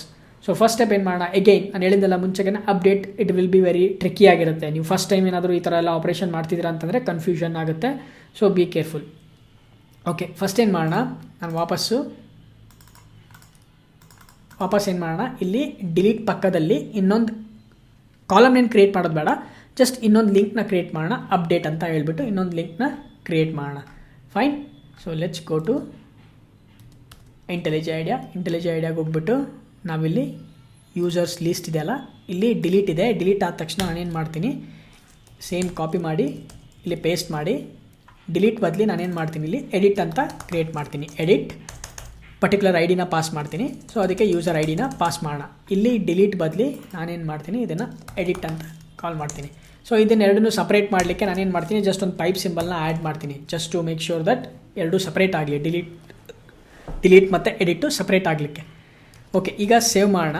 Just save ಮಾಡ್ತೀನಿ. ಅಫ್ಕೋರ್ಸ್ ನಾವು ಇದನ್ನು /edit/id ನಾವಿನ್ನೂ ಕ್ರಿಯೇಟ್ ಮಾಡಿಲ್ಲ, ಆ ಒಂದು ಹ್ಯಾಂಡ್ಲರ್ ಮೆಥಡ್ನ. ಅಫ್ಕೋರ್ಸ್ ಜಸ್ಟ್ ಫಾರ್ ದ ಟೆಸ್ಟಿಂಗಿಗೆ ಹಂಗೆ ಮಾಡ್ತಾ ಇದ್ದೀನಿ ನಾನು. ರಿಲೋಡ್ ಮಾಡ್ತೀನಿ. ನೋಡ್ಬೋದು ನಮಗೆ ಎಡಿಟ್ ಅಂತ ಪ್ರತಿಯೊಂದು ರೆಕಾರ್ಡ್ಸಿಗೂ ಡಿಸ್ಪ್ಲೇ ಆಗಿದೆ. ಬಟ್ ನೀವು ಅದ್ರ ಮೇಲೆ ಹೋವರ್ ಮಾಡಿದಾಗ ನೋಡ್ಬೋದು, ಇಲ್ಲಿ ಬಾಟಮಲ್ಲಿ ನನಗೆ ಐ ಡಿ ಕೂಡ ಡಿಸ್ಪ್ಲೇ ಆಗ್ತಿದೆ. /edit/id/edit/id. ಓಕೆ, ಈಗ ಈ ಐ ಡಿನ ನಾವು ಅಗೇನ್ ಡಿಲೀಟಿಗೆ ಯಾವ ರೀತಿ ಪಾಸ್ ಮಾಡ್ತಿದ್ದಲ್ಲ ಅದೇ ರೀತಿ ನಾವು ಫಸ್ಟು ಕಂಟ್ರೋಲರಿಗೆ ಪಾಸ್ ಮಾಡೋಣ. ವಾಪಸ್ ಕಂಟ್ರೋಲರಿಗೆ ಹೋಗ್ಬಿಟ್ಟು ಒಂದು ಮೆಥಡ್ನ ಕ್ರಿಯೇಟ್ ಮಾಡೋಣ. ನಾನು ಸೇಮ್ ಮೆಥಡ್ನ ಕಾಪಿ ಪೇಸ್ಟ್ ಮಾಡ್ತೀನಿ. ಇಲ್ಲೂ ಕೂಡ ಗೆಟ್ ಮ್ಯಾಪಿಂಗ್ ಇರುತ್ತೆ, ಬಟ್ ಇಲ್ಲಿ ಡಿಲೀಟ್ ಬದಲಿ ಎಡಿಟ್ ಐ ಡಿನ ಪಾಸ್ ಮಾಡ್ತೀನಿ. ಇಲ್ಲೂ ಕೂಡ ಪಾತ್ ವೇರಿಯೇಬಲ್ ಇರುತ್ತೆ. ನಾವೇನು ಮಾಡೋಣ, ಇಲ್ಲಿ fetch user by I D, okay, ಅಥವಾ find user by I D ಅಂತಲೂ ಕೊಡ್ಬೋದು. Find user by I D, ನಾವು ಆ ಯೂಸರ್ನ ಐ ಡಿ ಥ್ರೂ ನಾವು ಫೆಚ್ ಮಾಡ್ತಾ ಇದ್ದೀವಿ, ರೈಟ್. ಸೊ ಪಾತ್ ವೇರಿಯೇಬಲಲ್ಲಿ ನಮಗೆ ಐ ಡಿ ಸಿಗುತ್ತೆ. ಈಗೇನು ಮಾಡೋಣ, ಒಂದು ಸಲ ಐ ಡಿ ಸಿಕ್ಕ ಮೇಲೆ ನಾನೇನು ಮಾಡ್ತೀನಿ, ಇಲ್ಲಿ ರಿಟರ್ನ್ ಟೈಪಲ್ಲಿ ನಾನು ಇಲ್ಲಿ ಲಿಸ್ಟಿಗೆ ರೀಡೈರೆಕ್ಟ್ ಆಗ್ತಿಲ್ಲ. ಎಡಿಟ್ ಬಟನ್ ಕ್ಲಿಕ್ ಮಾಡಿದಾಗ ನಾವೇನು ಮಾಡಬೇಕು, ಈ ಒಂದು ಫಾರ್ಮಿಗೆ ನ್ಯಾವಿಗೇಟ್ ಆಗಬೇಕು. ಆ ಫಾರ್ಮಲ್ಲಿ ಯೂಸರ್ ಯಾವೊಂದು ರೆಕಾರ್ಡ್ ಮೇಲೆ ಕ್ಲಿಕ್ ಮಾಡಿರ್ತಾನಲ್ಲ ಆ ರೆಕಾರ್ಡು ಆ ಫಾರ್ಮಲ್ಲಿ ಡಿಸ್ಪ್ಲೇ ಆಗಬೇಕು, ರೈಟ್. ಸೊ ಅದಕ್ಕೋಸ್ಕರ ನಾನು ರಿಟರ್ನ್ ಟೈಪಲ್ಲಿ ವ್ಯೂ ನೇಮ್ನ ಪಾಸ್ ಮಾಡ್ತೀನಿ. ಆ ವ್ಯೂ ನೇಮ್ ಯಾವುದು, ಯೂಸರ್ ಲಿಸ್ಟ್ ಇಲ್ಲಿದೆಯಲ್ಲ, ಯೂಸರ್ ಫಾರ್ಮಿಗೆ ನಾನು ನ್ಯಾವಿಗೇಟ್ ಆಗ್ತೀನಿ, ರೈಟ್. ಓಕೆ, ಈಗೇನು ಮಾಡೋಣ, ಯೂಸರ್ ಫಾರ್ಮಿಗೆ ನ್ಯಾವಿಗೇಟ್ ಆಗ್ತೀನಿ. ಬಟ್ ನಾನಿಲ್ಲಿ ಡಿಲೀಟ್ ಯೂಸರ್ ಕಾಲ್ ಮಾಡೋದ್ರ ಬದಲು ಯೂಸರ್ ಸರ್ವಿಸ್ ಡಾಟ್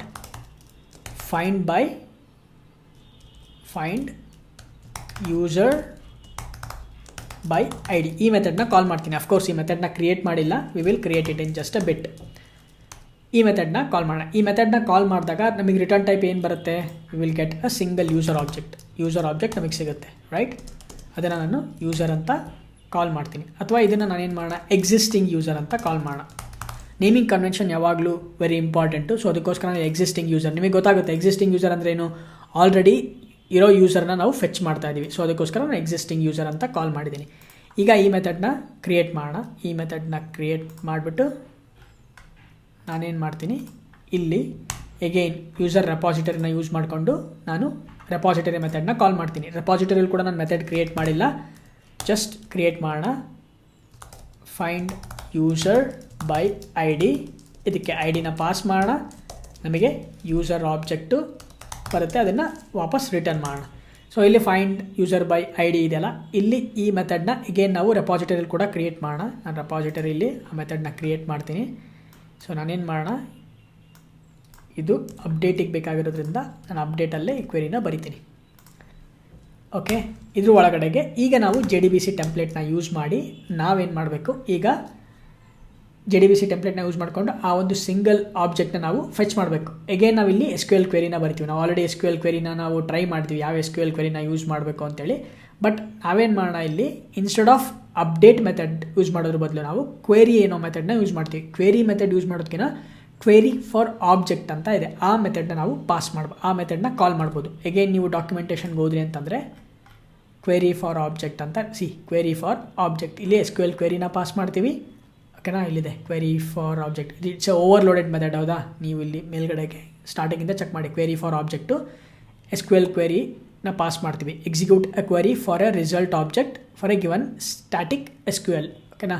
ಸೊ ಈ ಒಂದು ಮೆಥಡ್ನ ನೀವು ಯೂಸ್ ಮಾಡಿ ನಾವು ಒಂದು ಸಿಂಗಲ್ ರೆಕಾರ್ಡ್ನ ಫೆಚ್ ಮಾಡ್ಬೋದು. JDBC template dot query for object, right. ಇದರಲ್ಲಿ ನಾನು ಫಸ್ಟ್ನೇದು SQL ಕ್ವೆರಿ ಬರೀಬೇಕು.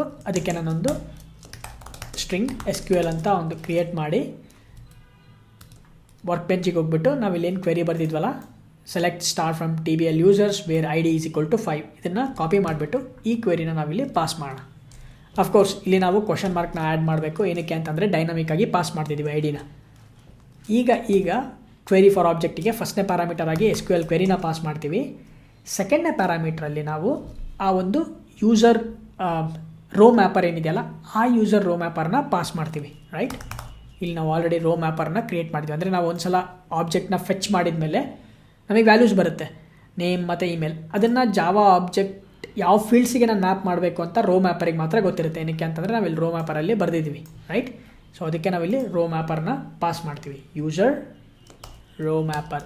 ಅದಾದಮೇಲೆ ಥರ್ಡ್ ಪ್ಯಾರಾಮೀಟ್ರಲ್ಲಿ ನಾವು ಐ ಡಿನ ಪಾಸ್ ಮಾಡ್ತೀವಿ. ಅಂದರೆ ಈ ಒಂದು ಪ್ಯಾರಾಮೀಟರಿಗೆ ನಾವು ಐ ಡಿನ ವ್ಯಾಲ್ಯೂನ ಪಾಸ್ ಮಾಡಬೇಕು. ಅದಕ್ಕೆ ನಾನು ಥರ್ಡ್ ಪ್ಯಾರಾಮೀಟರ್ ಆಗಿ ಆ ವ್ಯಾಲ್ಯೂನ ಪಾಸ್ ಮಾಡ್ತೀನಿ, which is I D, right. So ಈಗ ಐ ಡಿನ ಪಾಸ್ ಮಾಡ್ತಾ ಇದ್ದೀನಿ, ಯೂಸರ್ ರೋ ಮ್ಯಾಪರ್ನ ಪಾಸ್ ಮಾಡಿದ್ದೀನಿ, SQL ಕ್ವೆರಿ ಕೂಡ ಪಾಸ್ ಮಾಡಿದ್ದೀನಿ. ಈಗ ನನಗೆ ವಾಪಸ್ ರಿಟರ್ನ್ ಸಿಗಬೇಕಾದ್ರೆ ನನಗೆ ಆ ಯೂಸರ್ ಆಬ್ಜೆಕ್ಟ್ ನನಗೆ ರಿಟರ್ನ್ ಆಗಿ ಸಿಗುತ್ತೆ, ರೈಟ್. ಓಕೆ, ಈಗ ಈ ಮೆಥಡ್ನ ನಾವು ಸರ್ವಿಸ್ ಲೇಯರಲ್ಲಿ ಕಾಲ್ ಮಾಡಬೇಕು. ಸೊ ಸರ್ವಿಸ್ ಲೇಯರಲ್ಲಿ ಆಲ್ರೆಡಿ ನಾವು ಇದನ್ನು ಕಾಲ್ ಮಾಡಿದ್ದೀವಿ, ರೈಟ್. ಅದೇ ರೀತಿ ಈ ಸರ್ವಿಸ್ ಲೇಯರ್ ಮೆಥಡ್ ನಾವು ಕಂಟ್ರೋಲರ್ ಕಾಲ್ ಮಾಡಬೇಕು, ಅಲ್ಲಿ ಕೂಡ ಕಾಲ್ ಮಾಡಿದ್ವಿ. ಸೊ ನನಗೀಗ ಎಕ್ಸಿಸ್ಟಿಂಗ್ ಯೂಸರ್ ಸಿಗುತ್ತೆ.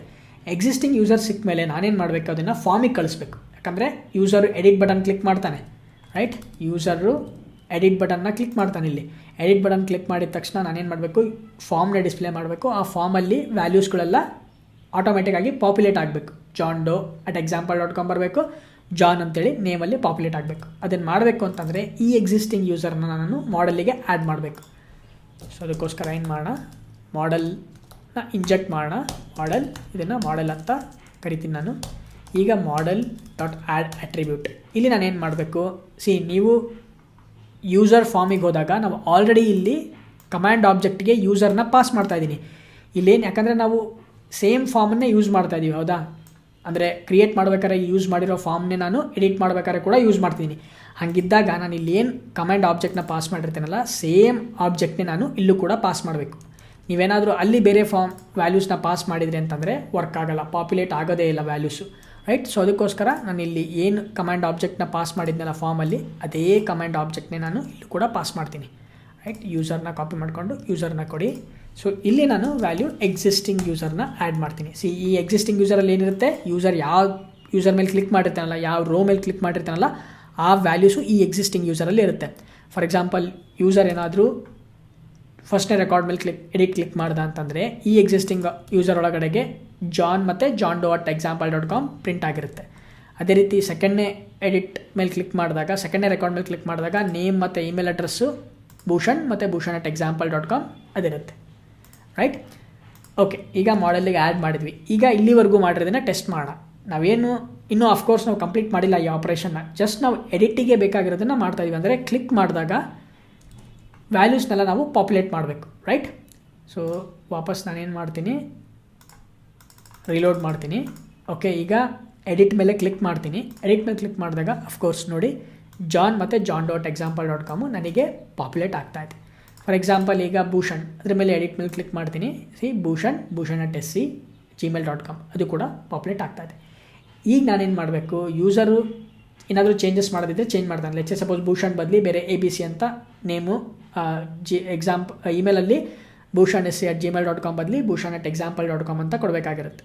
ಅದನ್ನು ಎಂಟರ್ ಮಾಡಿ ಸೇವ್ ಅಂತ ಕೊಟ್ಟಾಗ ನಾವು ಅಪ್ಡೇಟ್ ಮಾಡಬೇಕು ರೆಕಾರ್ಡ್ಸ್ನ. ಏನಕ್ಕೆ ಅಂತಂದರೆ ಯೂಸರು ಎಡಿಟ್ ಮಾಡ್ತಾ ಇದ್ದಾನೆ, ಆಲ್ರೆಡಿ ರೆಕಾರ್ಡ್ ಕ್ರಿಯೇಟ್ ಆಗಿದೆ, ಅವನೇನೋ ಚೇಂಜಸ್ ಮಾಡಬೇಕಾಗಿದೆ, ಅದಕ್ಕೆ ಎಡಿಟ್ ಮಾಡ್ತಾ ಇದ್ದಾನೆ. ಎಡಿಟ್ ಮಾಡಾದಮೇಲೆ ಕಂಪ್ಲೀಟ್ ಆದಮೇಲೆ ಸೇವ್ ಮಾಡ್ತಾನೆ, ಆವಾಗ ಅಪ್ಡೇಟ್ ಆಗಬೇಕು ರೆಕಾರ್ಡ್, ರೈಟ್. ಎಡಿಟ್ ಮತ್ತು ಅಪ್ಡೇಟ್ 2 ಆಪರೇಷನ್ಸ್ ಬರುತ್ತೆ ಇಲ್ಲಿ. ಎಡಿಟ್ ಅಂದ್ರೇನು, ಫಸ್ಟಿಗೆ ನಾವು ಯೂಸರಿಗೆ ಎಡಿಟ್ ಮಾಡಲಿಕ್ಕೆ ಅಲೋ ಮಾಡ್ತೀವಿ, ಓಕೆನಾ. ಇಲ್ಲಿ ಯೂಸರಿಗೆ ಅಲೋ ಮಾಡ್ತಿದ್ವಿ ಎಡಿಟ್ ಮಾಡಲಿಕ್ಕೆ. ಅದಾದಮೇಲೆ ಅಪ್ಡೇಟ್ ಮಾಡಿದಾಗ ಎಡಿಟ್ ಮಾಡಿರೋ ವ್ಯಾಲ್ಯೂಸ್ ಎಲ್ಲ ಅಪ್ಡೇಟ್ ಆಗಬೇಕು ಡೇಟಾಬೇಸಲ್ಲಿ, ರೈಟ್. ಅದಕ್ಕೆ ನಾವು SQL ಕ್ವೆರೀಸ್ನ ಬರಿಬೇಕು.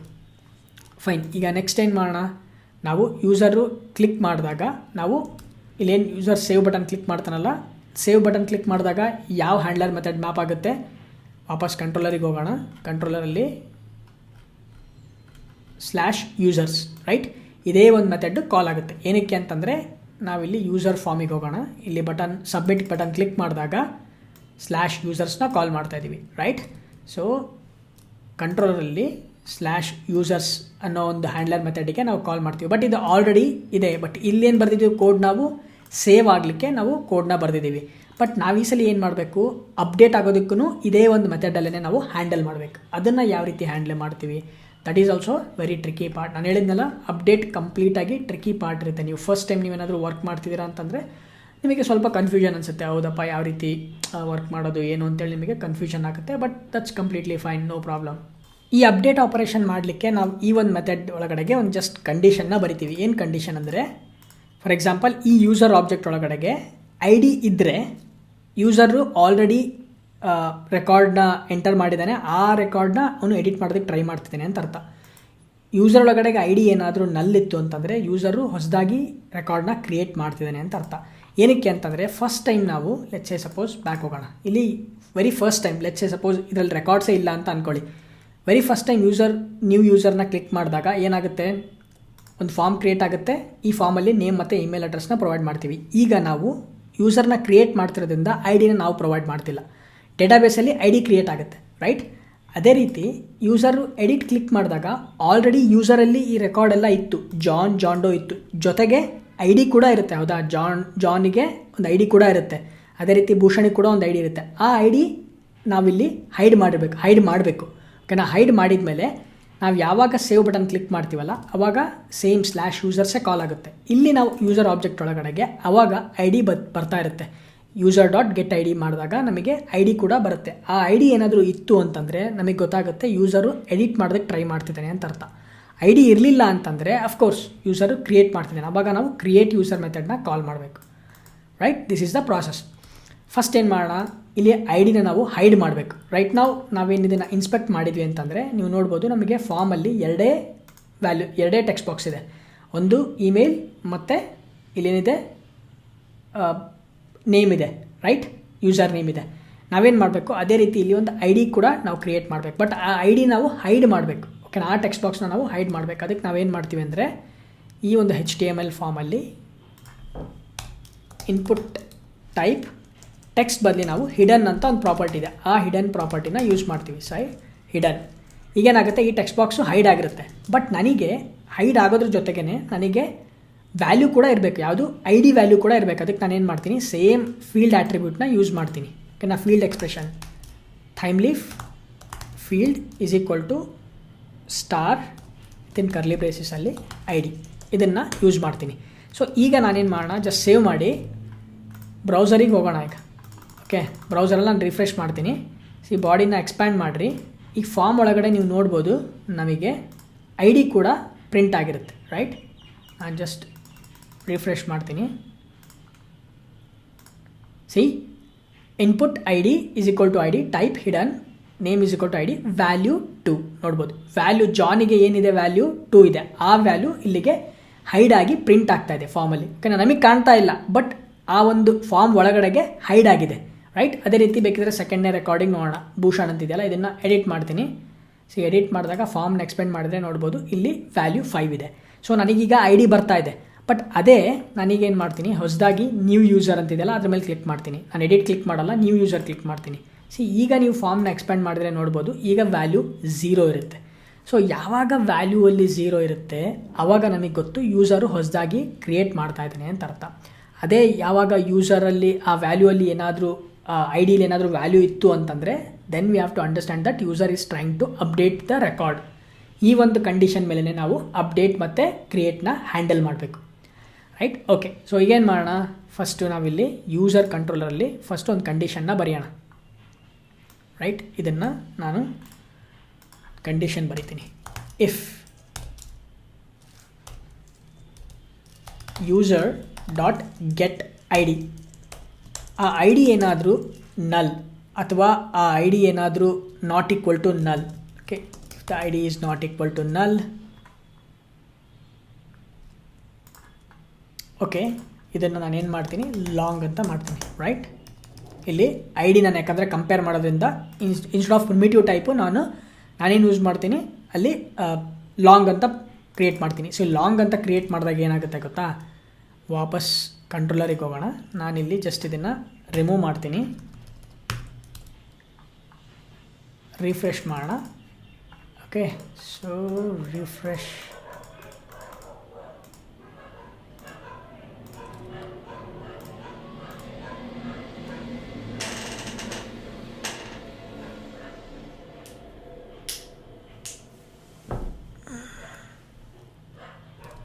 ರಿಫ್ರೆಶ್ ಮಾಡೋಣ. ಓಕೆ, ಮಿಸ್ಟೇಕ್ ಮಾಡಿದ್ದೀವಿ ನಾವು. ರೈಟ್, ಸ್ಟಾಪ್ ಮಾಡಿ ಮತ್ತೆ ರೀಸ್ಟಾರ್ಟ್ ಮಾಡೋಣ. ಸಿ ಓಕೆ, ಯೂಸರಲ್ಲಿ ಏನೋ ಮಿಸ್ಟೇಕ್ ಇದೆ. ಓಕೆ, ಸೊ ಸೆಟರ್ಸ್ ಮತ್ತು ಗೆಟರ್ಸಲ್ಲಿ ಕೂಡ ಚೇಂಜ್ ಮಾಡೋಣ. Fine, generate setters and getters I ಡಿಗೆ ಜನರೇಟ್ ಮಾಡಿದ್ವಿ. ಫೈನ್, ಐ ಡಿಲಿ ನಾವೇನೀಗ ಇಂಟೀಜರ್ ಪ್ರಿಮಿಟಿವ್ ಟೈಪ್ ತೆಗೆದು ರ್ಯಾಪರ್ ಕ್ಲಾಸ್ ಲಾಂಗ್ನ ಯೂಸ್ ಮಾಡಿದ್ವಿ. ಸೊ ಅದಕ್ಕೋಸ್ಕರ ನಾನಿಲ್ಲಿ ಸೆಟರ್ಸ್ ಆ್ಯಂಡ್ ಗೆಟರ್ಸಲ್ಲಿ ಕೂಡ ಚೇಂಜ್ ಮಾಡಿದೆ. ದಟ್ ವಾಸ್ ದ ಎರರ್ ಆಗಿತ್ತು. ಸೊ ವಾಪಸ್ ಏನು ಮಾಡೋಣ, ಅಪ್ಲಿಕೇಶನ್ನ ರೀಸ್ಟಾರ್ಟ್ ಮಾಡೋಣ. Incompatible types int cannot be. Right, ಇದನ್ನು ನಾನೇನು ಮಾಡ್ತೀನಿ, get long. Okay, so get long ಅಂತ ಕೊಡಿ ಅಷ್ಟು ಚೇಂಜಸ್ನ. ಯಾಕಂದರೆ ಓಕೆ, ನೀವು ಆ್ಯಕ್ಚುಲಿ ಲಾಂಗ್ ಕೊಡಲಿಲ್ಲ ಅಂದರೂ ಇಂಟೀಜರ್ ಟೈಪ್ ಕೊಡ್ಬೋದು. That is also completely fine. But ನಾನೇನು ಮಾಡ್ತೀನಿ, ಲಾಂಗ್ ಬದಲಿ ಗೆಟ್ ಇಂಟೀಜರ್ ಅಂತಲೇ ಟೈಪ್ ಮಾಡೋಣ, ಅಥವಾ ಗೆಟ್ ಇಂಟ್ ಅಂತಲೇ ಕ್ರಿಯೇಟ್ ಮಾಡೋಣ.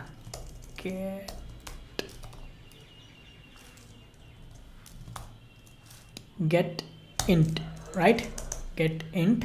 ಸೊ ಇಲ್ಲಿ ಲಾಂಗ್ ಇರೋದ್ರಿಂದ ಇದನ್ನು ಜಸ್ಟ್ ಯೂಸರ್ ಆಬ್ಜೆಕ್ಟಲ್ಲಿ ಲಾಂಗ್ ಬದಲಿ ಇಂಟೀಜರ್ ಅಂತಲೇ ಮಾಡೋಣ. Okay, integer. ಸೊ ಈಗಿಲ್ಲಿ ಸೆಟರ್ಸ್ ಆ್ಯಂಡ್ ಗೆಟರ್ಸಲ್ಲಿ ಎಗೇನ್ ನಾವು ಕ್ವಿಕ್ಕಾಗಿ ಚೇಂಜ್ ಮಾಡೋಣ. ರೈಟ್, ಸೆಟರ್ಸ್ ಆ್ಯಂಡ್ ಗೆಟರ್ಸಲ್ಲಿ just hold on for a second. Generate setters and getters I D. Right, okay, ನಾನೇನು ಜಾಸ್ತಿ ಮಾಡಿಲ್ಲ, ಇಲ್ಲಿ ತಲೆ ಕೆಡ್ಸ್ಕೊಳಕ್ಕೆ ಹೋಗಬೇಡಿ. ಪ್ರಿಮಿಟಿವ್ ಟೈಪ್ ಇರೋದನ್ನು ರ್ಯಾಪರ್ ಕ್ಲಾಸ್ ಇಂಟೀಜರ್ ಅಂತ ಮಾಡಿದ್ದೀನಿ ಅಷ್ಟೇ. ಅದು ಬಿಟ್ಟರೆ ಬೇರೆ ಏನು ಚೇಂಜಸ್ ಮಾಡಿಲ್ಲ. ಓಕೆ, ಸೊ ಈಗ ಸೇವ್ ಮಾಡೋಣ. ನಾನು ಅಪ್ಲಿಕೇಶನ್ನ ಎಗೈನ್ ಸ್ಟಾರ್ಟ್ ಮಾಡ್ತೀನಿ. ಸ್ಟಾರ್ಟ್ ಆಗಿದೆ. ರೀಲೋಡ್ ಮಾಡ್ತೀನಿ. ರೀಲೋಡ್ ಮಾಡಿದಾಗ ಈಗ ನೀವು ಫಾರ್ಮ್ ಒಳಗಡೆ ನೋಡ್ಬೋದು ವ್ಯಾಲ್ಯೂ ಅಲ್ಲಿ ಎಂಟಿ ಇದೆ. ಓಕೆ, ಸೊ ಎಂಟಿ ಇರೋದ್ರಿಂದ ನಮಗೆ ಯೂಸರ್ ಆಬ್ಜೆಕ್ಟಲ್ಲಿ ಈ ಕಂಟ್ರೋಲಲ್ಲಿ ಯೂಸರ್ ಆಬ್ಜೆಕ್ಟ್ ಒಳಗಡೆಗೆ ಎಲ್ಲಿದೆ ನಮ್ಮ ಮೆಥಡ್ಡು ಸೇವ್ ಮಾಡಬೇಕಾದ್ರೆ ಎಲ್ಲಿದೆ, ಸ್ಲ್ಯಾಶ್ ಯೂಸರ್ಸ್. ಓಕೆ, ಇಲ್ಲಿ ಯೂಸರ್ ಒಳಗಡೆಗೆ ಐ ಡಿ ನಲ್ಲಿರುತ್ತೆ. ರೈಟ್, ಅದೇ ಏನಾದರೂ ವ್ಯಾಲ್ಯೂ ಇತ್ತು ಅಂತಂದರೆ ಅಫ್ಕೋರ್ಸ್ ಯಾವ ವ್ಯಾಲ್ಯೂ ಇರುತ್ತಲ್ಲ 5, 6, 7, 8 ಆ ವ್ಯಾಲ್ಯೂ ಪ್ರೆಸೆಂಟ್ ಆಗಿರುತ್ತೆ. ಸೊ ನಾನೀಗೇನು ಮಾಡ್ತೀನಿ, ಇಫ್ ಕಂಡೀಷನ್ನ ಬರಿತೀನಿ. If user is equal to null ಅಥವಾ user is not equal to null. Okay, user is not equal to null. ಯೂಸರಲ್ಲಿ ಏನಾದರೂ ವ್ಯಾಲ್ಯೂ ಇದ್ದರೆ ನನಗೆ ಗೊತ್ತು ಅಪ್ಡೇಟ್ ಆಪರೇಷನ್, ಅಪ್ಡೇಟ್ ಮಾಡ್ತಾ ಇದ್ದಾನೆ ಯೂಸರ್ ಅಂತೇಳಿ. ಎಲ್ಸ್ ಇಲ್ಲ ಅಂತಂದರೆ user is trying to create a record. Okay, create operation, ಅಲ್ಲಿ ನಾವು ಕ್ರಿಯೇಟ್ ಆಪರೇಷನ್ನ ಮಾಡಬೇಕು. ಸೊ ಕ್ರಿಯೇಟ್ ಆಪರೇಷನ್ ಮಾಡಲಿಕ್ಕೆ ಆಲ್ರೆಡಿ ನಮ್ಮ ಹತ್ರ ಇಲ್ಲಿ ವ್ಯಾಲ್ಯೂ ಇದೆ. ಸೊ ಅದನ್ನು ತೊಗೊಂಡು ನಾವೇನು ಮಾಡ್ತೀನಿ, ಕ್ರಿಯೇಟ್ ಆಪರೇಷನಲ್ಲಿ ಆ್ಯಡ್ ಮಾಡೋಣ. ಅಪ್ಡೇಟ್ ಆಪರೇಷನ್ನಿಗೆ ನಾವು ಅಪ್ಡೇಟ್ ಮಾಡಬೇಕು. ಅದಕ್ಕೆ ನಾವೇನು ಮಾಡೋಣ, user service dot update user. ಇಲ್ಲಿ ಯೂಸರ್ ಆಬ್ಜೆಕ್ಟ್ನ ಪಾಸ್ ಮಾಡೋಣ. ಈ ಯೂಸರ್ ಆಬ್ಜೆಕ್ಟ್ ಒಳಗಡೆ ಏನಿರುತ್ತೆ, ಅಪ್ಡೇಟೆಡ್ ವ್ಯಾಲ್ಯೂಸ್ ಇರುತ್ತೆ. ರೈಟ್, ಯೂಸರ್ ಏನಾದರೂ ಚೇಂಜಸ್ ಮಾಡಿದ್ದ ಅಂತಂದರೆ ಆ ರೆಕಾರ್ಡ್ ಇರುತ್ತೆ. ಸೊ ಇರ್ರೆಸ್ಪೆಕ್ಟಿವ್ ಆಫ್ ಯಾವುದೇ ಆಪರೇಷನ್ ಮಾಡಿದ ಮೇಲೂ ನಾನು ವಾಪಸ್ಸು ಟೇಬಲ್ನ ರಿಫ್ರೆಶ್ ಮಾಡಬೇಕು. ಸೊ ಅದಕ್ಕೋಸ್ಕರ ನಾನು ಇದನ್ನು ಇಫ್ ಕಂಡೀಷನಿಂದ ಹೊರಗಡೆ ಹಾಕಿದ್ದೀನಿ. ರೈಟ್, ಈ ರಿಟರ್ನ್ ಸ್ಟೇಟ್ಮೆಂಟ್ನ ನೀವು ಇದ್ರ ಒಳಗಡೆನೂ ಹಾಕ್ಬೋದು. ಬಟ್ ನೀವು ಒಳಗಡೆ ಹಾಕಿದ್ರಿ ಅಂತಂದರೆ ಡೂಪ್ಲಿಕೇಟ್ ಆಗುತ್ತೆ, 2 ಟೈಮ್ಸು ಆ್ಯಡ್ ಮಾಡಬೇಕು. ಅದಕ್ಕೆ ನಾನೇನು ಮಾಡ್ತೀನಿ, ಇಫ್ ಬ್ಲಾಕಿಂದ ಹೊರಗಡೆಗೆ ಆ್ಯಡ್ ಮಾಡಿದ್ದೀನಿ. ಸೊ ಪ್ರತಿ ಸಲ ಯಾವುದೇ ಆಪರೇಷನ್ ಇರ್ರೆಸ್ಪೆಕ್ಟಿವ್ ಆಫ್ ಅಪ್ಡೇಟರ ಮಾಡಲಿ ಕ್ರಿಯೇಟರ್ ಆಗಲಿ ನಾನು ಟೇಬಲ್ನ ರಿಫ್ರೆಶ್ ಮಾಡಬೇಕು. ಅದಕ್ಕೋಸ್ಕರ ಆ ಕಂಡೀಷನಿಂದ ಹೊರಗಡೆಗೆ ನಾನು ರೀಡೈರೆಕ್ಟ್ ಮಾಡ್ತಾ ಇದ್ದೀನಿ. ಫೈನ್, ಈಗ ಈ ಮೆಥಡ್ನ ಕ್ರಿಯೇಟ್ ಮಾಡೋಣ. Update user. ಈ ಅಪ್ಡೇಟ್ ಯೂಸರ್ ಒಳಗಡೆಗೆ ಅಗೈನ್ ಯೂಸರ್ ರೆಪಾಸಿಟರಿ ಮೆಥಡ್ನ ಕಾಲ್ ಮಾಡ್ತೀವಿ. User repository dot update. Okay, ಈ ಅಪ್ಡೇಟಿಗೆ ನಾನು ಯೂಸರ್ ಆಬ್ಜೆಕ್ಟ್ನ ಪಾಸ್ ಮಾಡ್ತೀನಿ. ರೈಟ್, ಅಪ್ಡೇಟ್ ಮಾಡಾದಮೇಲೆ ನಾವೇನು ರಿಟರ್ನ್ ಮಾಡೋದಿಲ್ಲ, ಜಸ್ಟ್ ಈ ಮೆಥಡ್ನ ಕ್ರಿಯೇಟ್ ಮಾಡೋಣ. ರೆಪಾಸಿಟರಿ ಒಳಗಡೆಗೆ ಕ್ರಿಯೇಟ್ ಅ ಮೆಥಡ್. ಓಕೆ, ಇದನ್ನು ಕಟ್ ಮಾಡಿ ನಾನು ಎಲ್ಲಿ ಮಾಡ್ತೀನಿ, ಅಪ್ಡೇಟ್ ಆಪರೇಷನ್ ಇದೆಯಲ್ಲ ಇಲ್ಲೇ ಈ ಮೆಥಡ್ನ ಕೂಡ ನಾನು ಆ್ಯಡ್ ಮಾಡ್ತೀನಿ. ರೈಟ್, ಜಸ್ಟ್ ವೈಟ್ ಸ್ಪೇಸಸ್ನೆಲ್ಲ ರಿಮೂವ್ ಮಾಡೋಣ. Okay, just keep it simple. ಕ್ರಿಯೇಟಿಗೆ ಆಲ್ರೆಡಿ ಬರೆದಿದ್ದೀವಿ, ರೀಡಿಗೆ ಆಲ್ರೆಡಿ ಬರೆದಿದ್ದೀವಿ. ಓಕೆ, ಅದೇ ರೀತಿ ಅಪ್ಡೇಟಿಗೆ ಕೂಡ ನಾವು ಬರಿತಾ ಇದ್ದೀವಿ. ಓಕೆ, ಅಪ್ಡೇಟಿಗೆ ಏನು ಬರೀಬೇಕು, SQL ಕ್ವೆರಿ ಬರೀಬೇಕು. ರೈಟ್, ಫಸ್ಟಿಗೆ SQL ಕ್ವೆರಿನ ಬರೀಬೇಕು. ಆ SQL ಕ್ವೆರಿ ಬರೋದಕ್ಕೆ ಒಂದು SQL ಸ್ಟ್ರಿಂಗ್ನ ಕ್ರಿಯೇಟ್ ಮಾಡೋಣ. ಇಲ್ಲಿ ನಾವು ಅಪ್ಡೇಟ್ ಕ್ವೆರಿನ ಆಲ್ರೆಡಿ ನಾವು ಅಲ್ಲೇ ಎಕ್ಸಿಕ್ಯೂಟ್ ಮಾಡಿದ್ದೀವಿ MySQL ವರ್ಕ್ ಬೆಂಚಲ್ಲಿ. ಸೇಮ್ ಕ್ವೆರಿನ ನಾವಿಲ್ಲಿ ಕಾಪಿ ಮಾಡಿ ನಾವೊಂದು JDBC ಟೆಂಪ್ಲೇಟ್ ಜೊತೆಗೆ ನಾವು ಇಂಟಿಗ್ರೇಟ್ ಮಾಡಬೇಕು. ರೈಟ್. ವಾಪಸ್ ನಾವು MySQL ವರ್ಕ್ ಬೆಂಚಿಗೆ ಹೋಗೋಣ. ಈ MySQL ವರ್ಕ್ ಬೆಂಚಲ್ಲಿ ಅಪ್ಡೇಟ್ ಸ್ಟೇಟ್ಮೆಂಟ್ ಇದೆ, ಇದನ್ನು ಕಾಪಿ ಮಾಡಿ ನಾವೇನು ಮಾಡೋಣ, ಇಲ್ಲಿ ಅಪ್ಡೇಟ್ ಕ್ವೆರಿ ಇದೆಯಲ್ಲ, ಈ ಅಪ್ಡೇಟ್ ಕ್ವೆರಿಯಲ್ಲಿ ಅದನ್ನು ಪಾಸ್ ಮಾಡೋಣ. ಸೊ ನಾನು ಏನು ಮಾಡ್ತೀನಿ,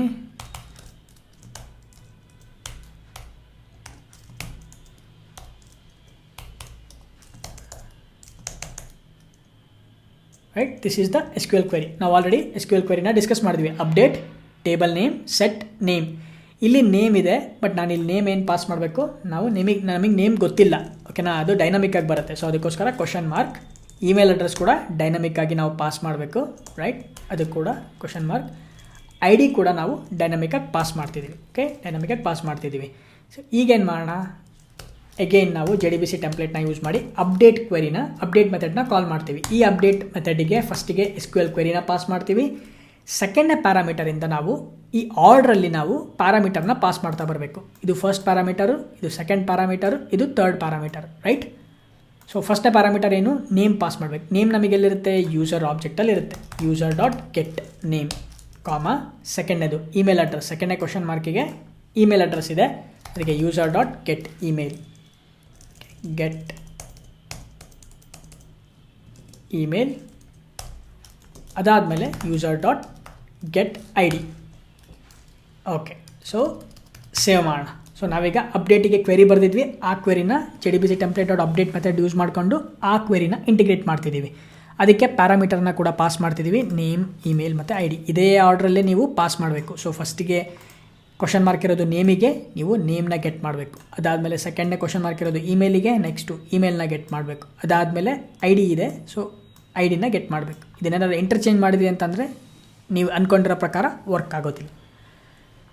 ಓಕೆ, ಐ ಹೋಪ್ ನಿಮಗೆ ಇಲ್ಲಿವರೆಗೂ ಅರ್ಥ ಆಗಿದೆ ಅಂತ ಅಂದ್ಕೊತೀನಿ. ಲಾಸ್ಟ್ ಸ್ಟೆಪ್ಪು ನಾವು ಟೆಸ್ಟ್ ಮಾಡಬೇಕು ಇದನ್ನು. ಸೊ ಟೆಸ್ಟ್ ಮಾಡೋದಕ್ಕೆ ವಾಪಸ್ ಬ್ರೌಸರಿಗೆ ಹೋಗ್ಬಿಟ್ಟು ನಾವು ಜಸ್ಟ್ 2 ಸಲ ರೀಲೋಡ್ ಮಾಡೋಣ. ರೀಲೋಡ್ ಮಾಡಾದಮೇಲೆ ಫಸ್ಟಿಗೆ ಹೊಸ ರೆಕಾರ್ಡ್ನ ಕ್ರಿಯೇಟ್ ಮಾಡೋಣ. ನಾವು ಅಂದ್ಕೊಂಡಂಗೆ ಯೂಸರ್ ಎಲ್ಲ ಕ್ರಿಯೇಟ್ ಆಗ್ತಿದೆನಾ ಫಸ್ಟ್ ಚೆಕ್ ಮಾಡೋಣ. ಯಾಕಂದರೆ ನಾವೀಗ ಹೊಸದಾಗಿ ಇಂಪ್ಲಿಮೆಂಟ್ ಮಾಡೋದ್ರಿಂದ ಎಕ್ಸಿಸ್ಟಿಂಗ್ ಫಂಕ್ಷನಾಲಿಟಿ ಯಾವುದು ಬ್ರೇಕ್ ಆಗಬಾರ್ದು, ರೈಟ್. ಸೊ ಅದಕ್ಕೋಸ್ಕರ ನಾವೇನು ಮಾಡೋಣ, ಫಸ್ಟು ನ್ಯೂ ಯೂಸರಿಗೆ ಹೋಗೋಣ. ನ್ಯೂ ಯೂಸರಿಗೆ ಹೋದ ತಕ್ಷಣ ಫಾರ್ಮಲ್ಲಿ ನೋಡ್ಬೋದು ವ್ಯಾಲ್ಯೂ ಎಂಟಿ ಇರುತ್ತೆ. ಓಕೆ, ಈಗೇನು ಮಾಡೋಣ, ಫಸ್ಟಿಗೆ abc@example.com, ರೈಟ್. ಈಗ ಸೇವ್ ಮಾಡೋಣ. ಸೇವ್ ಮಾಡಿದ ತಕ್ಷಣ ನೋಡಿದ್ರೆ ನಾನು ಹೇಳಲಿಲ್ಲ, ನಾವೇನಾದರೂ ಮಾಡೋಕ್ಕೆ ಹೋದಾಗ ಫಂಕ್ಷನಾಲಿಟೀಸ್ ಬ್ರೇಕ್ ಆಗೋ ಚಾನ್ಸಸ್ ಭಾಳ ಇರುತ್ತೆ. ಈಗೇನಾಯಿತು, ಇನ್ಸರ್ಟ್ ಮಾಡಿದ್ವಿ, ಬಟ್ ಇನ್ಸರ್ಟ್ ಆಗ್ತಾನೆ ಇಲ್ಲ. ಇಲ್ಲಿ ಟೇಬಲ್ ರಿಫ್ರೆಶ್ ಆಗಬೇಕಾಗಿತ್ತು, ರಿಫ್ರೆಶ್ ಆಗ್ತಿಲ್ಲ. ಫಸ್ಟು ಡೇಟಾಬೇಸಲ್ಲಿ ಇನ್ಸರ್ಟ್ ಆಗ್ತಿದೆಯಾ ಅಂತ ಚೆಕ್ ಮಾಡೋಣ. ಡೇಟಾಬೇಸಿಗೆ ಹೋಗೋಣ. ಡೇಟಾಬೇಸಿಗೆ ಹೋಗ್ಬಿಟ್ಟು TVL ಯೂಸರ್ಸ್ನ ಎಕ್ಸಿಕ್ಯೂಟ್ ಮಾಡೋಣ. ಓಕೆ, ಟೇಬಲಲ್ಲೇ ರೆಕಾರ್ಡ್ ಇನ್ಸರ್ಟ್ ಆಗ್ತಾ ಇಲ್ಲ. ಸೊ ನಾನು ಇನ್ಸರ್ಟ್ ಮಾಡಿರೋ ವ್ಯಾಲ್ಯೂಸು ಇನ್ಸರ್ಟ್ ಆಗ್ತಾ ಇಲ್ಲ. ಸೊ ಏನು ಮಿಸ್ಟೇಕ್ ಆಗಿದೆ ಅಂತ ನಾವು ಐಡೆಂಟಿಫೈ ಮಾಡಬೇಕು. ಇನ್ನೊಂದು ಸಲ ಟ್ರೈ ಮಾಡೋಣ. ಓಕೆ, ಸೊ ABC ಬದಲಿ ನಾನು hello@example.com ಸೇವ್ ಮಾಡ್ತೀನಿ. ಸೇವ್ ಮಾಡಿದಾಗ ನನಗೆ ಯಾವುದೇ ಥರ ರೆಕಾರ್ಡ್ಸು ಡೇಟಾಬೇಸಲ್ಲಿ ಸ್ಟೋರ್ ಆಗ್ತಿಲ್ಲ. ಇದನ್ನು ನಾವೀಗ ಐಡೆಂಟಿಫೈ ಮಾಡಬೇಕು. ಐಡೆಂಟಿಫೈ ಮಾಡೋದಕ್ಕಿಂತ ಮುಂಚೆ ಏನಾದರೂ ಎರರ್ ಬರ್ತಿದೆಯಾ ಅಂತ ಚೆಕ್ ಮಾಡೋಣ.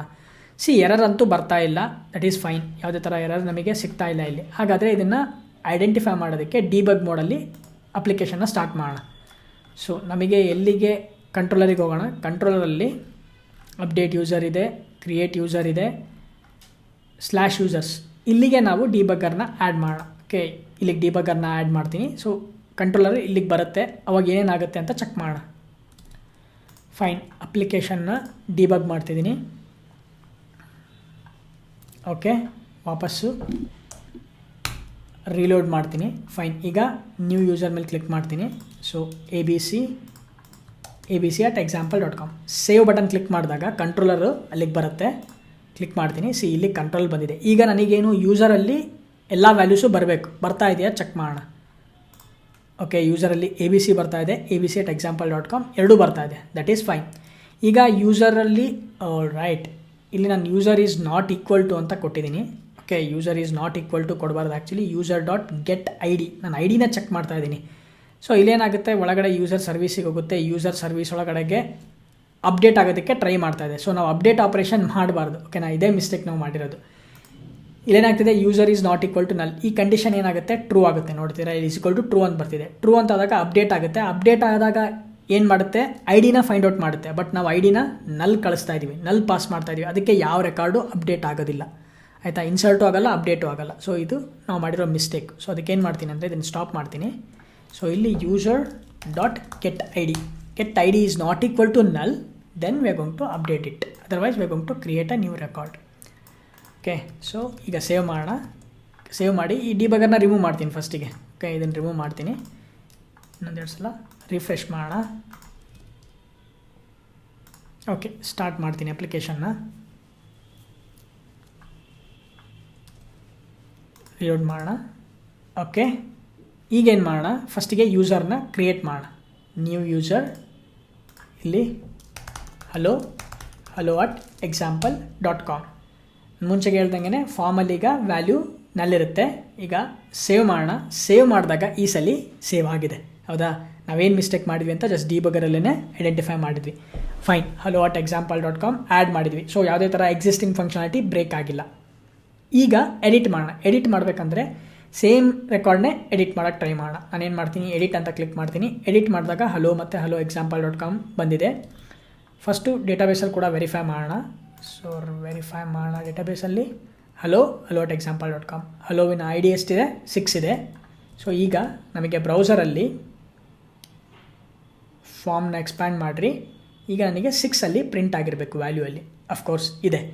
ಈಗೇನು ಮಾಡೋಣ, ಸೇವ್ ಮಾಡೋಣ. ಸೇವ್ ಮಾಡಿದಾಗ ನಾವು ವ್ಯಾಲ್ಯೂಸ್ನ ಅಪ್ಡೇಟ್ ಮಾಡಬೇಕು. ನಾನು ಹಲೋ ಬದಲಿ ಏನು ಮಾಡ್ತೀನಿ, ಹಲೋ ಅಂತಲೇ ಇರಲಿ, ಅಥವಾ ಹಲೋ ಬದಲಿ ಹಾಯ್ ಅಂತ ಮಾಡೋಣ. ಇಲ್ಲಿ hi@example.com, ರೈಟ್. ಈಗ ಸೇವ್ ಮಾಡೋಣ. ಸೇವ್ ಮಾಡಿದಾಗ hi@example.com ವ್ಯಾಲ್ಯೂಸು ಅಪ್ಡೇಟ್ ಆಗಿದೆ. ಡೇಟಾಬೇಸಲ್ಲಿ ಕೂಡ ವೆರಿಫೈ ಮಾಡೋಣ. ಹಲೋ ಇರೋದು ಹಾಯ್ ಅಂತ ಅಪ್ಡೇಟ್ ಆಗಬೇಕು. hi@example.com. ಆಸಮ್. ನೆಕ್ಸ್ಟ್ ಇನ್ನೊಂದು ರೆಕಾರ್ಡ್ನ ಟ್ರೈ ಮಾಡೋಣ. ಓಕೆ, ಭೂಷಣ್ ಅಂತಿದ್ದೆಲ್ಲ ಇದನ್ನು ಅಪ್ಡೇಟ್ ಮಾಡೋಣ. ಸೊ ನಾನೇನು ಮಾಡ್ತೀನಿ, ಎಡಿಟ್ ಅಂತ ಕ್ಲಿಕ್ ಮಾಡ್ತೀನಿ. ಭೂಷಣ್.example gmail.com ಬದಲಿ example.com ಸೇವ್ ಮಾಡೋಣ. ಭೂಷಣ್.example.com ಅಪ್ಡೇಟ್ ಆಗಿದೆ. ಸೊ ಲಾಸ್ಟ್ ಡಿಲೀಟ್ ಒಂದು ಮಾಡೋಣ, ಡಿಲೀಟ್ ಆಗ್ತಿದೆ ಅಂತ ವೆರಿಫೈ ಮಾಡೋಣ. ನಾನು ಸೇಮ್ ಭೂಷಣ್ ರೆಕಾರ್ಡ್ನೇ ಡಿಲೀಟ್ ಮಾಡ್ತೀನಿ. ರೆಕಾರ್ಡ್ ಡಿಲೀಟ್ ಆಗಿದೆ. ಹಾಯ್ ಅಂತ ಕೂಡ ಡಿಲೀಟ್ ಮಾಡ್ತೀನಿ, ಅದು ಕೂಡ ಡಿಲೀಟ್ ಆಗಿದೆ. Awesome. So edit, update, create, read everything ನಾವು ಕಂಪ್ಲೀಟ್ ಮಾಡಿದ್ವಿ. ಓಕೆನಾ, ಈ ರೀತಿ ನಾವು JDBC APIನ ಯೂಸ್ ಮಾಡಿಕೊಂಡು ಡೇಟಾಬೇಸ್ ಜೊತೆಗೆ ಇಂಟ್ರ್ಯಾಕ್ಟ್ ಮಾಡ್ಬೋದು. ಅಫ್ಕೋರ್ಸ್ ನಾನು ಮುಂಚೆಗೆ ಹೇಳ್ದಂಗೆ JDBC API ಎಷ್ಟೊಂದು ಕಂಪ್ನಿಗಳು ಯೂಸ್ ಮಾಡ್ತಿಲ್ಲ ಮಾಡರ್ನ್ ಡೇಸಲ್ಲಿ. ಅದಕ್ಕೆ ಅಂತಲೇ ಬೇರೆ ಬೇರೆ ಟೂಲ್ಸ್ಗಳಿದೆ. ಆ ಟೂಲ್ಸ್ನೆಲ್ಲ ಯೂಸ್ ಮಾಡ್ತಾರೆ ಅವರು. JPA ಆಗಿರ್ಬೋದು, ಹೈಬರ್ನೆಟ್ ಎಲ್ಲ ಯೂಸ್ ಮಾಡಿ ಅವರು ಡೇಟಾಬೇಸ್ ಆಪರೇಷನ್ನ ಮಾಡ್ತಾರೆ. But still there are companies, older ಕಂಪನೀಸ್ಗಳು ಅಥವಾ ಅವ್ರ ಪ್ರಾಡಕ್ಟ್ ಏನಾದರೂ ಸಿಕ್ಕಾಪಟ್ಟೆ ಹಳೆಯ ಪ್ರಾಡಕ್ಟ್ ಇತ್ತು ಅಂತಂದರೆ still they are going to use the JDBC API. ಅಂಥ ಪ್ರಾಜೆಕ್ಟ್ ಏನಾದರೂ ನೀವು ವರ್ಕ್ ಮಾಡ್ತಿದ್ದೀರಾ ಅಂತಂದಾಗ ಡೆಫಿನೆಟ್ಲಿ ನಿಮಗೆ ಇದ್ರ ಬಗ್ಗೆ ಎಲ್ಲ ಗೊತ್ತಿರಬೇಕಾಗುತ್ತೆ. ಐ ಹೋಪ್ ನಿಮಗೆ ಈ ವಿಡಿಯೋ ಸಿಕ್ಕಾಪಟ್ಟೆ ಹೆಲ್ಪ್ ಆಗಿದೆ ಅಂತ ಅನ್ಕೊತೀನಿ. ಡೇಟಾಬೇಸ್ ಆಪರೇಷನ್ಸ್ನ ಯಾವ ರೀತಿ ಮಾಡ್ಬೋದು JDBC APIನ ಯೂಸ್ ಮಾಡಿಕೊಂಡು ಅಂತ ನೀವು ಕಲ್ತಿದ್ದೀರಾ ಅಂತ ಅನ್ಕೊತೀನಿ. ನಾನಿಲ್ಲಿ ನಿಮಗೆ ಬೇಸಿಕ್ ಆಪರೇಷನ್ಸ್ನ ತೋರಿಸಿದ್ದೀನಿ. ನಾನೀಗ ಎಲ್ಲದನ್ನು ತೋರಿಸ್ಲಿಕ್ಕಾಗಲ್ಲ, ಕಾಂಪ್ಲೆಕ್ಸ್ ಕ್ವೆರಿ ಎಲ್ಲ ಬರೋದು ತೋರಿಸ್ಲಿಕ್ಕಾಗಲ್ಲ. ನೀವೇನು ಮಾಡಬೇಕು, ನೀವು ಕಲಿತಿದ್ದೀರಾ, ನೀವು ಹೊಸದಾಗಿ ಏನಾದರೂ JDBC APIನ ವರ್ಕ್ ಮಾಡ್ತಿದ್ದೀರಾ ಅಂತಂದರೆ, ಇದ್ರ ಮೇಲೆ ವರ್ಕ್ ಮಾಡ್ತಿದ್ದೀರಾ ಅಂತಂದರೆ ನೀವು ಎಷ್ಟಾಗುತ್ತೋ ಅಷ್ಟು ಹೊಸ ಹೊಸ ಪ್ರಾಜೆಕ್ಟ್ಸ್ನ ಇದ್ರ ಮೇಲೆ ಕ್ರಿಯೇಟ್ ಮಾಡೋದಕ್ಕೆ ಟ್ರೈ ಮಾಡಿರಿ. ಕ್ರಿಯೇಟ್ ಮಾಡಿ ನೀವು ಇಂಟಿಗ್ರೇಟ್ ಮಾಡೋದಕ್ಕೆ ಟ್ರೈ ಮಾಡಿರಿ ಡೇಟಾಬೇಸ್ ಜೊತೆಗೆ. ಆವಾಗ ನೀವು ಕಲಿತಾ ಹೋಗ್ತೀರಾ. ಏನಾದರೂ ಎರರ್ ಬಂತು ಅಂತಂದರೆ ಗೂಗಲ್ ಮಾಡಿರಿ, ಟೇಕ್ ಹೆಲ್ಪ್ ಫ್ರಮ್ ಡೆವಲಪರ್ಸ್, ಬೇರೆ ಬೇರೆ ಡೆವಲಪರ್ಸಿಂದ ಹೆಲ್ಪ್ ತೊಗೊಳ್ರಿ, ಸ್ಟ್ಯಾಕ್ ಓವರ್ಫ್ಲೋ ಹೆಲ್ಪ್ ತೊಗೊಳ್ರಿ. ಅಲ್ಲಿ ನೀವು ಹೆಲ್ಪ್ ತೊಗೊಂಡು ನೀವು ಚೆನ್ನಾಗಿ ಐಡೆಂಟಿಫೈ ಮಾಡೋದನ್ನು ಕಲೀರಿ. ಎಲ್ಲ ಎರರ್ನ ಯಾವ ರೀತಿ ಡಿಬಗ್ ಮಾಡೋದು ಅಂತ ಕೂಡ ಕಲೀರಿ. ಇದಿಷ್ಟು JDBC API ಬಗ್ಗೆ ಆಯಿತು. ನಿಮಗೆ ಈ ವಿಡಿಯೋ ಇಷ್ಟ ಆಗಿದ್ದರೆ ಲೈಕ್ ಮಾಡಿ, ಶೇರ್ ಮಾಡಿ, ಸಬ್ಸ್ಕ್ರೈಬ್ ಮಾಡಿ. ಚಾನಲ್ಗೆ ಇನ್ನೂ ಸಬ್ಸ್ಕ್ರೈಬ್ ಆಗಿಲ್ಲ ಅಂತಂದರೆ ಮುಂದಿನ ವಿಡಿಯೋದಲ್ಲಿ ಬೇರೆ ಬೇರೆ ಕಾನ್ಸೆಪ್ಟ್ ಬಗ್ಗೆ ಡಿಸ್ಕಸ್ ಮಾಡೋಣ. Thank you. See you.